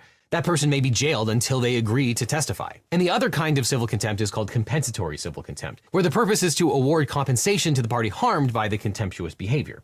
For example, if a company violates a court order and causes financial harm to another party, the court may order the violator to reimburse the injured party for the losses. But like private parties, government agencies and officials may be subject to civil contempt. But if the initial burden is met, then the burden shifts to the contemptors to demonstrate why they were unable to comply. Now, Trump officials have been held in civil contempt of court before.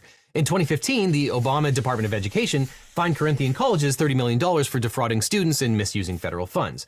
A court directed the Department of Education to stop collecting on the loans, but when the Trump administration took over, the Department of Education continued to bill the 16,000 students who Corinthian defrauded. Education Secretary Betsy DeVos defied a court order to stop collecting student loan payments. And a federal judge ruled that, quote, "There is no question that defendants violated the preliminary injunction. There's also no question that the defendants' violations harmed individual borrowers who were forced to repay loans either through voluntary actions or involuntary methods, offset from tax refunds and wage garnishments, and who suffered from the adverse credit reporting. Defendants have not provided evidence that they were unable to comply with the preliminary injunction, and the evidence shows only minimal efforts to comply with the preliminary injunction." The court found DeVos in civil contempt and fined the agency $100,000, which was paid to the impacted students. Now that takes us to criminal contempt. The primary aim of criminal contempt is vindicating the authority of the court. To prove criminal contempt, jail his ass. Put his ass in jail. The court must show that a clear and specific court order was in place and the contemptor knowingly and willfully violated the order.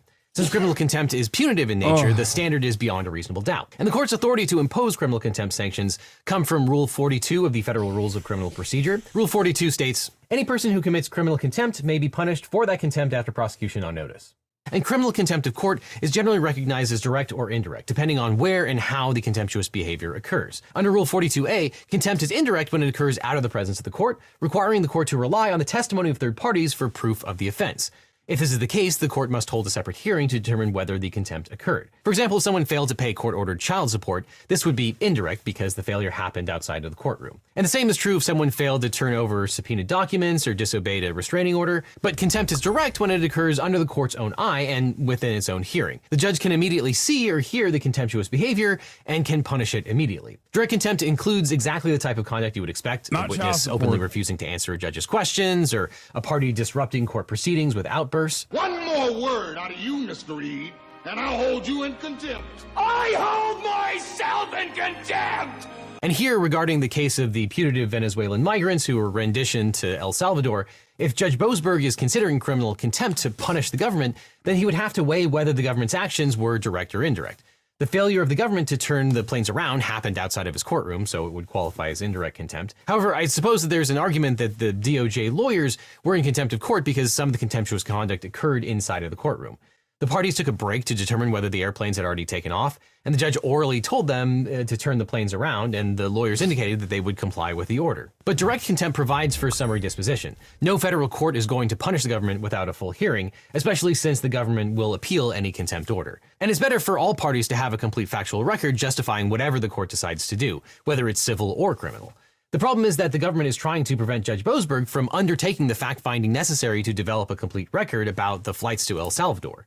The judge has repeatedly asked the government to answer questions, but the government has refused to provide any answer. And then, sensing that Judge Boasberg was moving closer to a contempt finding, the administration suddenly claimed it was considering invoking the state secrets privilege.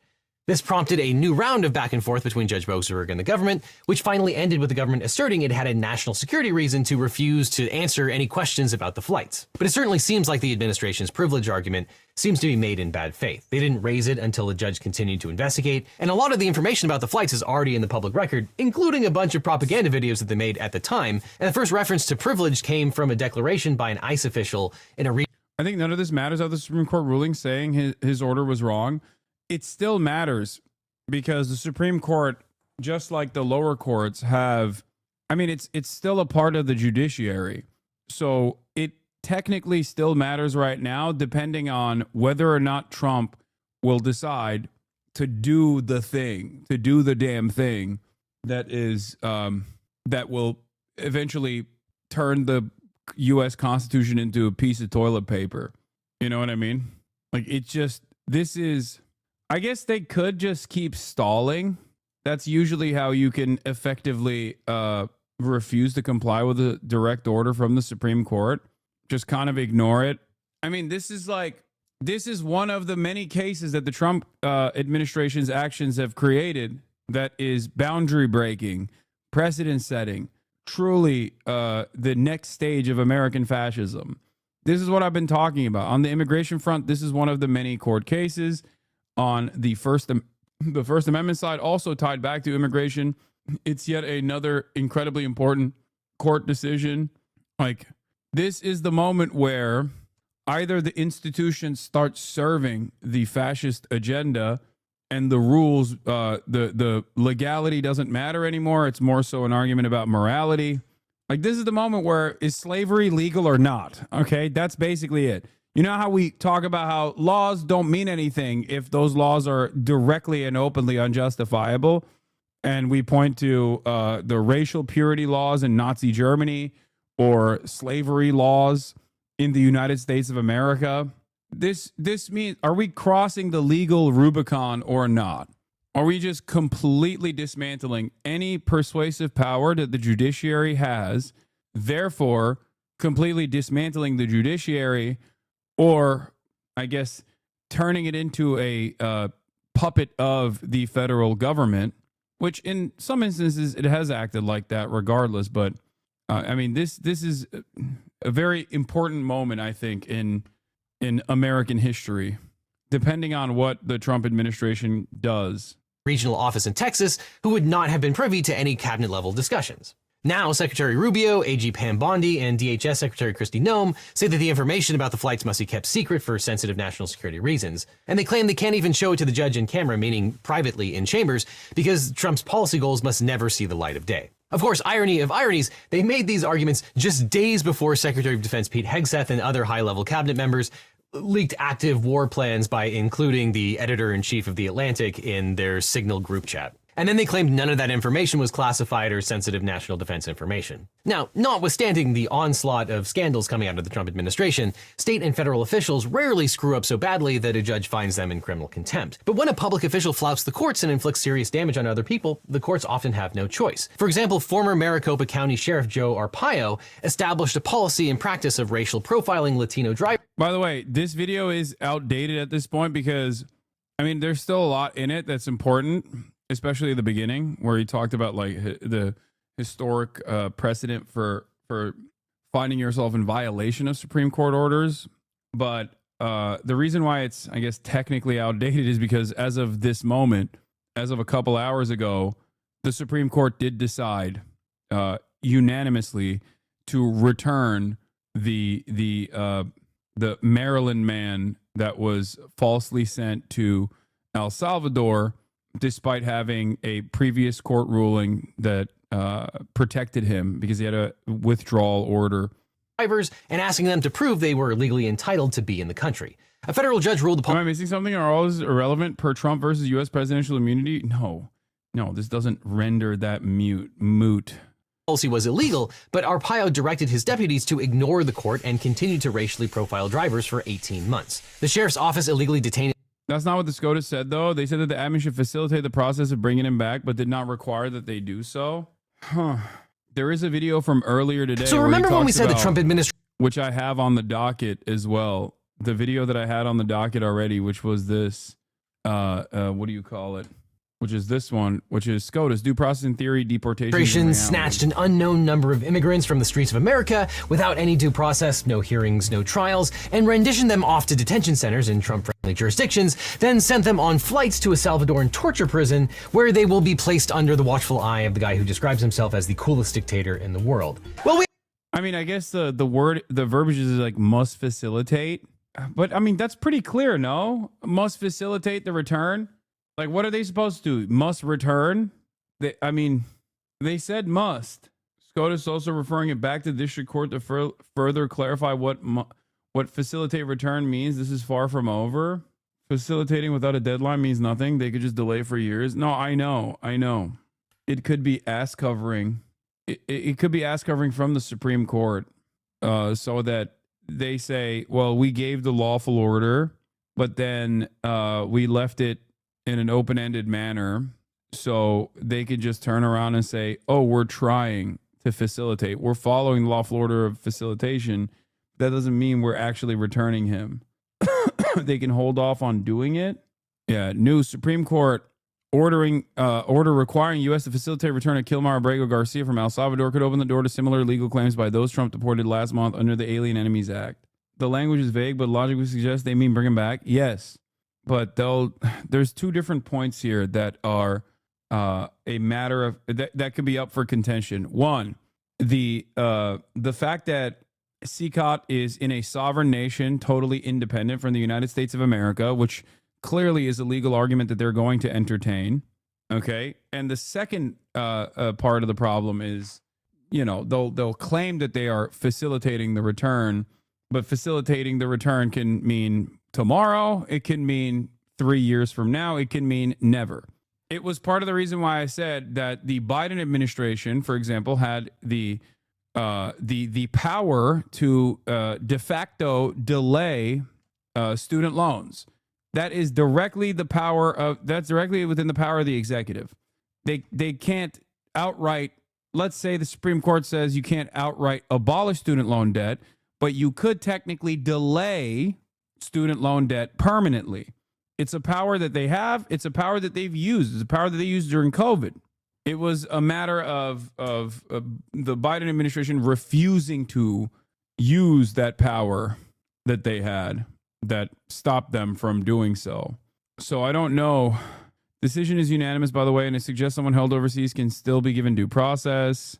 Will require the Trump administration to facilitate the return of Kilmar Abrego Garcia. How much infighting in the Supreme Court prevents outright corruption? What? He cooked. CNN analysts are saying that El Salvador cooked. Just say no still, and the U.S. is still facilitating. Yeah, I saw the Mahmoud Khalil memo as well. It's right here, which is insane. This is also complementary to the thing that we're discussing. As you guys know, Mahmoud Khalil was also kidnapped and black-bagged from Columbia University, where he resided, as a green card holder for seemingly no crime whatsoever, but simply an awesome power that previously, at least as far as I understand, not really been utilized by the Secretary of the State. The justification for why he was black-bagged was that he was determined to be a threat to American national security. The real reason as to why they were doing that, or at least the evidence they suggested as to why he was a threat to national security, was, well, as follows. This is what they said. Information provided by the DHS, ICE, HSI regarding the participation and roles of Bleep and Mahmoud Khalil in an anti-Semitic protest and disruptive activities which fosters a hostile environment for Jewish students in the United States. My determination is also based on citations for unlawful activity during this protest. The public actions and continued presence of, I don't know why this is censored, but and Khalil in the United States undermine U.S. policy to combat anti-Semitism around the world and in the United States. In addition to the efforts to protect Jewish students from harassment and violence of the United States, consistent with Executive Order 14150, America First Policy Directive, to the Secretary of State, the foreign policy of the United States champions core American interests and the American citizens condoning anti-Semitic conduct and disruptive protests in the United States would severely undermine the significant foreign policy objective. No hard evidence whatsoever, but vague generalizations. Incredibly, incredibly dangerous. I don't think that the judge that required hard evidence will see this as like reason alone to justify the deportation. After the immigration judge in Mahmoud Khalil's case ordered the government to provide evidence to justify deporting him, this is what they filed. This is from Janine Yunus, Palestinian American civil liberties free speech attorney. I've been a lawyer for 14 years, she says, and a criminal defense lawyer for 9 of those years, and I've never seen anything like this. Totally nebulous, vague allegations about involvement in anti-Semitic protests and disruptive activities without any specific attributions of unlawful activity or even anti-Semitic speech to Khalil himself, which in any event is protected. The U.S. rightly does not have hate speech laws. That's the other side of this. Even if they were to ascribe anti-Semitic speech directly to Mahmoud Khalil, this would not actually be reason alone to fucking deport him or to revoke his green card. Do you understand? You can't do that. That's why I keep repeating, and I stress this, the importance of this. The First Amendment protects you from exactly this, government action. This is why you can't just like deport Nazis just because they are Nazis. Although you might want to do that, you literally cannot do that. This is precisely the reason why the First Amendment is the reason why you can't do that. So this would destroy the First Amendment. It would destroy it in its entirety. There would be no more First Amendment. This would be the boundary-breaking, precedent-setting case that would erode the constitutional protection that every citizen and non-citizen alike has in the United States of America.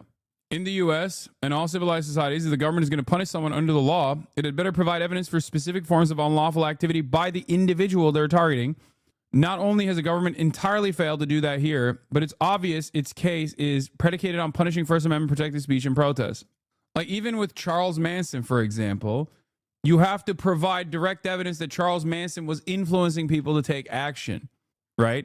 Even in RICO cases, you have to basically tie back with hard evidence how the influence of the person who is in charge of the criminal organization and their opinions and their actions are basically are basically why these sorts of crimes are occurring.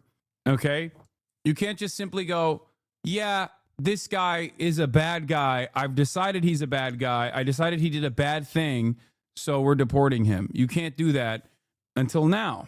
Yeah, this speculation, I think, is not incorrect. My theory on what happened, Beitar, Canary Mission Fed senators fabricated lies past the DHS and ICE. Deportation orders were issued without vetting. They thought Khalil was on a visa, not green card. Now they look incompetent and have to reconsider their sources. Janine speculates further, says, agreed. I agree with the speculation, by the way, because they literally initially stated that that Mahmoud Khalil was on a student visa. That is too large of an error to make. It is shocking. And then they just continued along with it. Now they box themselves in and won't admit they made a mistake and maybe should have done a little work before accepting at face value the words of an explicitly genocidal terrorist group. Yeah. Anyway, can you please boost this message for Chad to see the Encampments movie this weekend? Maybe the last one in most places unless more people go. His center's Mahmoud Khalil and his work is very good. Yeah. What is this? A disgraced former cop turned private prison contractor approved the report claiming Andrew, the gay makeup artist, was a gang member based on mom and dad tattoos. This cop has been caught lying and was fired after drunk driving into someone's house, but he has now apparently been given the power to single-handedly sentence innocent people to life in a torture dungeon. Yeah. Is Beitar run by the guy trying to have sex with Brace Belden in the park? Yes. Beitar is run by that guy. We have an update. Things have gotten worse. Things have gotten much, much worse. And honestly, despite everything that's happening in the world, I think this ought to be the most important news story in the country. Now, these actions triggered a wave of lawsuits that we previously covered. Then at the 11th hour, Judge Boasberg swooped in to save the day, ordering the government to turn the planes around. Then the government thumbed its nose at the order and continued to send people to the gulag with zero opportunity for due process, while simultaneously declaring that their inability to do so was an emergency worthy of a stay by the DC Circuit Court and eventually the Supreme Court. Now, this broke with 249 years of American legal precedent, and this could very well be the beginning of the end of one of our country's founding legal principles, the right to due process. None of the individuals detained have ever been found guilty of any crime, nor were any of them charged with one. In fact, most of them were on the government's radar because they were attempting to go through the U.S. immigration system the legal way, via immigration courts. And yet Donald Trump has appointed himself their judge, jury, and executioner. They emptied jails out. Other nations emptied their jails into the United States. That's an invasion. And these are criminals, many, many criminals. Murderers, drug dealers at the highest level, drug lords, people from mental institutions. That's an invasion. Whether citizen or not, anyone detained by the U.S. is entitled to due process as a constitutional right. But those rights are in question now. So first, a quick refresher of the facts, horrifying as they are. The named plaintiffs, identified only by their initials, are a group of 5 Venezuelan nationals who are being detained by the government. The lead plaintiff, JGG, arrived in the United States in March of 2024 and sought asylum. According to his court filings, he fled Venezuela because he had been tortured, arbitrarily imprisoned, and beaten by the Venezuelan police, whom he claimed will continue to retaliate against him because his stepfather is a political dissident. Like many of the other plaintiffs in this case, JGG was already going through the legal steps of the immigration process. He even had a hearing scheduled regarding his asylum application. And I will remind you, asylum is legal immigration. And while it may or may not be true that everything he has alleged is true, that's the purpose of the asylum process, to determine if it's true. And if it is, at the end of that process, he would be granted asylum and would be a legal resident in the United States. Apparently, though, that process was moving too slowly for the Trump administration because instead of waiting for the immigration system to properly adjudicate JGG's asylum case by doing, inefficient things like evaluating evidence, allowing him to have a hearing, and requiring adjudication by a neutral third party, the administration detained him and then presented JGG, a native Spanish speaker, with papers in English while falsely claiming that he was going to be released. Once he signed those papers under that false pretense, the government whisked him away to a detention center in Texas. At 3 o'clock in the morning on March 14th, 2025, he was awakened by the guards and told that he was going to be transferred somewhere else. The guards refused to specify where he was going to be sent or why. That transfer was apparently thwarted by a mechanical problem with the plane, which allowed JGG to contact his attorney and file this lawsuit on the morning of March 15th. And I will also remind you that the plaintiffs were not seeking full residency in the United States. They were simply asking for regular due process and to let the process of the immigration courts play out. But in their lawsuit, plaintiffs stated that they had heard that the Trump administration planned to invoke the Alien Enemies Act to remove Venezuelans to El Salvador's notorious prison, the Terrorism Confinement Center. And as we've discussed before, the Alien Enemies Act is a 1798 law that was designed to give the president sweeping power to expel immigrants in times of war, and it has rarely been invoked since. And to be clear, when I say that El Salvador's Terrorism Confinement Center is a torture prison, I'm not exaggerating. The BBC published a shocking expose on the prison in 2023, highlighting its various human rights abuses, which included overcrowding, no windows, fans, or air conditioners to combat the year-round tropical heat, no outside recreation, and no familial visitation. Salvadoran officials have proclaimed that they don't expect the prisoners will ever be released. According to court filings, police beat newcomers to the prison with batons, prisoners are sent to dark basement cells where they're beaten daily, and one prisoner even required an operation for a ruptured pancreas and spleen. Scholars have stated that 375 detainees have died in Bukele Salvadoran gulags, but some estimate that... Bro, this stuff is so heinous. They got Legal Eagle to start making videos that are more overtly political than ever before. I feel like in the past, he always towed this line. He's always been a liberal for sure, and you can tell, but rarely does he ever make like, I feel like he doesn't, he normally wouldn't go this hard on anything. He's a liberal for sure, but in his commentary, you can kind of get a sense that like he defends the infallibility of institutions in general. He's not going to go above and beyond in terms of his commentary. I feel as though him, Philip DeFranco, many of these other guys, CoffeeZilla, regardless of their own personal biases, I feel like their commentary on issues such as this one have often been more restrained. And slowly but surely, you see his commentary evolve through the process where it's just like they're sending people to a concentration camp. The number is more than 1,000. So upon hearing that the president was about to invoke the Alien Enemies Act to send them to a torture prison, the plaintiffs understandably were terrified and implored the DC District Court to issue a TRO preventing them from being extraordinarily renditioned to El Salvador based on the groundless whims of the Trump administration. And later that same day, the Trump administration confirmed the rumors by issuing a proclamation declaring that it was invoking the Alien Enemies Act to apprehend, detain, and remove members of the Tren de Aragua gang, a violent Venezuelan gang that has been designated as a terrorist organization. Is staging an invasion or predatory incursion on behalf of or in collaboration with Venezuela's dictator Nicolas Maduro. Now, if you think that seems a bit of a stretch, I'm with you, and we'll get to that in a bit. But the government has claimed that JGG and the rest of the plaintiffs are being renditioned because they are members of Tren de Aragua. The plaintiffs have all argued that this is not true. Several plaintiffs have pointed out that the government's suspicions are based on the specious fact that they have tattoos, including a tattoo of an eye and a tattoo of a rose and a skull. And a tattoo of mom and dad, a tattoo of autism awareness. It is such an insanely high bar of punishment for such a low bar to clear. It's just like, I've never seen something so erroneous. It might as well be just like, I've decided your vibes are off, so sorry, you're going to fucking perma jail. The government has provided no evidence to support this assertion that any of the members are in fact members of Tren de Aragua. Now, in ordinary times, there are actual processes for adjudicating these kinds of questions of fact, and they're called courts. This is why courts exist. If the administration wanted to credibly accuse the plaintiffs of membership in Tren de Aragua, they could have pursued criminal charges or allowed plaintiffs to continue to work their way through the immigration system. But instead of gathering evidence and laying out a case against the plaintiffs, the Trump administration just stamped them with the terrorist gang members designation and sent them for an indefinite stay in a Salvadoran gulag. DC District Court Judge Boasberg came in on March 15th by issuing a TRO from removing any of the individuals. Like, this is why he's a lib, you know what I mean? Because like Boasberg is not exactly a woke libtard himself, you know what I mean? He's a conservative judge that would have probably processed all of these deportations in the most expeditious manner, but the only reason why I didn't is because, you know, there was clearly no fucking due process. Individual plaintiffs from the United States for 14 days. Judge Boasberg also provisionally certified a larger class of plaintiffs, specifying that all non-citizens in U.S. custody who are subject to Trump's proclamation also could not be removed for 14 days. And in the March 15th hearing, Judge Boasberg told the Trump administration's attorney that, quote, "You shall inform your clients of the order immediately, and that any plane containing members of the class that is going to take off or is in the air needs to be returned to the United States." As Judge Boasberg later pointed out, his orders were quite narrow. He said, quote, "Neither order required the government to release a single individual from its custody.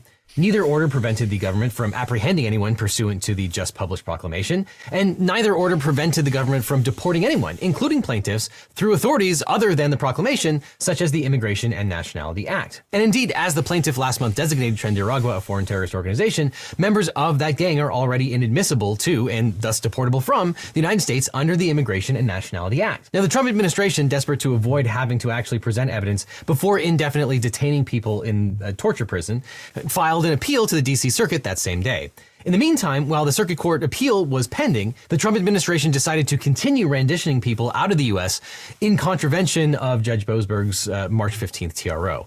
According to the government's own statements, 2 planes left prior to Judge Boasberg's ruling and would have been in the air and thus still subject to his order at the time that the order was issued. Indeed, the administration bragged about his continued non-compliance, declaring on March 31st, after Judge Boasberg had extended the TRO until April 12th, that, quote, "Last night in a successful counterterrorism operation with our allies in El Salvador, the United States military transferred a group of 17 violent criminals from the Tren de Aragua and MS-13 organizations, including murderers and rapists." So on March 16th, Judge Boasberg set another hearing to discuss the Trump administration's non-compliance, and the administration filed a motion to vacate the hearing, arguing that the court lacks jurisdiction to, quote, "interfere with the president's national security and foreign affairs authority," led by Pam Bondi. Trump's Department of Justice had the temerity to argue that because Judge Boasberg's more specific order to turn those planes around was issued orally, it wasn't actually an order. It was really more of a suggestion. Yes, that's what they actually argued in court. Judge Boasberg was apparently unimpressed with the administration's legal wrangling because he held the hearing anyway and ordered the government to submit sworn declarations certifying that no one on any flight departing after the TRO was issued had been removed solely on the basis of the Alien Enemies Act. He also ordered the Trump administration to specify when the proclamation was signed, made public, and went into effect, and how many individuals subject to the proclamation are still in the U.S. and in U.S. custody. The administration responded that it didn't think that it needed to answer the judge's questions about the flights, but that if it must answer those questions, it will only do so in camera or with an ex parte declaration, meaning that they would only do it in the judge's chambers outside of the eyes of anyone else. Now that was strange because the administration had broadly publicized many details of these renditions. Bukele himself had posted on Twitter on March 16th stating, quote, "Today, the first 238 members of the Venezuelan criminal organization Tren de Aragua arrived in our country. They were immediately transferred to CICOT, the Terrorism Confinement Center, for a period of 1 year, renewable. The United States will pay a very low fee for them, but a high one for us." Bukele also bragged about how the prisoners in CICOT are being used as slave labor, stating, quote, "Over time, these actions, combined with the production already being generated by more than 40,000 inmates engaged in various workshops and labor under the Zero Idleness program, will make our prison system self-sustainable." In response to these declarations, Secretary of State Marco Rubio replied on Twitter, quote, "Thank you for your assistance and friendship, President Bukele." So it was clear that the administration wasn't exactly keeping this a secret, and it was odd that they would argue to the court that this was super sensitive information.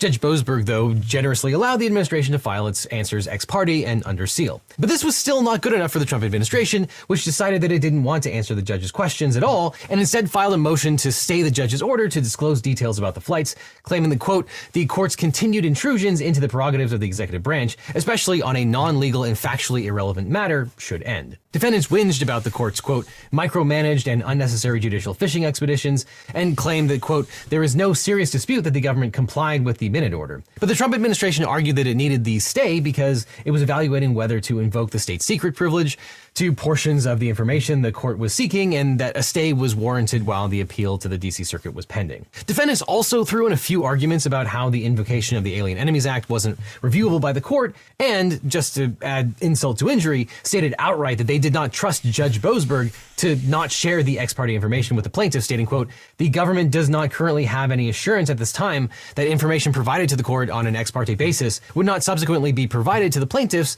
or the general public before the government could seek appellate review of that further disclosure." But Judge Boasberg was not having it. He granted the government an additional day to provide the information, but sternly called defendants out in their non-compliance, stating, quote, "To begin, the court seeks this information." Most of them are actual criminal scum, though. You mean the administration? Yeah. People in the White House? I agree.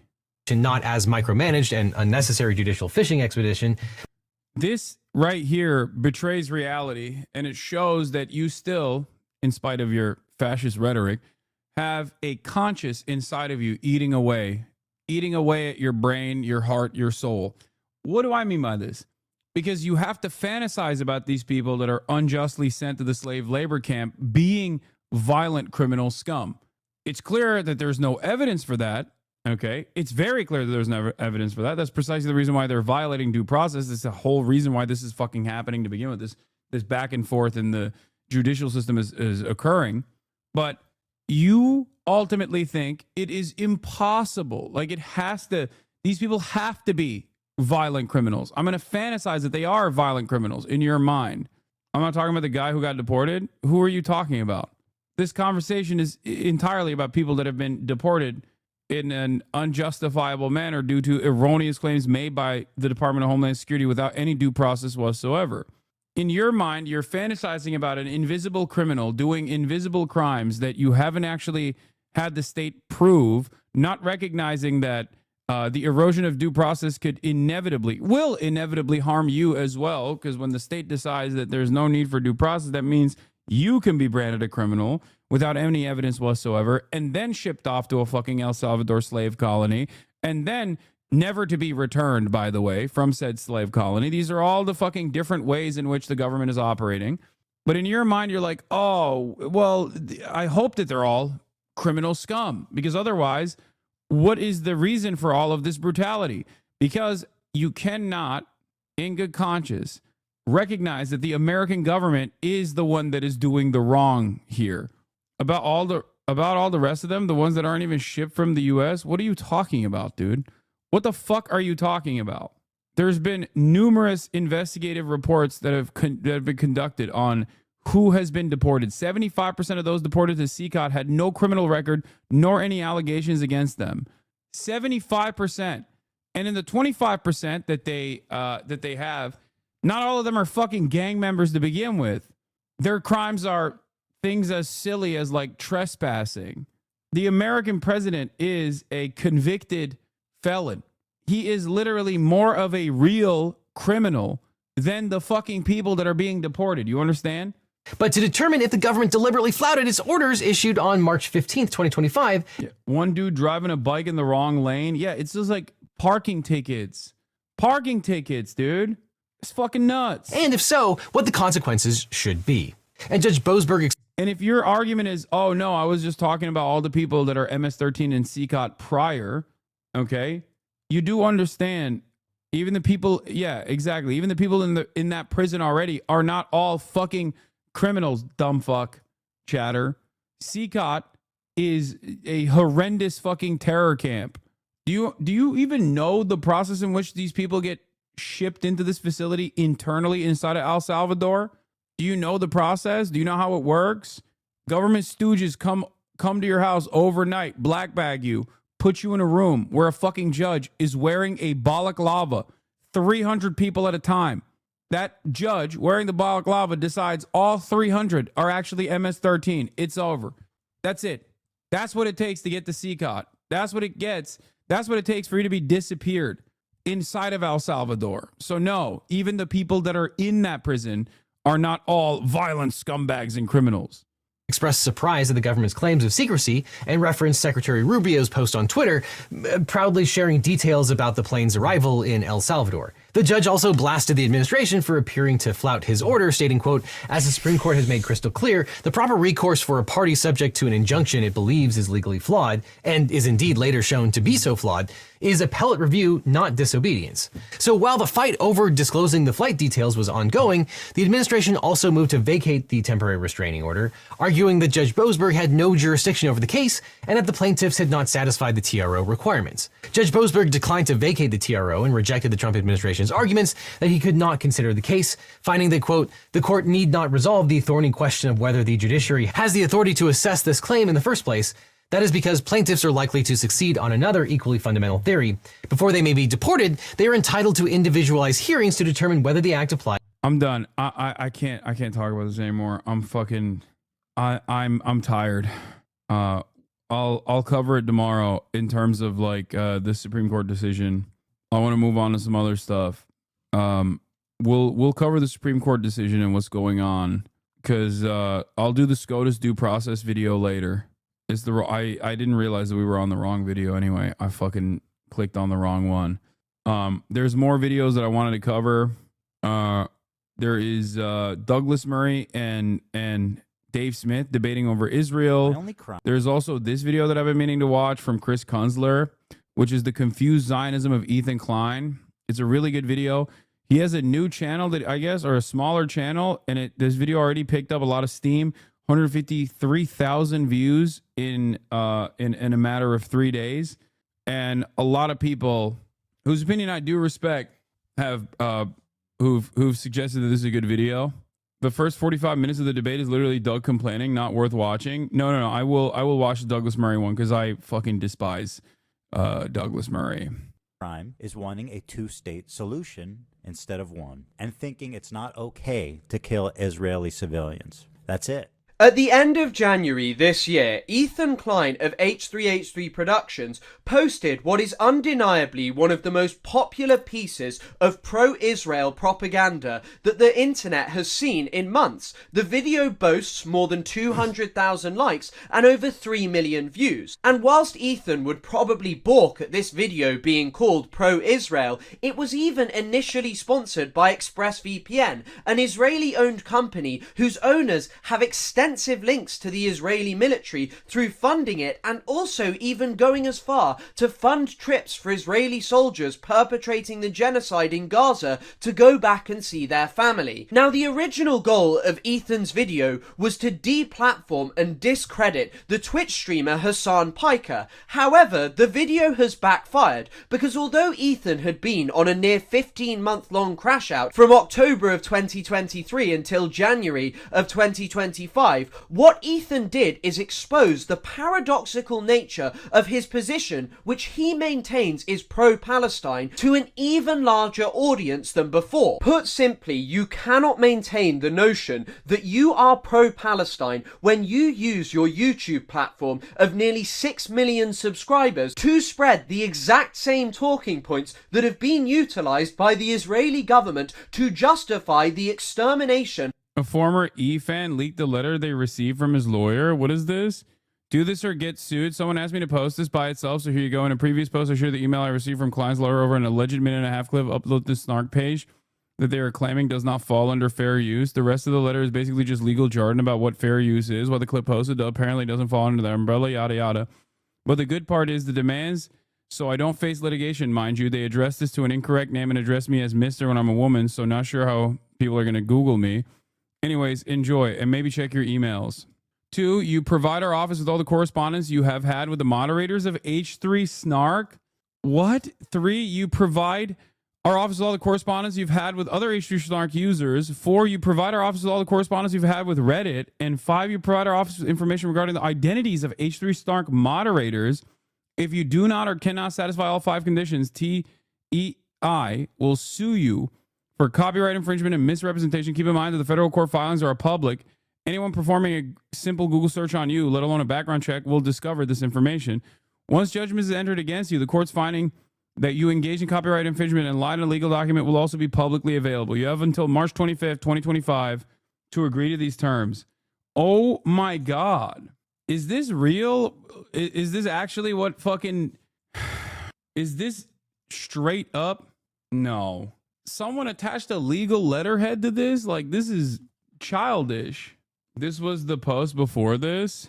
I was locked out of my old college email for a while and finally got back in today. And looky here, I had allegedly posted a clip on the Snark page when it was active where Dan admitted that the main sub was banning anyone active in Snark. Guess they didn't like that too much. Shall I post the highlights of the letter? Dude, this is ridiculous, man. What is happening? What is, like, I don't even understand, like, what the purpose of such a thing would be.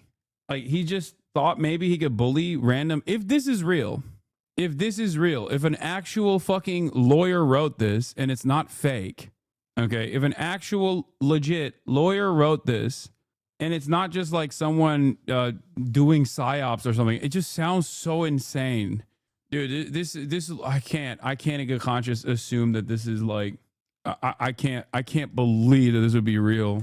His name is there. Look him up. No, I know that's the same lawyer. That's Ethan's lawyer. We know that that's the same lawyer, chat. I know that's the same fucking lawyer that sued Noah, or not sued, but sent a cease and desist to Noah Samson. I'm simply stating that this, like, suing random Redditors for posting videos of what Ethan Klein has said is so incredible to me that I doubt that any fucking lawyer would even write a CND like this. And it feels as though this is like simply a way to extract private information, like personal information about people, and turn it into a matter of public record with the exclusive purpose of just like using that information to silence critics. As a lawyer, any lawyer can do something stupid for enough money, Lamau. I mean, this doesn't make any sense.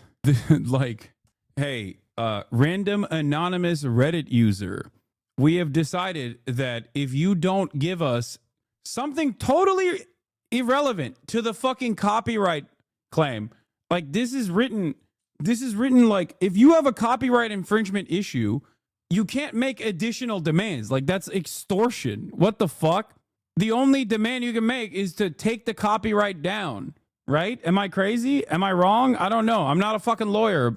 You can't just be like, hey, we found you in violation of this copyright, which means that you posted a clip on a subreddit that we have my client has a copyright over.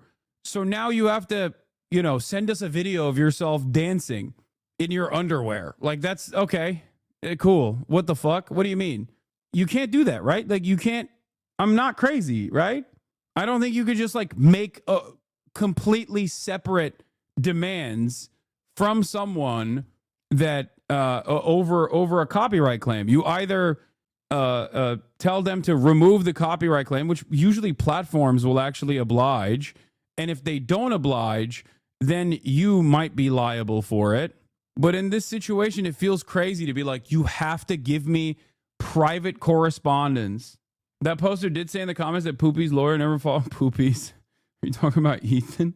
Yeah. Hey, if you, a random anonymous Reddit user, want to avoid costly litigation and also your private information becoming public through litigation, you have to comply with these demands that we're making. I don't know. Damn, bro, I found you in violation of my copyright. You posted my copyright somewhere, and now I want you to give me $7 million. I want you to release the text messages that you have with your mom. I want you to tell me what your deepest, darkest secrets are. And if you don't comply, I will sue you over copyright. What the fuck? You can only get this kind of stuff during the discovery phase of litigation. Yeah, I feel like this is a lawyer that knows that a legal letterhead holds a lot of weight for the average person who doesn't know how the law works and is simply trying to scare people into revealing information that they do not have any reason to reveal. It's just an intimidation tactic, which is what a cease and desist is in many circumstances, but this is like something different than that even. He's been bragging about doing this on his Instagram for months. He's openly bragged about using this as an intimidation tactic. Yeah. What the fuck? Yeah. You posted my copyrighted content on a separate platform. Now you have to be my slave for 34 days. I've decided this. If you don't comply, we will sue you. It has worked against people. If you're some student who lives paycheck to paycheck, you will not fight this. I know, but this is toothless. There is no fighting this in general. I guess this is the reason why you send a CND like this, or like you threaten to do litigation like this, is because it works on as an intimidation tactic. It works on people who are truly powerless, like random anonymous Reddit users. What a fucking fall from grace. What a goddamn fall from grace for Ethan Klein. Holy fuck. Yeah, Ethan Fair Use Klein. Fucking with poor people, like broke ass college students and shit. So pathetic. Holy fuck. God damn. To add insult to injury here, aside from Ethan's history in successful litigation to defend fair use, how ironic this moment is. This very same lawyer, if I'm not mistaken, or at least this very same law firm that has been defending Ethan in a counterslap has lost against that other billionaire guy that he fucking hates, who he apparently kept calling a Ponzi schemer, Brian Kavanaugh.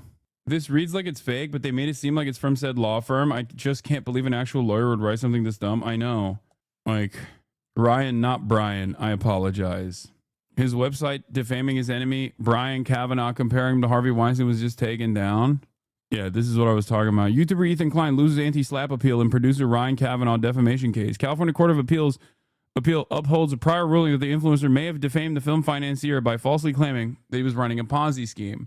YouTuber Ethan Klein lost a motion to dismiss the defamation case brought against him by producer Ryan Kavanaugh after the California Court of Appeal upheld a prior ruling on Thursday. Klein, who is famous for his H3 Issue podcast and internet troll persona, filed an anti-slap motion to try to get the former Relativity Media CEO and film financier's initial complaint stricken, claiming his comments fall under free speech after Kavanaugh accused the influencer of defamation. Ryan Kavanaugh brought an action against Ethan Klein and TED Entertainment, TEI, Inc., for defamation and defamation by implication, alleging they falsely accused him of running a Ponzi scheme, the court explained in a summary in documents obtained by the Wrap. The trial court denied defendants' anti-slap motion to strike Kavanaugh's complaint. We affirm. So Ryan Kavanaugh, who is a fucking billionaire and not exactly a great guy himself, okay, sued, as far as I understand, brought a defamation case against Ethan Klein, and Ethan Klein tried to dismiss the defamation case and failed to dismiss the defamation case. as of, I think, like last week, April 6th, as of 4 days ago. He's been deleting all the YouTube VODs where he defamed Ryan and took down the website. He's probably going to try to settle now that he lost the appeal. Apparently, E kept using an article to show proof of Ryan's Ponzi scheme, but the article was quickly taken down, but E kept using it as proof anyway. When you get the anti-slap dismissed, you go straight to damages, if I recall correctly. When you fail an anti-slap in California, basically that just means that it was decided that he defamed Ryan, so now they just have to settle on damages. I'm pretty sure that the anti-slap is pretty powerful as far as tools goes, as far as legal tools goes in the state of California, as in if he had won the anti-slap, he would have been able to literally pay, like make Ryan Kavanaugh pay for his litigation as well, because it's anti-slap is basically is a tool that allows, ironically enough, people like anonymous Reddit users and people who are less powerful to successfully defend themselves against frivolous litigation that tries to stop them from exercising their free speech. So after, I'm not saying Ryan Kavanaugh is a good dude, by the way. I'm not saying that at all. I don't know enough about him. It seems like the courts have determined he wasn't doing a Ponzi scheme, though. So I will not be saying that, let me tell you, okay? Yeah, they do not go to damages. That's incorrect. It just means the trial can proceed as normal. Even if frivolous lawsuit is a nightmare for most people, expensive, stressful, complicated, and time-consuming, yes, except Ryan Kavanaugh and Ethan Klein both have enough money to continue this, the process of litigation. Being friends with Lolo has given you an artificially high opinion of the intelligence and competence of lawyers, I guess. Yeah, SLAP is a strategic lawsuit against public participation. Ironic, he lost the appeal the day after he sent Noah the retraction demand letter and went on a tirade about suing everyone, including you. Talk about karma. Yeah, the irony of him using anti-SLAP, but also openly complaining on the show that his lawyers restricted from actions against Redditors because of Section 230. Anyway, not only do we have Trump and Israel silencing pro-Palestine sentiment and blackbacking people, but on top of that, Ethan Klein is doing his own little version of that. Yeah, I mean, he's just doing it in a very frivolous manner, in a much smaller, in a much smaller manner. Okay, that's not. I mean, it is. He's doing it within his own confines, and seemingly, at least as it stands currently, the courts would probably not comply with his ridiculous little lawsuits. But who knows? He asked a lawyer on air if you could be sued for domestic terrorism. Shut the fuck up. No, he did not. No, that is bro working with Beitar? What's happening? The fuck do you mean? Okay, stop. I'm not entertaining this.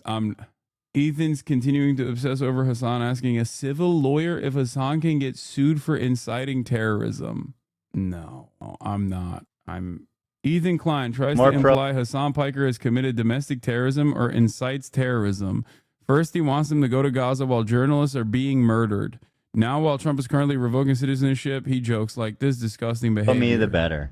The more better the world becomes. I think so, really. Any laws that we can go after Hasan for? Are you familiar with that? Has he broken any domestic terror laws or? No, I'm not probably not domestic terror laws, but like inciting. I mean, what can we do about that? Yeah, that's out of my realm. I usually do just civil stuff. Sure, fair enough. Fair enough. He's joking, I think. I don't know. It's just that's wild. That's cool, man. Why does bro hate you this much? I don't know. I don't want to do that thing where I assume that like things that he's saying in jest he means sincerely. Except in this circumstance, it's hard for me not to assume that there's at least a little bit of seriousness backing this, because he has actively called for my deplatforming.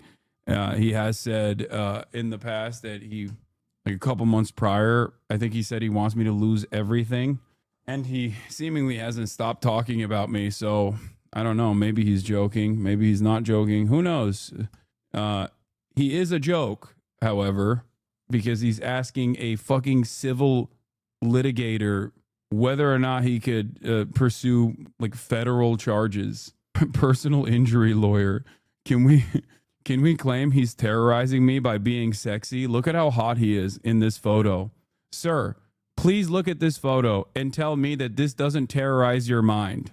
Excuse me. Are you a lawyer or not? My lawyers can't do shit. We have to sue him for being stupid and sexy. I fucking hate it. Stupid, sexy Assad. His armpit is out. How did he skip so many steps in the Hassan derangement syndrome? How did he skip like 11 steps? How was he like outflanking the likes of Sex Pestany? It is wild. I feel like he's made this so cringe that even fucking Destiny has been like, yeah, I'm done with this actually. Well, he's got his own court cases to worry about, I guess. It feels like he made it unfashionable. You're useless to me, Tom. Okay. All right. Anyway, according to the filings, the case started when Variety published a story in June 2019 article titled Ryan Kavanaugh accused by ex-partner of running a Ponzi scheme. In it, the trade wrote that Elon Spar filed a lawsuit against Kavanaugh in Los Angeles Superior Court. Kavanaugh persuaded him to go into business with Kavanaugh under false pretenses. Spar had developed an idea for a stock exchange in which the buyers could purchase equity in film projects. However, the outlet later updated its coverage to include a statement from Kavanaugh's team that he and Spar had satisfactorily resolved all their issues. Then in April 2021, Triller Fight Club 2 sued Klein and his podcast company for copyright infringement after they used footage of their pay-per-view fight and music event without permission. At the time, Klein alleged that Kavanaugh was behind the lawsuit despite not being directly involved. Former Relatively Media producer that was also the founder of Proxima Media, which had a controlling stake in Triller. Kavanaugh's complaint alleges that beginning on June 11, 2021, Klein launched a campaign to harass and defame him in retaliation for Triller Fight Club 2's copyright action, the court docs detailed. Klein used his YouTube channels and other social media platforms to disseminate the defamatory accusation in the Variety article that Kavanaugh ran a Ponzi scheme. Within hours of his publication in Variety, that accusation had been retracted and the article had been corrected. Klein knew of the retraction and correction, but repeatedly republished a false accusation over the following months. The case could have ramifications of the current influencer environment, as Klein was accused of encouraging his followers to continually update Kavanaugh's Wikipedia page and circulate clips on Reddit and other formats. Ultimately, Kavanaugh's lawyer, Amy McCann Roller, issued the following statement. This is an important case about the growth of online and professional trolling, which required a real analysis of free speech, of when free speech is no longer a harmless opinion. According to the court, Kavanaugh will now be allowed to pursue damages. It is, yeah, I don't know what to say. Good luck, I guess. Let him fight. I don't know. Maybe you should worry about that stuff instead of trying to sue fucking random anonymous Redditors. Oh, we should. All right. Applaud yourself for getting off an already sinking ship before it became widely apparent. I mean, I didn't even get off the ship. He just didn't want to do the fucking podcast anymore. And I was like, all right, that's fine. Like, you don't want to do content. Political, like politics, especially left politics, is a dangerous, treacherous space where everybody fucking hates you, even if you have the best intentions, and it doesn't matter. It's not for every single person. I was so understanding. I didn't mind it. I was super understanding of it. I defended him for a very long time. There's a website called Does Ryan Kavanaugh Look Like Harvey Weinstein? Remember, it's still up. Yeah, I guess he hasn't sued him for that, which, you know, I think that'd be silly to sue him over something like that. Anyway, let's watch this. Of tens of thousands of Palestinian people. Now, I have already made multiple videos on this which have accumulated well in excess of 1 million views on TikTok. It looks but like Ethan Klein has chosen over and over again to ignore these videos in favor of going after smaller content creators who often make jokes at his expense but do not offer succinct criticisms of his thought. So what I thought I would do is critique Ethan's thought and demonstrate that he is not at all pro. I don't like Ethan, but that seems like a bad ruling. I think the reason why he came after that specifically, the Ponzi scheme aspect of it specifically, is because it was the most overtly defamatory statement. Like other shit that Ethan has done in the process, while annoying, certainly from the perspective of the person that's being trolled, is not as easy to prove. Considering that it was a retracted article, I think it seems like going along with it. Wait, Ethan acknowledged on air it was retracted? Like, I'm not in favor of any fucking billionaire being able, any wealthy person, whether it's Ethan Klein or Ryan Kavanaugh, being able to successfully stop someone from speaking, like, because you don't like what they're saying. Part of the reason why I'm like, part of the reason why I always say, like, I don't give a fuck about whatever Ethan is chirping about whenever people are like, why don't you sue him, is because I think it's like a very bitch-made thing to do.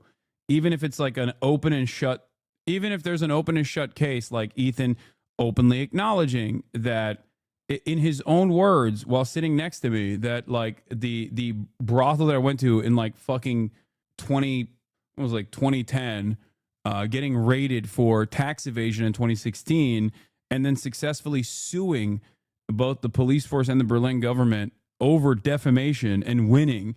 Like, he knew all of that and still went along with it recently, right? Like implying a bunch of horrible things.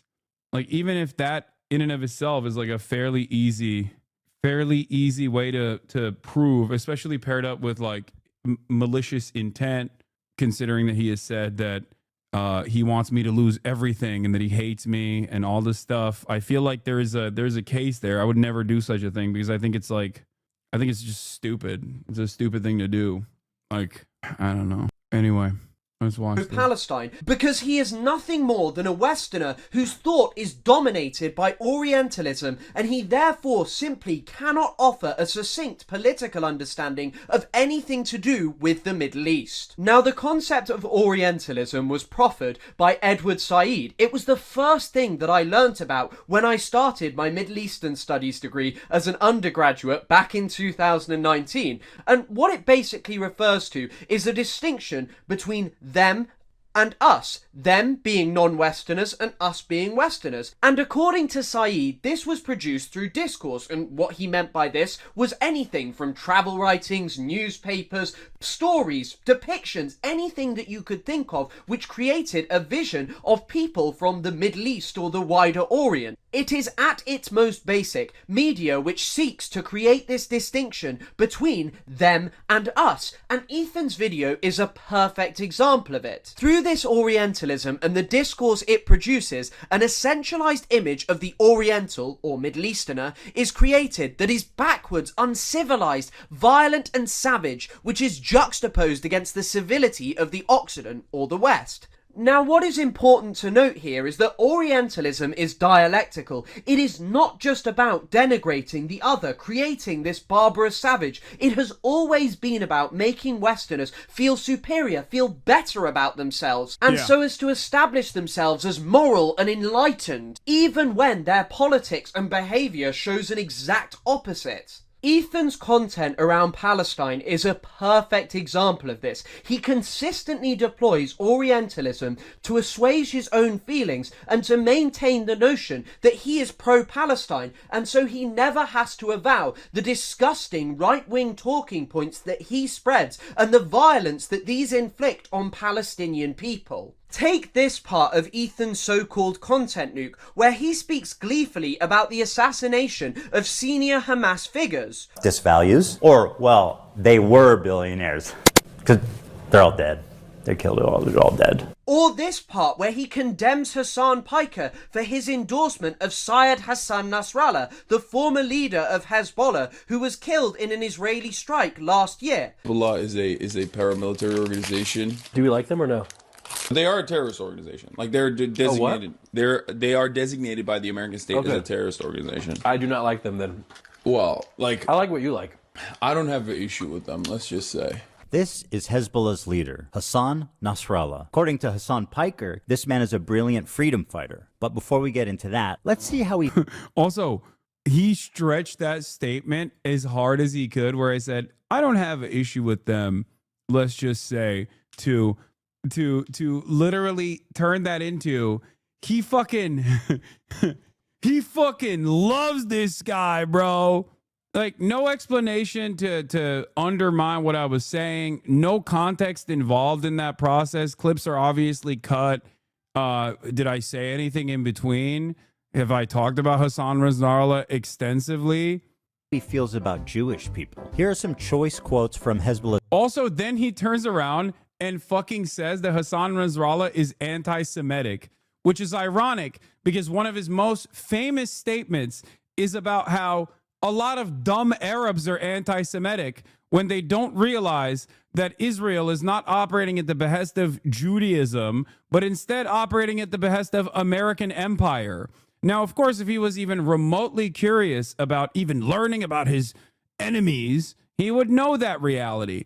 But of course, he doesn't know that reality. If he actually had done his research on clips of mine, there are plenty of other clips where I've talked about Hassan Nasrallah or Hezbollah, as a matter of fact. Leader Hassan Nasrallah. According to Shaul Shai, Hassan Nasrallah said in a speech delivered in Beirut, "What do the Jews want? They want security and money. Throughout history, the Jews have been Allah's most cowardly and avaricious creatures. If you look all over the world, you will find no one more miserly or greedy than they are." Now, at first, I was just going to let this section of the content nuke play because it seemingly shows anti-Semitic statements by the leader of Hezbollah. But a quick look into this shows that much like the rest of Ethan's video, the sourcing is just absolutely terrible. He has gone on Wikipedia and repeated unequivocally what is put on there without bothering to check the veracity of anything. So let's quickly go through them. The first quote comes from the book of an Israeli official, Shaul Shai, the former head of the IOF's military history department, a lifelong Israeli soldier. So it may be that this man made up his claims, especially since the articles he cites in his book are almost impossible to find now. And we all know that Israel, its government and senior officials don't necessarily love telling the truth. The second quote is not actually from Nasrallah. The source that Wikipedia cites is noted to be incorrect in this 2012 article. It is not a quote from Nasrallah. The third quote is perhaps the most outrageous of all of them cited by Ethan, because it is noted on the Wikipedia page that this is likely a lie. It literally notes that... There's also direct quotes from him on camera, verbatim, talking about anti-Zionism and talking about, and for the record, make no mistake, I'm not here to fucking argue on whether or not Hassan Nasrallah has opinions that I agree with. There are certainly plenty of opinions of Hassan Nasrallah that I do not agree with, okay? Like opinions around gay people, or I don't even know. There's probably a million different things I don't fucking agree with Hassan Nasrallah. I still don't believe that he should have been assassinated alongside 2,000 fucking people in a Beirut suburb. Oh my God, what an insane fucking thing. I know. That Charles Glass says that this was fake, and the managing editor of the newspaper that it was first published in said he had no faith in the article. The fourth quote is not from Nasrallah. The fifth, there is apparently no specific source provided in the book A Privilege to Die, but it does appear in the text of Hezbollah's Al-Ad, as well as in the same English language collection of Nasrallah's speeches. However, straight after is an emphasis that Hezbollah's fight is with Israel and not with Jews. The final quote is just a citation from the Ministry of Israeli Foreign Affairs. I am sorry, but I don't buy their nonsense so quickly. This is a ministry for a government that lies constantly. I mean, just this week, senior military officials in Israel felt comfortable lying about an overt war crime. They claim that Palestinian paramedics who were executed whilst driving their ambulances didn't have their lights on, were acting suspiciously. Well, the IDF did not randomly attack an ambulance. Last Sunday, several uncoordinated vehicles were... What is your thoughts on the Jews? I love my Jews. Also, there's another thing that I must repeat and reiterate here. Hassan Nasrallah was not murdered in a campaign of mass murder by the apartheid state conducting a genocide, Israel, for any of the reasons that Ethan or anyone else brings up with regular frequency. He was murdered by the state of Israel in an unjustifiable, illegal bombing campaign over a totally sovereign nation that unfortunately has to reside right next to the apartheid state for resisting against said apartheid state and trying to incur penalties upon the apartheid state for the crime of doing a fucking genocide. That is the reason. And that's the same reason why Yemen keeps consistently getting bombed. And that's the exact same reason why people are getting fucking black bagged on the middle of the street by the Gestapo here in the United States of America. It's all because in one way, shape, or form, people want Israel to stop its genocide, whether by speech or whether by force. That is the reason. Make no mistake. So yes, in that incredibly narrow set of circumstances, I do think that Hezbollah is in the right. Just like in that incredibly narrow, specific set of circumstances, I think the Ansar Allah movement is in the right. What they are doing is moral in terms of enforcing a blockade to stop Israel from committing a genocide. I think it's moral for Mahmoud Khalil to also protest against Israel on U.S. soil, where he also, on top of everything else, has the constitutional right to be able to do that. Okay? Identified advancing suspiciously toward IDF troops without headlights or emergency signals.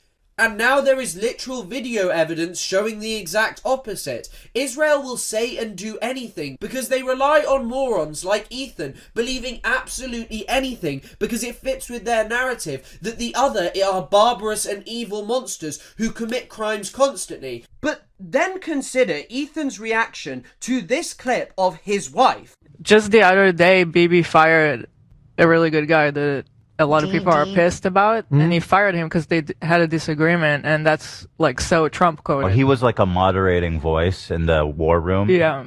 And he got... How do you count a talking point that they killed or starved 2 million people? Genuinely asking, what talking point? Who did this? Who killed 2 million people? I'm so confused as to what you're talking about. What, chatter, just say, it's fine. You have probably been misguided. I don't know. What? The Yemen government? Do you mean the Yemen government in exile that is no longer entertained or recognized as the true government of Yemen? Is that what you're talking about? Or are you talking about the Ansar Allah movement claiming that Saudi Arabia's and the UAE's Western-backed coalition forces starving the entirety of the Yemeni population, and then seemingly saying that that is actually the Houthis that did that? Because if that's the argument, yes, you're wrong. That wasn't the Ansar Allah.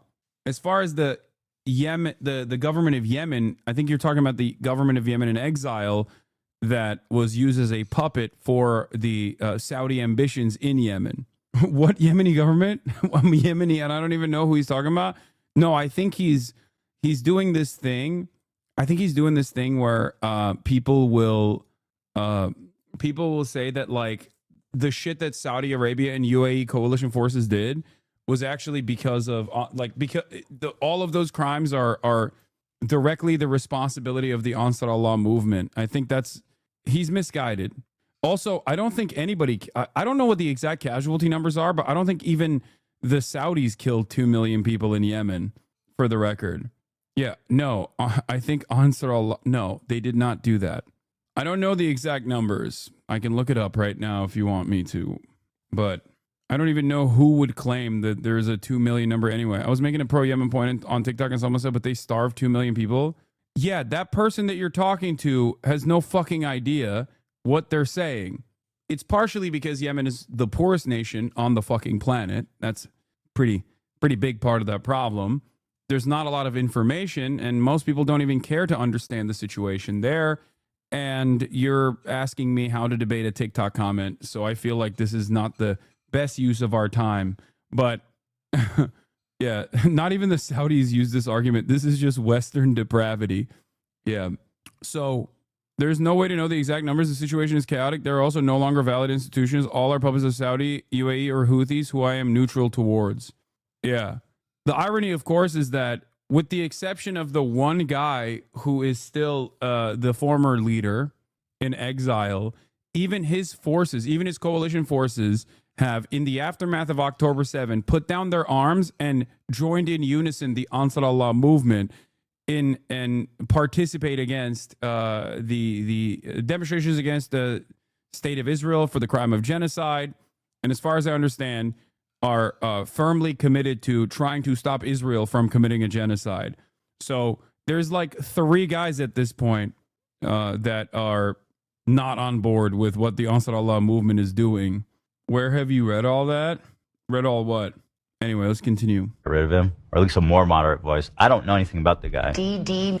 Just recognize his picture. He looked mean. I thought he was mean just because he looked mean. No. In the video, Hila is endorsing Yoav Gallant, Israel's former defense minister, a man who is wanted by the International Criminal Court, whose crimes far supersede any of those committed by either Nasrallah or any other leader of Hamas, the Houthis, or anyone you can think of. This is a man who said openly he wanted a total siege of the Gaza Strip. אנחנו מטילים מצור מוחלט על העיר עזה. אין חשמל. אין מזון, אין מים, אין דלק. הכל סגור. אנחנו נלחמים בחיות אדם, ואנחנו נוהגים ב... Yeah, I mean, just like this could be a good guy, even after being designated as a war criminal, okay?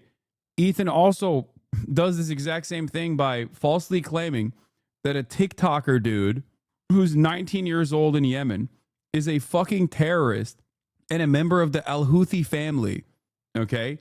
Without any evidence whatsoever, and only evidence to suggest the exact opposite. Meanwhile, anyone, including those who have served in the IDF that might be very close to Ethan Klein, it's a bridge too far to call them a terrorist, even though the IOF is a terrorist organization, one that is far worse than Hamas, as a matter of fact, for the record. Like, the standards are completely out of whack. He is the man who prosecuted the genocide, which Ethan loves to say that he opposed. And for the record, everybody knows, I hope at this point, what my opinion is. I am much more understanding than other leftists in terms of people who have served in any military, as long as their current actions reflect that they understand the wrongdoing that they participated in. And this is included but not limited to, you know, people who have become anti-Zionists in the aftermath of their service within the Israeli occupying force. There is, I think, because given my position, living in the heart of empire, living in a settler colony myself, I think I'm a little bit more understanding. It's if you are unapologetic and still continue to defend the Israeli occupying force, defend your service and all that, I think that's when we have disagreements. That's when I think you're not a good person, just so everybody understands. And yet he let his wife take a break with almost no pushback, even though she referred to him as a really great guy. Hila and Ethan's claim was that they didn't really know who Yoav Gallant was or what he was like, even. But IOF and IDF are separate entities, because I thought IOF is the naming designation of the Israeli Defense Force. I refuse to call it the Israeli Defense Force because they're not defending themselves or defending anything really. They're defending an occupying force, which is why people who are pro-Palestine will often call the IDF IOF, the Israeli Occupying Force, because that's what they do. That's what they are doing. And I think that that's a much better naming convention for the Israeli occupying force. They've called moral defectors selfish for not serving. Oh my God, yeah. Just do some war crimes. What do you mean? Why do you care? Why do you care? Just do a couple war crimes, man. Come on. Though that clip of Yoav Gallant claiming that Israel was going to institute a total siege was noted by South Africa at the International Court of Justice and was a very popular clip for noting Israel's genocidal intent in Gaza. And so what I think that this is indicative of is either one of two things, which is that Ethan and Hila don't know anything about Israel-Palestine colonization and the wider Middle East North Africa region, which is undeniably true, or that Hila could not take the backlash when they avowed their actual views, which I think is the more likely of the two, because the idea that they just didn't know who Yoav Gallant was, one of the most senior figures in Israel's military, is fundamentally ridiculous. And so this would mean that Hila endorsed a man whose war crimes far eclipse any of those perpetrated by the organizations that Ethan thinks Hasan should be deplatformed for. Yeah, like, unironically, once again, Hassan Nasrallah even if you were to add Hezbollah's actions in Syria, okay? Even if you were to add Hezbollah's actions in Syria, which, by the way, Ethan does, but in the dumbest way possible, which, once again, shows how little he knows about anything, where he erroneously says that Hezbollah killed 500,000 people in Syria, which is the most psychotic thing I've ever fucking heard, overlaid in front of a city that has been barrel bombed, with the implication that Hezbollah has a fucking air force. Okay? How did they do that? How did they kill 500,000 people and get access to barrel bombs and an air force? Shocking number.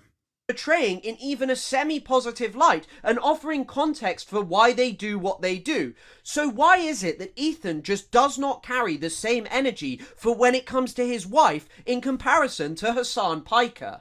And what makes this even worse is that Ethan didn't just let Hila get away with this with basically no pushback. He actually took to his Instagram stories to defend her, arguing that the quote was... Like, there's also, once again... This is a 56-month subscriber, progressive, pro-aggressive Omar. Hezbollah helped the Assad regime murder nearly 1 million Syrians. At HasanAbi, what are you talking about? The idea that, once again, first of all, I'm not even defending Hezbollah's actions in Syria, but I'm simply defending an insane statement that you are making. You are doubling the number of total casualties on all sides with the assumption that it was Hezbollah and fucking simply the Assad regime's own military.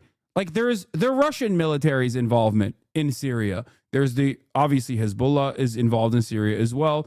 There are literally coalition forces, including Salafists that the Turkish government trained, for example, including which is also another extension of NATO, by the way. Turkey's actions in Syria are an extension of NATO, just so you understand, make no mistake. So they're still American-backed by way of Turkey. And then also on the other side, direct American and CIA involvement.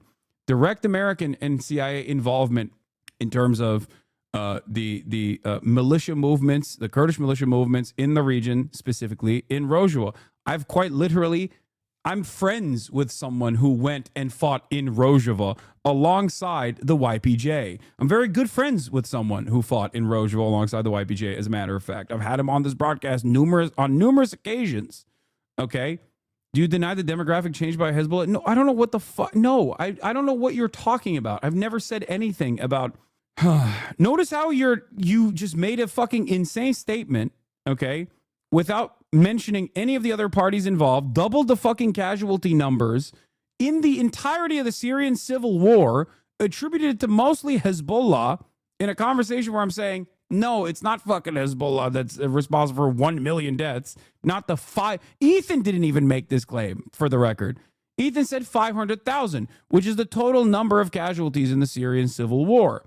I was in the process of explaining that Ethan is wrong for saying Hezbollah killed 500,000 people in Syria. It's fucking ridiculous.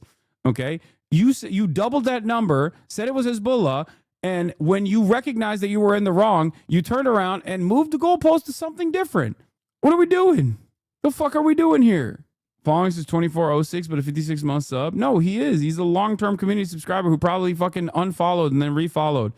As a result of being after October the 7th. I mean, he doesn't provide this kind of charity to people like Nasrallah or people from Lebanon, people in the Houthis or wherever, who have suffered under Western imperialism and larger terror attacks than October the 7th.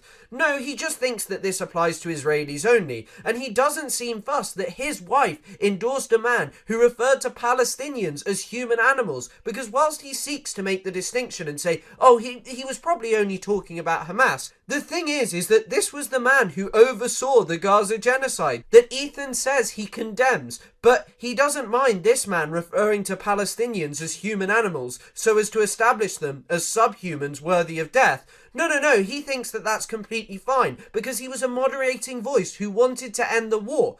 But he didn't want to end the war because of his opposition to the Gaza genocide. He just wanted to end the war because he thought all of Israel's aims had been achieved. and that no more aims could be achieved via military means. So all of the destruction and mass killing that was already perpetrated in the Gaza Strip, well, he thought that was enough. This isn't even the first time that Ethan or Gila have displayed their love for a figure who is undeniably implicated in racially... Hassan, I'm telling you, you're not accurate.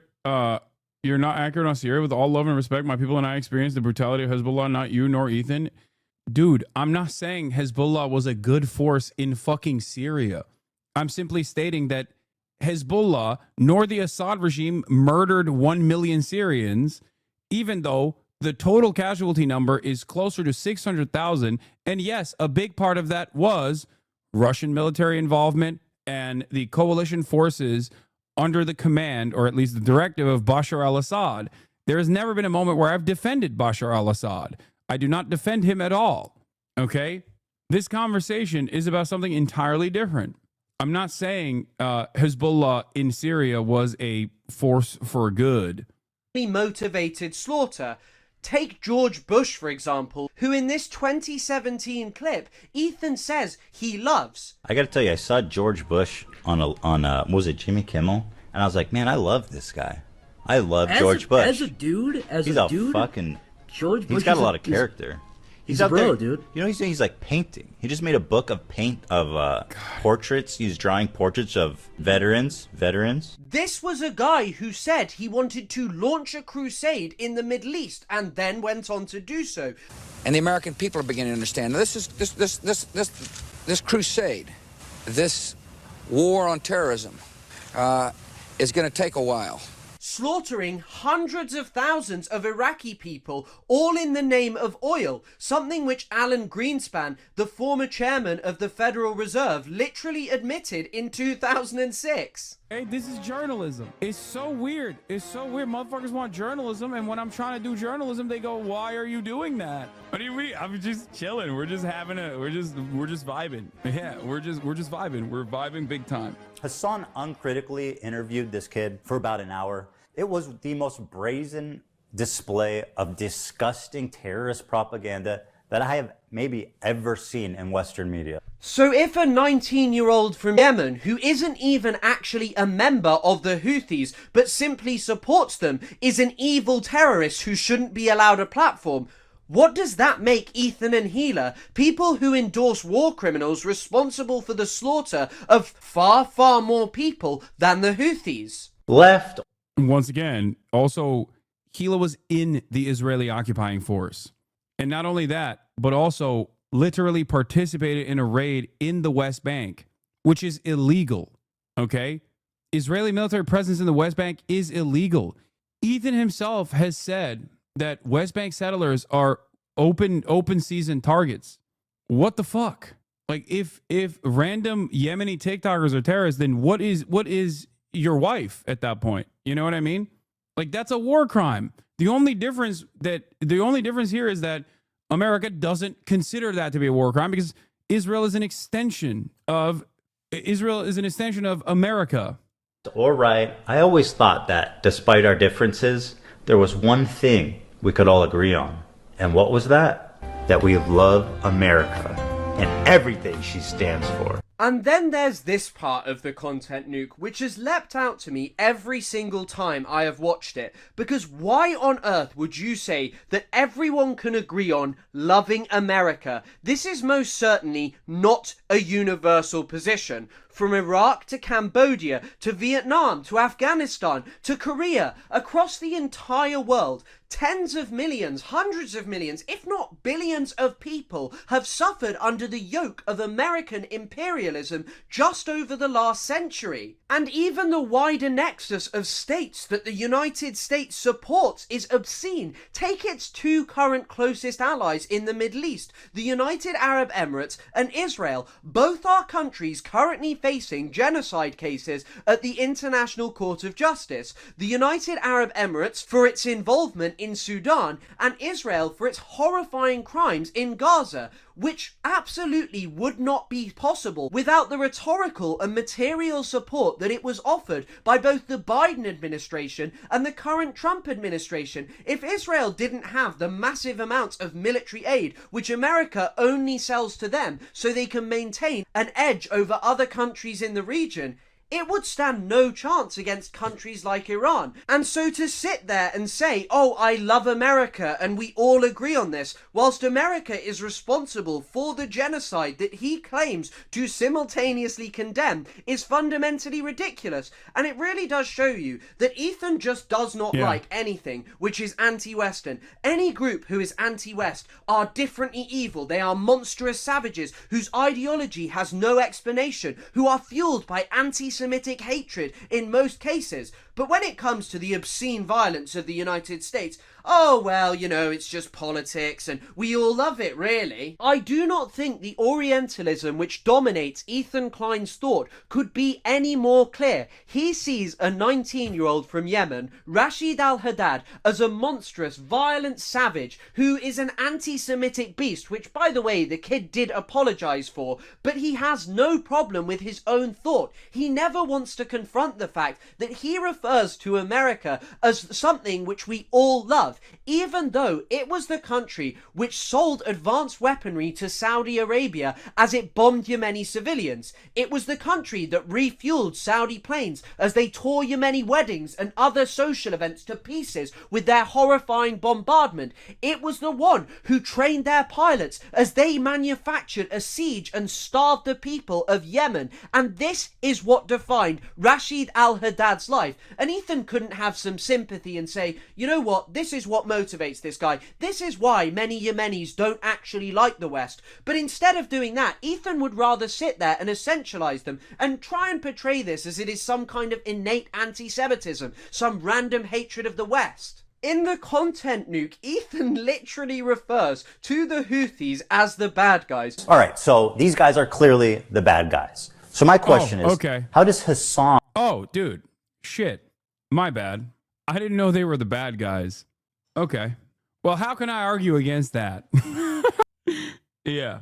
Yeah, suspiciously, this quote-unquote pro-Palestinian content creator is saying that virtually every group resisting against Israel's genocide, they're all the bad guys. Israel is bad too, but they're just like maybe less bad, maybe more bad, who knows? But these guys are definitely bad, okay? What's the argument here then? If you are pro-Palestinian, if you consider okay, pick you. If you're pro-Palestine, if you're pro-Palestinian emancipation, and you even at times agree that Israel is doing war crimes, sometimes you disagree with that, whatever. Maybe you believe that Israel is doing a genocide on Monday, but you don't believe it on Tuesday. Who knows? You keep calling it a war. Sometimes maybe you call it a genocide. I don't know if he does. Actually, I don't even know. Okay. But you keep saying every single person that is resisting against Israel's unjustifiable genocide of the Palestinians is wrong, immoral, barbaric, bad, then it's going to, I'm going to start to assume that you don't actually hate what Israel is doing, especially if most of your commentary revolves around criticizing those who speak out against Israel's atrocities, criticizing those who are actually doing anything against Israel in terms of making Israel incur a penalty for the crime of doing a genocide. What's the expectation here? That the Palestinians are simply supposed to just die and the rest of the world is supposed to let them die and then turn around and say, oh, we felt so bad. Is that what it is? So we can feel good about ourselves? Do a land acknowledgement? Weird.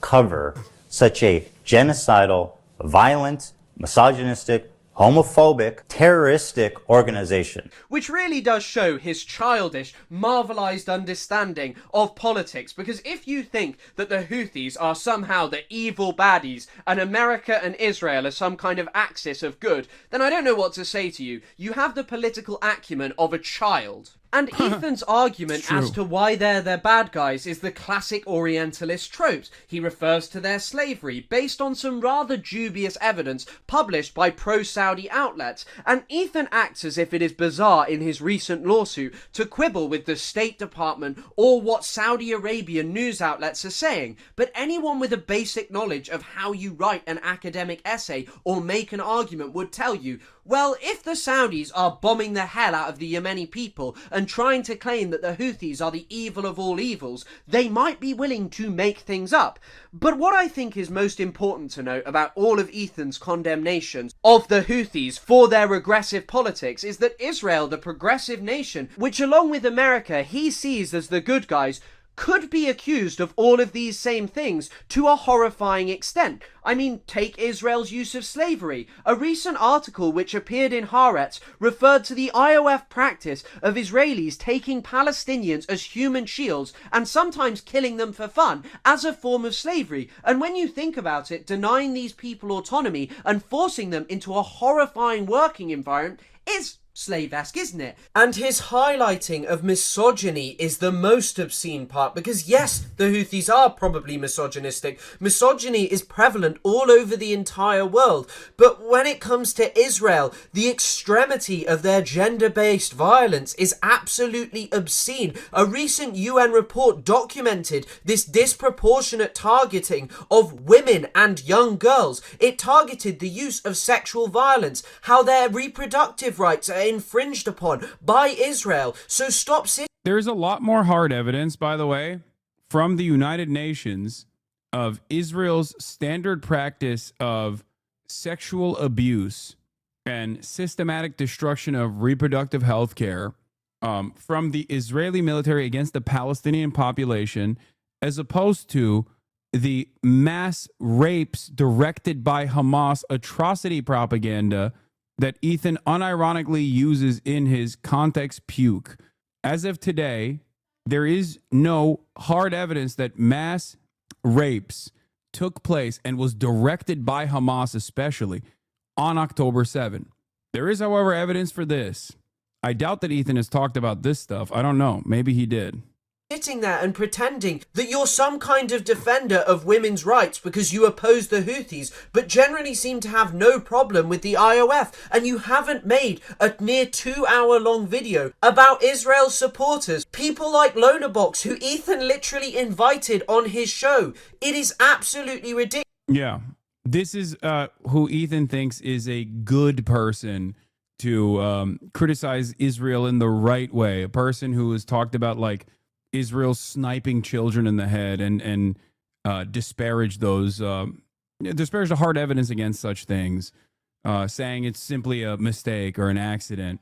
Here he is smiling ear to ear in Israel alongside Sex Pestany with a former government employee of Israel, by the way. Like, ridiculous. And Lonabox is a particularly important figure to highlight because Ethan, as I said, brought him on his show, but as the photo shows, he went on a trip to Israel, laughing and smiling along with Eylon Levy, Netanyahu's former spokesman, until he was fired over some personal issues. But do you know how sniping jobs work? Ultimately, this guy has sought to make a career out of justifying the extermination of Palestinians. He was a pivotal figure, appearing on Western TV, using his British accent, which makes him endearing.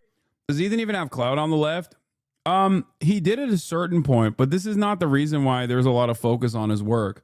He's a massive content creator with a fairly large audience. He literally restarted his formerly inactive YouTube channel, H3H3 Productions, in an effort to do this Hasbara, in an effort to do this cynical defense of Israel, while never really saying that he's like fully throatedly supporting Israel, but instead choosing to actively attack every single person who does criticize Israel and demand that they get deplatformed. So I think that it's pretty significant if a content creator, especially one that had so much clout in the past, is spending all of his time, effort, and resources instead of directing it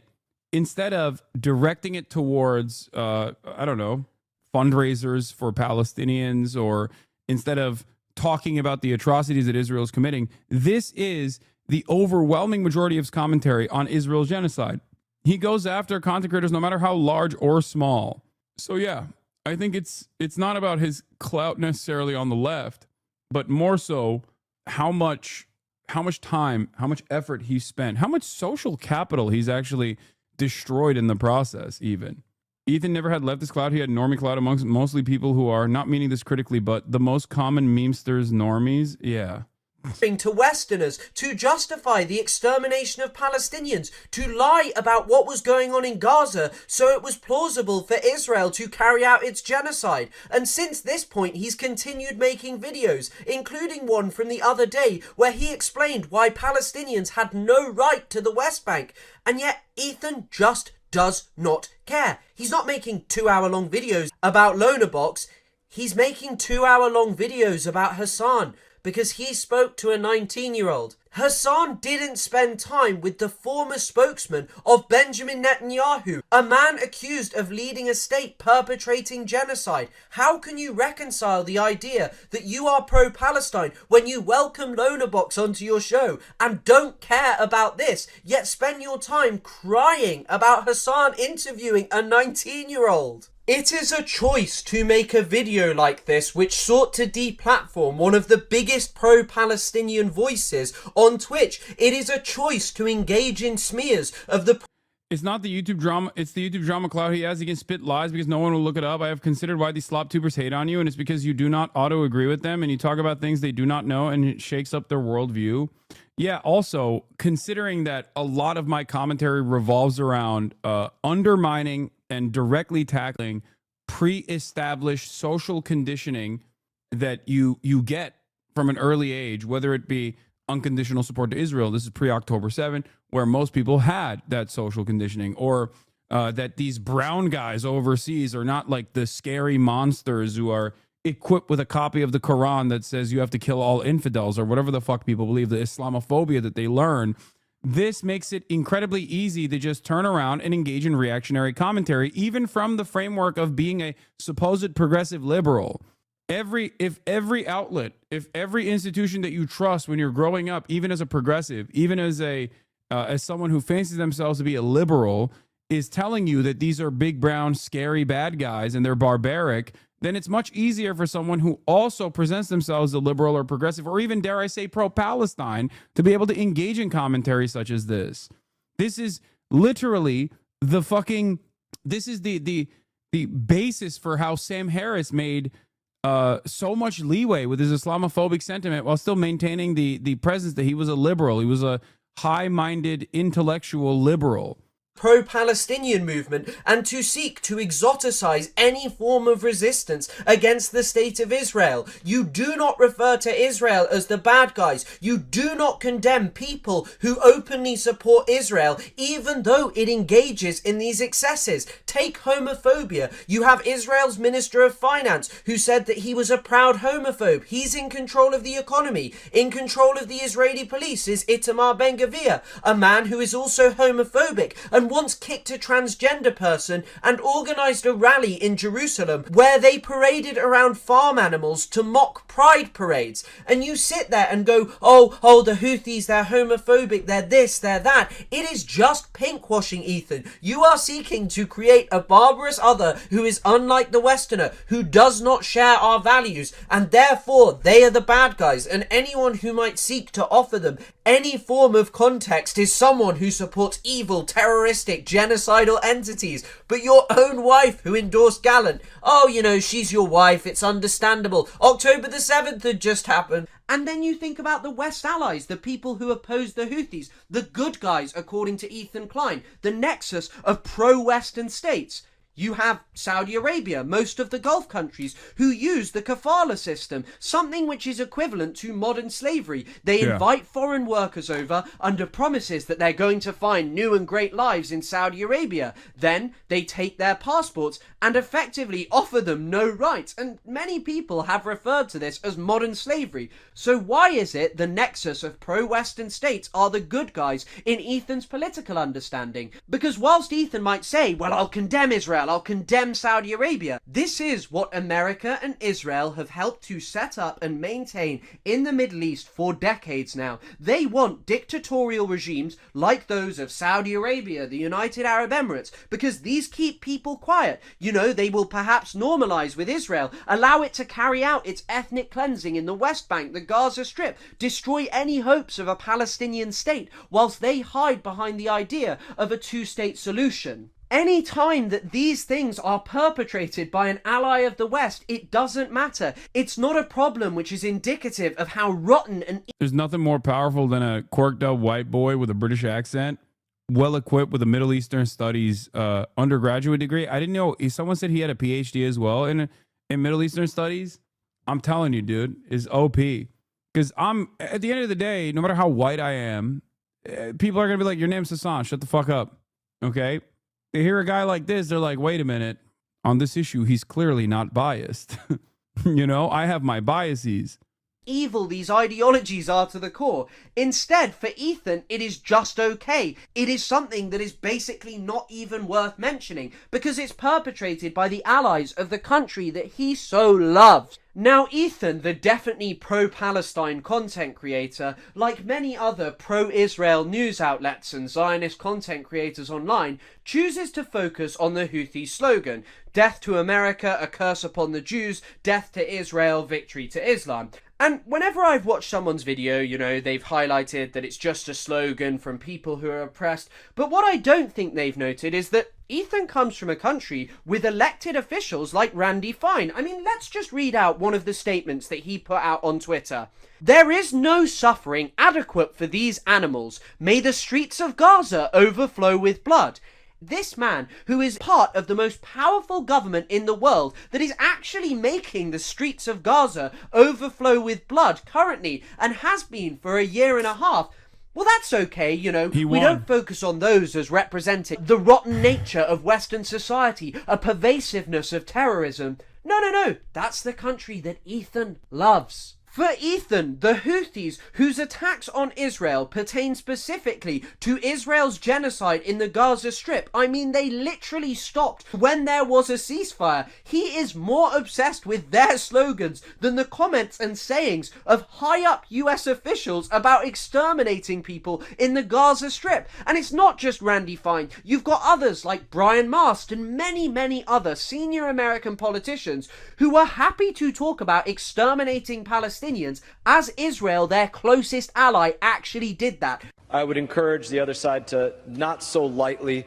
throw around the idea of innocent Palestinian civilians, as is frequently said. I don't think we would so lightly throw around the term innocent Nazi civilians during World War II. The Houthis are not doing that. Theirs may be a slogan which people find offensive. However, ultimately, they are not actually perpetrating the things that they are claiming. But let's not just focus on America, the head of the snake. Let's also focus on Israel and the slogans that they love, because they're part of Ethan Klein's magical Avengers team who fight against the bad guys like the Houthis, Hezbollah and Hamas. But here's an article by the Israeli Gershon Shafir from 1984, who notes that at present Arabs are compared in sophisticated religious exegesis to the 7 Canaanite nations and to Amalek, and in a popular utterance to a donkey. Now, I think that this is particularly important because what you have here is documentation from the 1980s, before Benjamin Netanyahu had ever been Prime Minister, of Israelis referring to Palestinians as Amalek, a biblical enemy of Israel who must be wiped from the face of the earth. The same with the 7 Canaanite nations, the people who had to be destroyed for the existence of Israel. Why is it that people like Ethan love to talk about the Houthi slogans but don't like to talk about these? And this isn't even where it ends. What I'd also like to note is that in the 1980s, the slogan... For the record, the Houthi movement, the Houthi movement's banner and its slogan saying "a curse upon the Jews" is, yes, absolutely unacceptable. But I think Norm Finkelstein's assessment on the situation is poignant, where it is the banner itself is directly as a consequence of Israel's actions, as Israel is seen as the only expression of Judaism in the region that every single person has experienced. That's the only thing they know. That's what it is. There's a very different attitude, and the statement Jews and Israel are interchangeable in the region. We look at this conflict from Western sensibilities and fail to recognize that difference. I'm not plucking my beard. I'm plucking my mustache. Death to Arabs became popular, to the point where Heike Grossman, an Israeli member of the Knesset and also a Holocaust survivor, would note that she found it so awful because the slogan was only one word different to the one that the Germans used to chant at her and that still rung in her ears. And it's worth noting that in the 1980s, this didn't end at just chanting death to Arabs at Palestinians. No, multiple Palestinians were attacked, and the Israeli press made some shocking discoveries in the Israeli military. They found squads of Israeli soldiers referring to themselves as the Mengele unit, who had extensive plans to mass murder Palestinians. I've seen discourse of the slogan is calling Israel to curse upon the Jews and not the Houthis cursing the Jews. No, I don't think that that's the case. I mean, I doubt it. I think that's just, again, Western copium from people who are anti-Israel. Hot take, Ethan knows he's in the wrong. He knows he's out of his depth on this issue, but he's built too big a hole for himself to climb out of. His ego won't let him. It's like when I know I'm wrong when I get a fight in my little brother, but I keep fighting anyways because I don't want to look dumb. Yeah. So why is it that Ethan thinks that, you know, someone who is a 19-year-old who supports the Houthis is a bad guy? He's an evil terrorist. But the same doesn't go for all Israelis. You know, he might say, well, I don't like this excess. I don't actually support this kind of thing. Does every single Yemeni who rejects Israel, protests against it, and wants to take up arms against it, hold horrifying anti-Semitic views? No. There are many who just oppose the state of Israel because its treatment of Palestinians and hold a strong disdain for America because of what it has helped to do to their country for decades. But luckily for Ethan, you know, this was the 1980s, the chant death to Arabs, it's not so popular anymore. You know, just a couple of fringe Israelis, they were the guys. It's important to note the Houthis are Zaydis. The Zaydi imamate in Yemen was very beloved by Yemeni Jews. When the Zaydi imam was killed by Republicans, a Yemeni Jew poet wrote a requiem for him. Like Jews lived in Yemen since biblical days and did not face a single pogrom or prosecution like in Europe. Well, yeah, I mean, initially, pre-Israel, the entire MENA region, straight up, across the board, with some exceptions of like Christian-backed pogroms under the Ottoman rulership, was seen as a safe haven as opposed to Russia or Western or Eastern Europe, as a matter of fact. Time and time again, Jews that escaped pogroms or even the Spanish purges that took place came to the Ottoman Empire because the Ottoman Empire was a safe haven. What about the tax under the Ottomans? Every non-Muslim paid a tax in the Ottoman Empire. They were able to freely practice their religion and do whatever they wanted. They had more rights under the Ottoman Empire than they did anywhere else. And also, Muslims, on the other hand, paid a separate tax, zakat. So it's not like only the Jews paid jizya. Christians also paid jizya. Muslims paid zakat. Chanting it and stuff, you know, not everyone. Oh wait, hang on a second. One of its key proponents who used to chant it a lot, Itamar. Yeah, and the jizya tax was lower than the zakat, and also did not come with an obligation to fight as well. You didn't have to serve in the military. Unless you were Dev Shirmeh, which is very different. Dev Shirmeh is a practice of taking non-Muslims from a young age and then training them to become some of the best fighters in the Ottoman Empire. Anyway, I'm diving into the weeds of fucking Ottoman history now, so I'm not gonna do that. Is now Israel's Minister of National Security. Oh, it's okay, though. He doesn't actually say... I hate it when you talk about this. You fail to recognize that something's the other way around, sometimes unfortunately too, but it's okay. We will have a conversation about minorities in the Middle East later. Balkan chatters light the fuck up whenever I talk about this. It's not something that I am defending. I am not defending any of these practices. I do not think that the Dev Shirmeh system was good. Okay? Holy fuck, dude. My mom is yelling from the other room saying the Byzantines used it as well. Death to Arabs anymore. Here's a video of him saying that he now says death to terrorists and encourages others because it is legal with a government stamp of approval.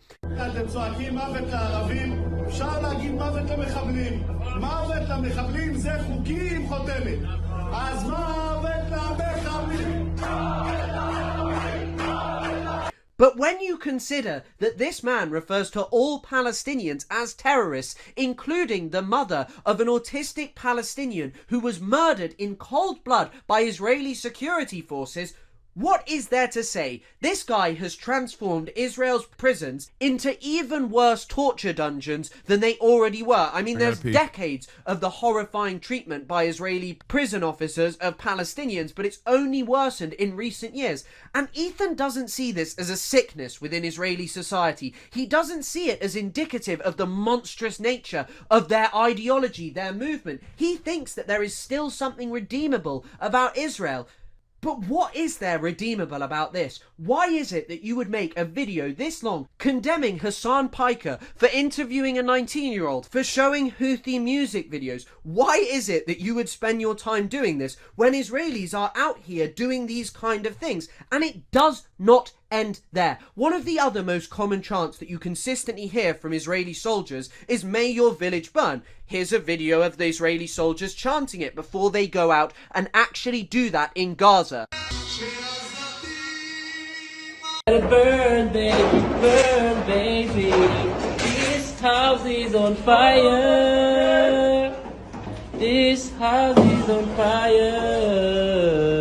This is a man who claims that he thinks there is a genocide in the Gaza Strip, yet he spends his time talking about the Houthi slogans.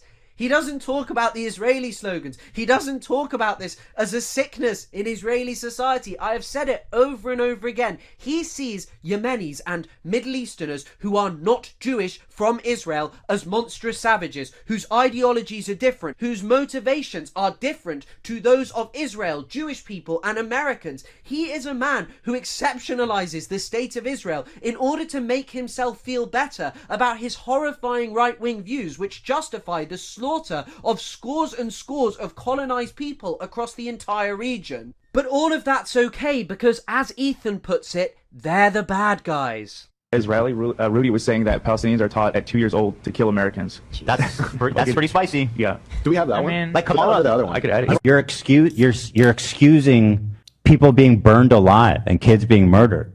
You're saying Israel does that on the daily. Okay. Now I'm not denying that. I'm not denying that. So are you denying that? So are you not denying that? So are you Now look, I don't want to critique Ethan's personal relationship with his wife, Hila Klein, or the Raider of Ramallah as she is sometimes known, because it's ultimately unimportant for this video. But what is important is that it is one of the clear reasons that he deploys Orientalism, to make himself feel better about the clear incongruency between his consistent lack of condemnation of his wife and her behaviour and his constant condemnation of people like Rashid al-Haddad, who have never even served in a military, yet he sees them as terrorists. Now, as I'm sure that many of you know, Hila served in the IOF, the Israeli military. It's where she came by the nickname the Raider of Ramallah, and she maintains that, she was just doing a desk job for a senior IOF terrorist, a senior figure within Israel's occupation. She was just doing a desk job for him. But then she got bored and one day wanted to go onto a raid in Ramallah, a space which Ethan refers to as a terrorist city. Just watch this clip. What did you do? What was your role in the military? At first, I was given a role that was like in an office somewhat close to my house in Tel Aviv. And it was kind of like going to a day job in an office. It happened right after there was some kind of a second war in, where was it, in Gaza? Remember that, yeah. There was some sort of a small war when I was there. And so my job was to, like, when they send officers or like people to go serve, I had to like logistically help with like their hotel or a room, things like that. But it was all on the computer. It just felt like some computer thing. Right, okay. So secretary. Yeah. Interesting. And it was super boring and I really hated it. Because it was just like, I had to take a bath super early, go there, spend the whole day, go back home. I hated it. So I tried to change my role. And it was something like you can apply for it and it's a form that you fill out and then they're going to give you something else completely random. Different you have no position, idea. different post, different location. So I decided to do that. And if I don't like the second one, then I'll just find a way to get out of the army. Was that bad? Yeah, I hated everything about it. Didn't want to do it. Because if you're doing something that it felt like I wasn't doing anything, I was just wasting my life. Yeah. It could get really... Dude, that's what's so crazy about it is like, I didn't know this clip existed at the time when I did Leftovers with Ethan. And like, I had seen some of the things that Ethan has said at the very least about Israel. And my assumption immediately was like, there's no way that they would ever be defensive of Israel post October 7. You know what I mean? It was just like it's Ethan himself has said so many things about Israel, about how it fucking sucks dick. You know what I mean? Just like how awful it was.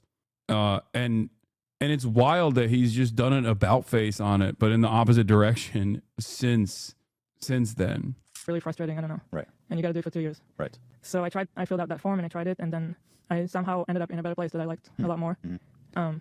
Before it was a daily thing where you go back home every day, and the new one was in a way that was a base that was far from my house. So you go there for the whole week and then you come back for the weekend. So you preferred that? Were you gone for a whole week? I did. Interesting. Why? It was kind of like just more of an adventure, more of a different experience that I preferred than to just go to a boring job, sit on the computer and go back home at the end of every day. I don't know. Were you doing secretary work there? So yeah, I was the secretary of the head of the. There's like a, I don't know the terms in English from the army. Right. Who's that? So there was I was in Dukhifat, which is like a brigade, I guess, that's in charge of the area of Ramallah, and that brigade has like a main officer. So I was his secretary. Okay, so you were right below the big boy. Cool. So it was nice. It was interesting. It was more demanding in a way, but also kind of more rewarding because you told me once you went on like a mission with them to like a terrorist city.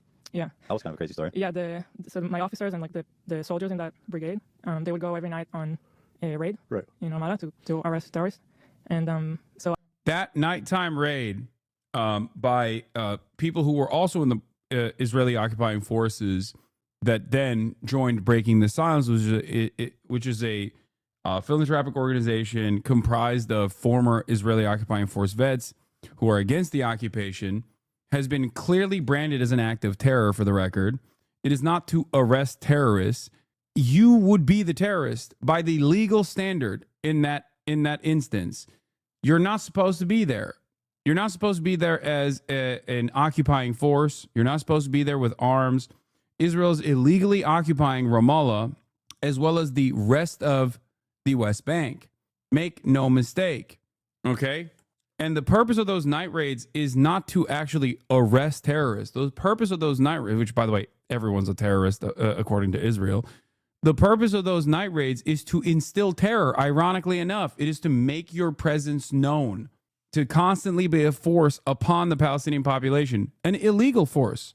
This isn't like just immoral. It is also illegal. So I always saw them preparing for it and leaving, and then I would stay in the base.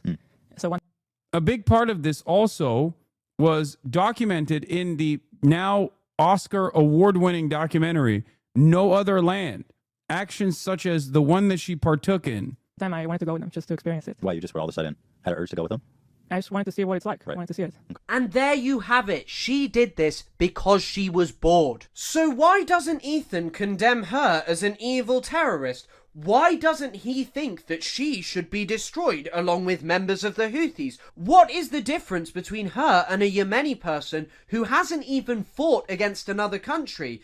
Well, let's actually just have a look at more of what these two have to say. To serve like everybody else in the country. I mean, it's a very selfish move to decide, okay, I'm not going to do it, but everybody else will. Like Israel as a... I think here they're talking about me not serving in the Turkish military, by the way, if I'm not mistaken. As a place, the mentality of growing up there, like everybody feels an obligation to protect, to serve, to nurture this place that feels like the only place in the world where they can live and be Jewish and not be like discriminated against. I mean, when you're growing up with constant terror attacks, the army is a necessity. Yeah. And I'm sorry if people think that's a controversial statement. That is the reality of Israel. Oh my God. So, you're right. The army is a necessity. If you're a fucking occupying force, of course the army is a necessity. You're constantly terrorizing people that you're illegally occupying the lands of. Yeah, no other place on the planet except for the apartheid state of Israel where Jews can be totally safe. A place where the Israeli army is illegally occupying the lives of 2.5 million Palestinians in the West Bank in direct violation of international law. And also on the other side, another 2 million Palestinians in the beginning of Israel's genocide. Now those numbers have reduced, according to Trump's estimate, to like 1.7 million Palestinians in the Gaza Strip, dominating their lives, killing them every single fucking day. That's the only way that Jews can be safe in Israel. What a ridiculous crock of shit. I maintain the position that no country has simply a right to exist, but a country like Israel that is set up as an apartheid on the principles of ethno-religious supremacy with an exterminationist ideology on indigenous soil that they seek to eradicate and seek to destroy certainly does not fucking have a right to exist. That's ridiculous. This is not a controversial statement at all. Does Nazi Germany have a right to exist as a nation state doing the fucking Holocaust? No? Okay, then Israel doesesn't either. The person to decide I'm not going to do it is a very selfish decision, because meanwhile you're not doing it, everybody else is doing it and putting their life on hold. Very important years of your personal development, you're putting it on hold to go do this, and it helps nothing with your career afterwards. You finish it, then you start you don't even need to defend life. yourself. It's just normal. And I just want to note something before I analyse this clip here. Lying for Ethan and Gila is a very dangerous game, because you have published the vast majority of your life on the internet for well over a decade now. I've been watching you since I was 14, really. And what you said, first of all, was that, you know, Gila didn't actually want to serve in the IOF, that, you know, she was kind of forced to. But I think... Maybe clarify by saying no country has a right to exist. That's what I said. I literally started off by saying that. That was the first statement I made.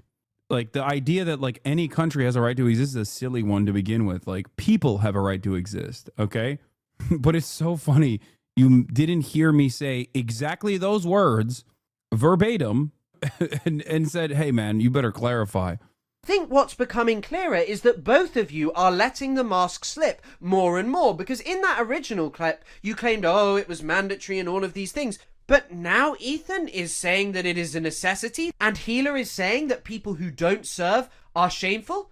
That's not really congruent with the idea that you didn't want to serve, is it now? And Ethan and Gila are claiming here that the IOF is a necessity because of the really serious threats that Israel faces, terror every single day.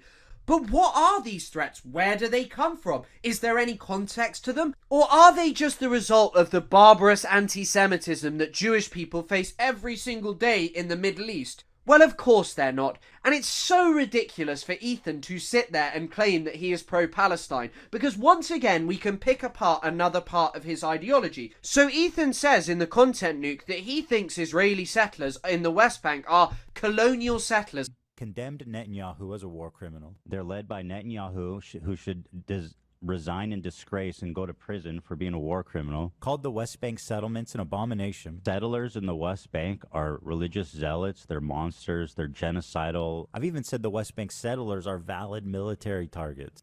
This doesn't also make sense because, like, at the time when he said that, I didn't even realize that Gila had literally participated in a raid. What is the raid supposed to be? Why are people saying his lawyer? Like, what? When you talk about, like, colonial settlers and stuff, like, that's what's actually happening in the West Bank right now. And these people are more or less valid military targets, in my opinion. I mean, I'm not really sure that he knows what this means. But anyway, he thinks they're valid military targets. But he doesn't have a problem with his wife who served in that area, who raided terrorist cities. He has no problem with that. He said just a few days ago that he is proud of what his wife did. And, like, and I mean, to me, it's like, that's shameful and it's embarrassing. Hila served her country. She did her civic duty. And I think that's a good thing, that, you know, regardless, like, just in general. Right? But at the same time, he's against the occupation. He's against the extremities of Israeli society. What does he think Israeli soldiers do in the West Bank? They're not just having fun or protecting Israel. They are maintaining Israel's colonial regime in the West Bank. They are there so as to ensure that the Israeli occupation does not face any form of serious resistance. She was arresting people, most likely for opposing it. Who knows whether that was via armed resistance or peaceful means? I mean, Israel doesn't make a distinction. It doesn't even offer people trial before it begins its horrifying torture of them. I mean, Ethan Klein is a guy who claims that he thinks that there is a genocide going on in Gaza, yet simultaneously thinks that it is shameful not to serve in the Israeli military, that it is some kind of necessity. Yeah, it doesn't... This is the problem. You have to look at, like, the overwhelming amount of his coverage on this issue to get a good grasp of, like, what he truly believes. Because there have been instances where he has said the things that he just added onto the fucking context puke. Ironically enough, the major inconsistency that is that's a great demonstration of this a great demonstration of the other inconsistency we're talking about is the fact that he also brings up the $6,500 donation that he made to my fundraiser.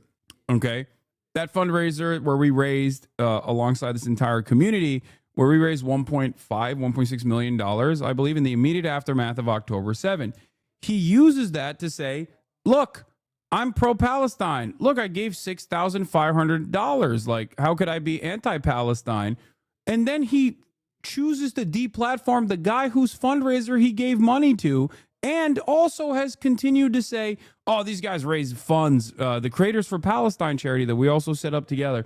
That charity is negligible. It's meaningless. It's so stupid. My $6,500, on the other hand, very, very important. Very important. It doesn't make any sense. Like, do you see the inconsistency there? On the one hand, he thinks it's fucking stupid to fundraise for Palestine. But on the other hand, he uses that as a form to say, look, I'm pro-Palestine. You see? This is inconsistent. How does no one see this in his audience? It's just like on basic principles. This is an inconsistent position to have. Does this guy think that actually talking about Palestine and Israel on the internet is securing him? Every single time he opens his mouth, he puts his foot in it because he has no understanding. He has no coherent position. He just condemns the excesses of Israel without ever confronting what he actually supports. And I mean, he claims that Israel is under threat. He does it in the content nuke as well. He claims, oh, you know, Israel's under these threats. It has been since it was established. But where do these threats come from? I mean, Hezbollah, for example. What is the actual context of it? Well, Israel invaded Lebanon in 1982. Hezbollah largely came from that. It gained legitimacy through fighting against Israel, through driving them out in 2000, driving them out in 2006. It became popular. Lebanese people liked it because it stood up to Israel. And by the way, the crimes that Israel has committed against the Lebanese people are truly unbelievable. Since the ceasefire came into effect, who is the one terrorizing the people of Lebanon? Who is the one consistently carrying out bombardments during a ceasefire? It is absolutely obscene that this man sits here and tries to overplay the threats that Israel faces that come from its settler colonial nature. And the same goes for the terror attacks. Look, innocent civilians being killed is not a good thing, but Ethan claims that he opposes colonial settlers. He claims that he thinks there is a genocide. He says all of these things, but he lets his wife go on about how there are terror attacks every day. Does he not see that since the inception of the Zionist project in the early 20th century, Palestinians realized that they had to resist against what the Zionists were doing? They knew that the Zionists wanted to build a state that did not involve the Palestinians, where the Zionist project would be dominant over them.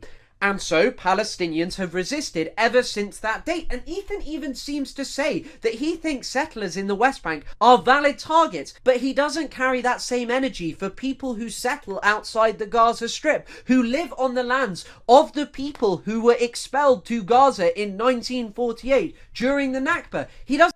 Ironically, this is something that I try to get him to understand as well. Doesn't care about that, you know, that doesn't matter. He's more interested in trying to talk about the Mizrahi Jewish people brought over to Israel after the expulsion of the Palestinians, rather than talking about the suffering of the Palestinians and actually contextualizing why they might resist. What is this? Man really typing, supporting central authority while never making eye contact. Bro's typing Marxist takes with a fingernail he can measure rice with. Standing the state but can't handle eye contact or finish wetting toilet seats. Guy in here just alt-tab to reread his own Discord messages for tone.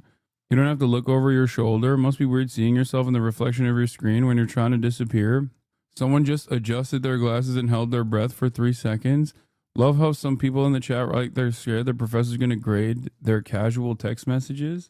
Man really out here typing with fingernails longer than his attention span. Imagine defending China while sounding like you're asking permission to speak every time. Who the fuck is this guy talking about? Is he talking about me? What the fuck? Are you all right, dude? Why are you reading all that? I don't know. He got fucking timed out. It's crazy. I think he just needs medical attention. Would rather resort to, as he did with the Houthis and any other group, claiming that they are some kind of violent anti-Semitic savages. For Ethan, militant groups in the Middle East are irrational savages who carry out violence against Israel and America because of their horrifying ideologies. But people like Hila, who serve in the Israeli military, an entity who, as I have said over and over again, engages in all of the crimes which Ethan allegedly so hates, he thinks that that is a necessity. He thinks that she is some kind of rational person. But what is rational about defending the colonization of an indigenous people's land? He says that he thinks Benjamin Netanyahu is a war criminal, but he thinks it's necessary for Israeli soldiers to serve in it, and he thereby condemns the tiny amount of Israelis with an actual conscience who don't serve and go to prison for a few months. People like Tal Mitnick, who I've actually spoken to, who I said over and over again, oh, it's a brave thing what you're doing, and he said, nah, laughing my ass off, it's the bare minimum, because the truth I've had Tal on this broadcast as well. is that how can you sit there and say, oh, I think there's a genocide going on, I think that Netanyahu's a war criminal, but not say actually it's wrong to help and aid and abet that? Hila served in the Israeli military on the back end of the Second Intifada, a period which is often portrayed as explosive Palestinian violence, where poor Israeli civilians were targeted for no reason. But it, of course, has context. It came after a major provocation by Ariel Sharon, and it... Murad is watching me right now from right now. He's standing right next to me, away from the camera. And I said, what's up? What are you doing? And he went, Philip DeFranco is not live this week, so I'm forced to watch you instead. I need to beat his ass, dude. Worst brother of all time. Also led to the murder of 4 times as many Palestinians. They also received horrifying collective punishment. The Jenin refugee camp was leveled. I mean, look at this photo. There were mass curfews, schools closed, people arrested, beaten, homes taken over by Israeli soldiers, and massive torture of Palestinians. How dare you sit there and make a distinction between your wife, who had no problem with serving in an army that did those things, and by the way, also took huge amounts of human shields. Here are articles about it. How dare you sit there and somehow try and make that acceptable? Something that you say you are proud of. You may say that your wife is just a secretary, but Israel's occupation of the West Bank, its torturous regime, its brutalization and murder of innocent Palestinians would not be possible without those desk secretaries who make the cogs go round. This man's politics are right-wing and disgusting, and he makes himself feel better about them by just deploying Orientalism, by portraying Israel and America as enlightened countries who don't engage in misogyny, slavery, bigotry against other people, who aren't irrational, who aren't hateful. But of course, he is unwilling to confront the fact that these are all charges which should be levelled against Israel and America, who have perpetrated them on far grander scales than any group he hates. Now let's move on to some clips of Ethan spreading some of the most despicable Zionist talking points that have been utilised to perpetrate Israel's horrifying crimes in the Gaza Strip. When civilians fucking get murdered in Gaza, that's a dub for Hamas, because it raises creates more pressure on Israel from the outside forces. He's got more people talking, more people outraged. So it's both. It is both. Israel is blowing up buildings and killing a ton of innocent people. But people who pretend that Hamas is anything but a fucking barbaric terrorist group that intentionally kills its own people for political gain is lying to themselves, dude. Holy shit. They literally put fucking command centers under hospitals. That's not even debated. It is. They were keeping some of the hostages in. It's actually not debated, but not in the direction that Ethan thinks. Yes, it's not debated because Israel made this false claim, and then nobody really followed through on it when they showed zero evidence to suggest the matter. So the idea that Hamas puts command and control centers is not debated is a correct statement, just not in the direction that Ethan thinks. He's wrong. Hospitals too. It seems like a lot of them ran through hospitals. That's it. I mean, it's just logical, right? Now, for someone who is self-proclaimed to be against the genocide in the Gaza Strip and also pro-Palestinian, to hear a talking point like this spread is truly disgusting. You cannot reconcile these two things because all of the evidence points to the fact that Israel has lied. It has been unable to support outrageous claims that it made, such as the claim that there was a terror base and command center under the Al-Shifa hospital that was used to raid it, to make patients there suffer. And I mean, babies literally died in their incubators because they had to be left. They rotted and decomposed because of talking points like this. Israel has struck and targeted hospitals over and over again because of talking points like this. It has arrested Palestinian doctors, tortured them to death, perhaps even sexually, like Adnan al-Bursh. But for pro-Palestinian anti-genocide Ethan Klein, there's no debate about it. But that's just not true. Just a few months ago, one of the International Criminal Court's lead prosecutors, Andrew Cayley, noted claims of Hamas in hospitals had been grossly exaggerated. This is a man who was appointed by the UK's... Have you considered that he was saying that anti-Semitically? Have you considered that he is pro-Hamas? Most racist Home Secretary in its recent history, Suella Braverman, a woman who is unequivocally pro-Israel, and he is saying this. He is saying that it is likely Israel has grossly exaggerated its claims. Then you have Forensic Architecture, who highlighted that Israel lied at the International Court of Justice about a militant fighting inside hospital boundaries. They debunked it, clearly. People do not want to talk about this. And then let's move on to what Craig Mohiba said. As he noted, the mere presence of armed forces of members of the enemy in populated civilian areas does not constitute the use of human shields. Indeed, Israel should carefully consider the implications of its repeated claims that it does, given that it maintains its military headquarters in a busy section of Tel Aviv. Ethan has spread one of the most deadly Zionist lies. It is truly despicable. For this man to try and sit there and claim that he is pro-Palestine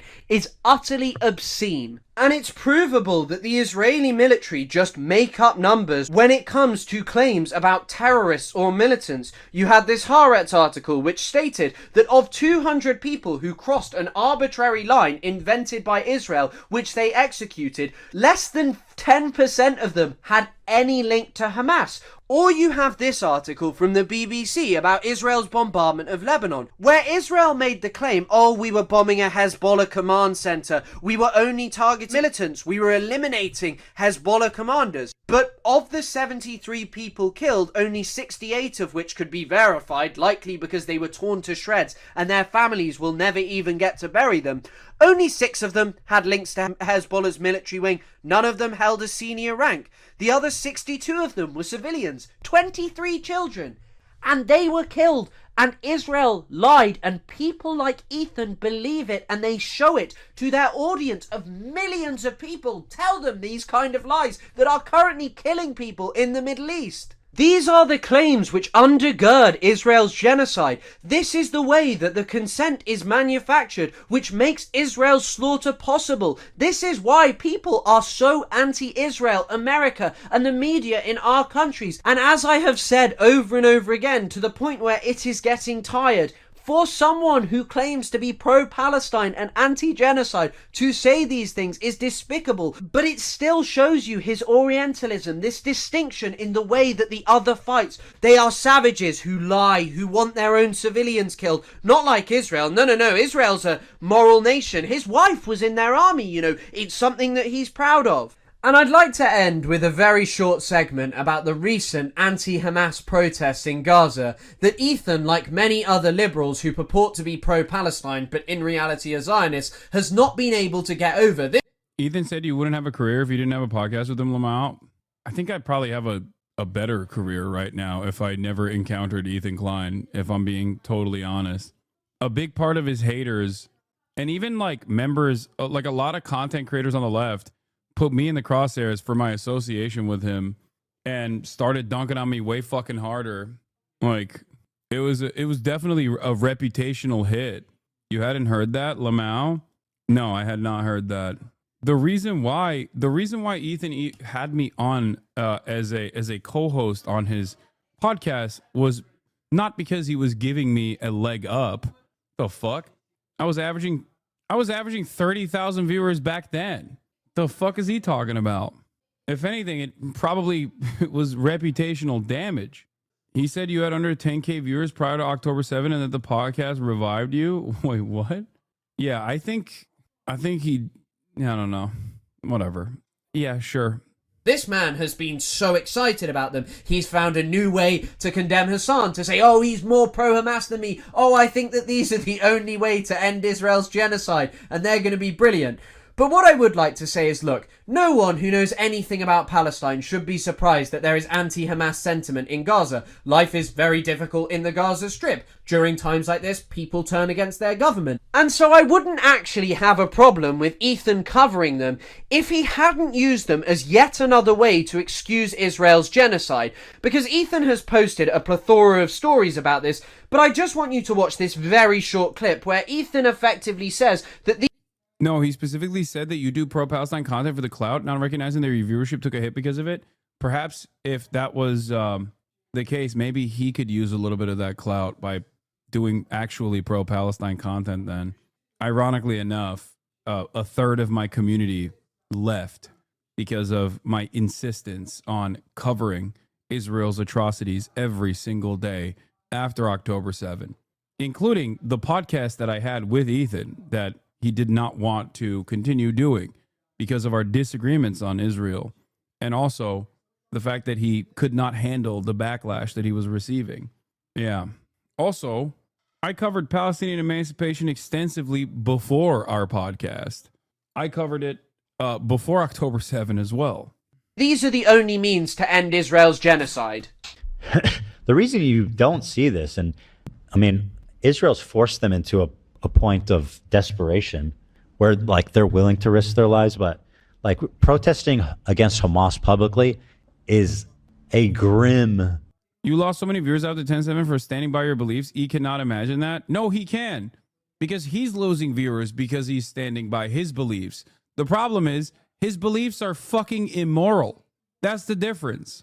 And also inside of him, there is like still a conscience that is probably putting him at odds with his output, putting him at odds with what he's saying about Israel. He has to maintain this like moral superiority about being pro-Palestine. He has to lie to himself. It's a grim outlook. That is not something you want to do. Hamas, just read their charter. Listen to what they say. They're Islamic. They're violent. They're Islamic. And, you know, protesters, and it's known that protesters, people that there who dissent against Hamas, get scooped up, get punished, disappear. Now, if at this point you don't believe that Ethan is Orientalist and creates a distinction between them and us, he literally refers to one of the reasons for Hamas being so dangerous as them being Islamic. I think if I were to say that Israel is the way it is because it is Jewish, he would make videos about me calling me an anti-Semite. Oh yeah. 100p. 100p. As a matter of fact, he does that anyway. Like, he does that when people make the distinction between Zionism and Judaism, which is the truth, by the way, despite the endless efforts to conflate the two falsely. Ethan will turn around and say, all Jews are Zionists, and you're basically just substituting Jew for the term Zionist. So much so that his advocacy on the matter, paired up with the Anti-Defamation League, also known by its common name, the Apartheid Defense League, went and got the term Zionist barred in Twitch TOS. They made Zionist a protected subcategory. It would be like Twitch saying, yeah, you can't say Nazi. It's a protected category. That was after Ethan's attempts of not only deplatforming me, but going after Twitch, the entire platform, claiming that this platform was the most anti-Semitic platform of all time, despite the fact that he was doing this on YouTube, where many of the content creators he claimed were, being anti-Semitic alongside actual anti-Semitic content creators still have a career on that platform that he's on. Completely insane that he would say this, especially when you consider that Israel's violence against non-violent protesters is off the charts. During the First Intifada, a mass uprising that was largely non-violent, Israel deployed some of the most horrifying torture that you could possibly imagine. And you can read about how horrifying this torture was in texts such as On Gaza Beach. Yitzhak Rabin, someone who is considered one of the most peace-loving Israeli prime ministers, issued an order to break the bones of non-violent protesters. And this isn't something that went away. Bro is still obsessing over Ethan, not like he makes a comedy podcast. I don't know. I don't think it's really funny to do genocide defense over and over again. Also, it's really hilarious to say I'm the one obsessing over Ethan when every single time I even briefly cover the subject matter, let alone an entire video from a separate content creator dissecting some of the insane things that he's done, chatters come to me with 100 different instances where he has said something absolutely insane over the course of the past couple of weeks that I didn't even fucking know about. I also said he is supposed to be a comedian, and he said he wasn't one, so I don't know which one it is. Rent-free? Okay, chatter. Yeah, rent-free. You're right. So rent-free that the person that I'm rent-free in the mind of is saying he wants to sue me and apparently talk to a fucking civil litigator the other day about possibly getting me charged with promoting domestic terrorism. How many Instagram stories have I made about Ethan Klein? How many Instagram stories he's made about me? How many episodes has he talked about me? How many episodes has he dedicated entirely to me or my friends? It's pretty funny that I don't have to actually say anything. He just constantly gets in trouble on his own because everyone can see that he is behaving in this hysterical manner. Israel's response to the Great March of Return, a march that initially was not supported by Hamas, although later they didn't come out against it, but was largely non-violent. Israel responded by shooting Palestinians. Look at this one, where an Israeli sniper brags about maiming 42 Palestinians in one day. These were horrifying, traumatic injuries that led to people losing their legs and being unable to walk. But Ethan would never dare to say that Israel is an innately violent country, that it is this way because it is Jewish. No, because that's not acceptable. But when Ethan accused Sam Cedar of saying the N-word, then stories about the backlash by talking about you? What? When it comes to Muslims and people from the Middle East, he sees them as different. He sees the way they behave. He said you watched that clip yesterday, Lamau. As unacceptable because of where they come from and because of the fact that they challenge the dominance of the West and Israel. I mean, listen, I feel like this is a force that's going to help end the war, not fucking keeping hostages and underground and like sending, continuing to provoke Israel to attack them. And the core problem with this is that the Israeli government doesn't care about the hostages. The Israeli government doesn't care about Hamas. Just a few days ago, Benjamin Netanyahu stated that voluntary migration was the plan, that they would control the Gaza Strip. That's it. They're not hiding it. It's a plan. Anyone can discuss it with them. They are openly planning to ethnically cleanse 2 million people. Why are you obsessing over these protests? They are not going to save the Palestinians. They are not going to end the suffering. The genocide that you allegedly condemn, the thing that you have spread the propaganda that has enabled, Israel is just ramping up the destruction. It's why they blew up the Turkish cancer hospital, the only cancer hospital in the Gaza Strip. No one's going to be getting any cancer treatment there anymore. Where are they going to have to go? Other countries. They won't come back. Gaza is gone to the Zionists, and anyone who is going, well, if Hamas released the hostages, it would save everything, is wrong. The only answer to this situation is massive, massive pressure on Israel. But that's not what Ethan wants. Ethan is planning on taking a trip to Israel to show you its real side. But what real side is there to Israel when it is a country that is openly planning to perpetrate the greatest crime of the 21st century? You can say, oh, I don't like Netanyahu, I don't like this, I don't like that. It won't change anything. The Israeli military that you are proud of your wife serving in is going to expel millions of Palestinians from Gaza. Then it will turn on the West Bank. Then it will turn on Palestinians inside Israel proper. And you want to go and show your supporters this wonderful side to it. It is one of the most obscene and shocking things that Zone of interest, straight up, has come out of Ethan Klein's mouth over the last year and a half.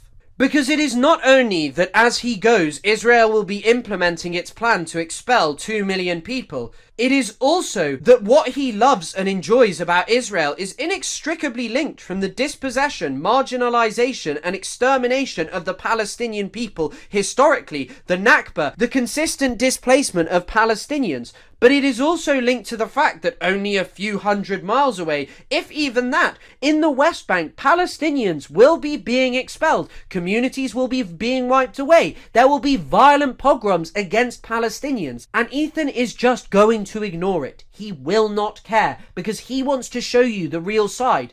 But the two are inextricably linked. So Ethan Klein is a confused Zionist who wishes to disavow the most extreme and unacceptable aspects of Israel's genocidal violence against Palestinians, but he cannot abandon his Zionism. He is unwilling to see that Hamas, far from being the sickness, is but a symptom of Israeli settler colonialism, the true sickness that plagues Palestine. From its very inception, Zionism was rejected and resisted by the indigenous Palestinian people. They never wanted to give Palestine away to colonizers who came with the explicit goal of marginalizing the population of Palestine, destroying their alternative mode of existence, and eliminating their cultural and historical contributions to the land of Palestine. And so until Ethan can see that there is no Zionism without the Nakba, without the current expulsion of Palestinians, without the settlement in the West Bank, this man will remain forever a confused Zionist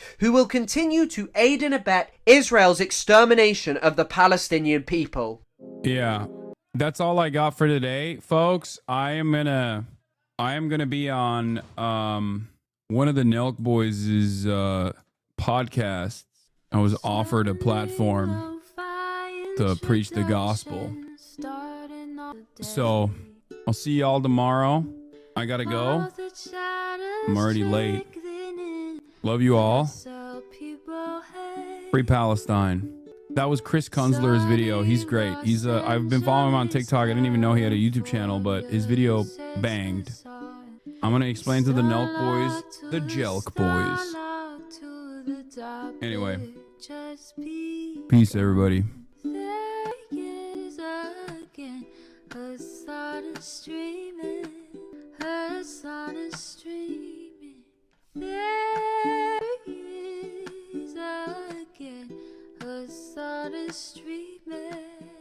Hassan streaming, review in the P.O. box, Uncle Uger's face, sudden discord at your prop, great names take on breaks, Tiny Bernie Sanders, LGBTQ Air Force, the whole left at your fingertips, Ane at your door, H3 crowded debate, the Young Turks online show, 3 full fucking years of this, plenty more to go, 90-day fiance, talks of champagne bourgeoisie, a Trump rally live reaction, a mass riot at DC. There he is again, Hassan is streaming, Hassan is streaming.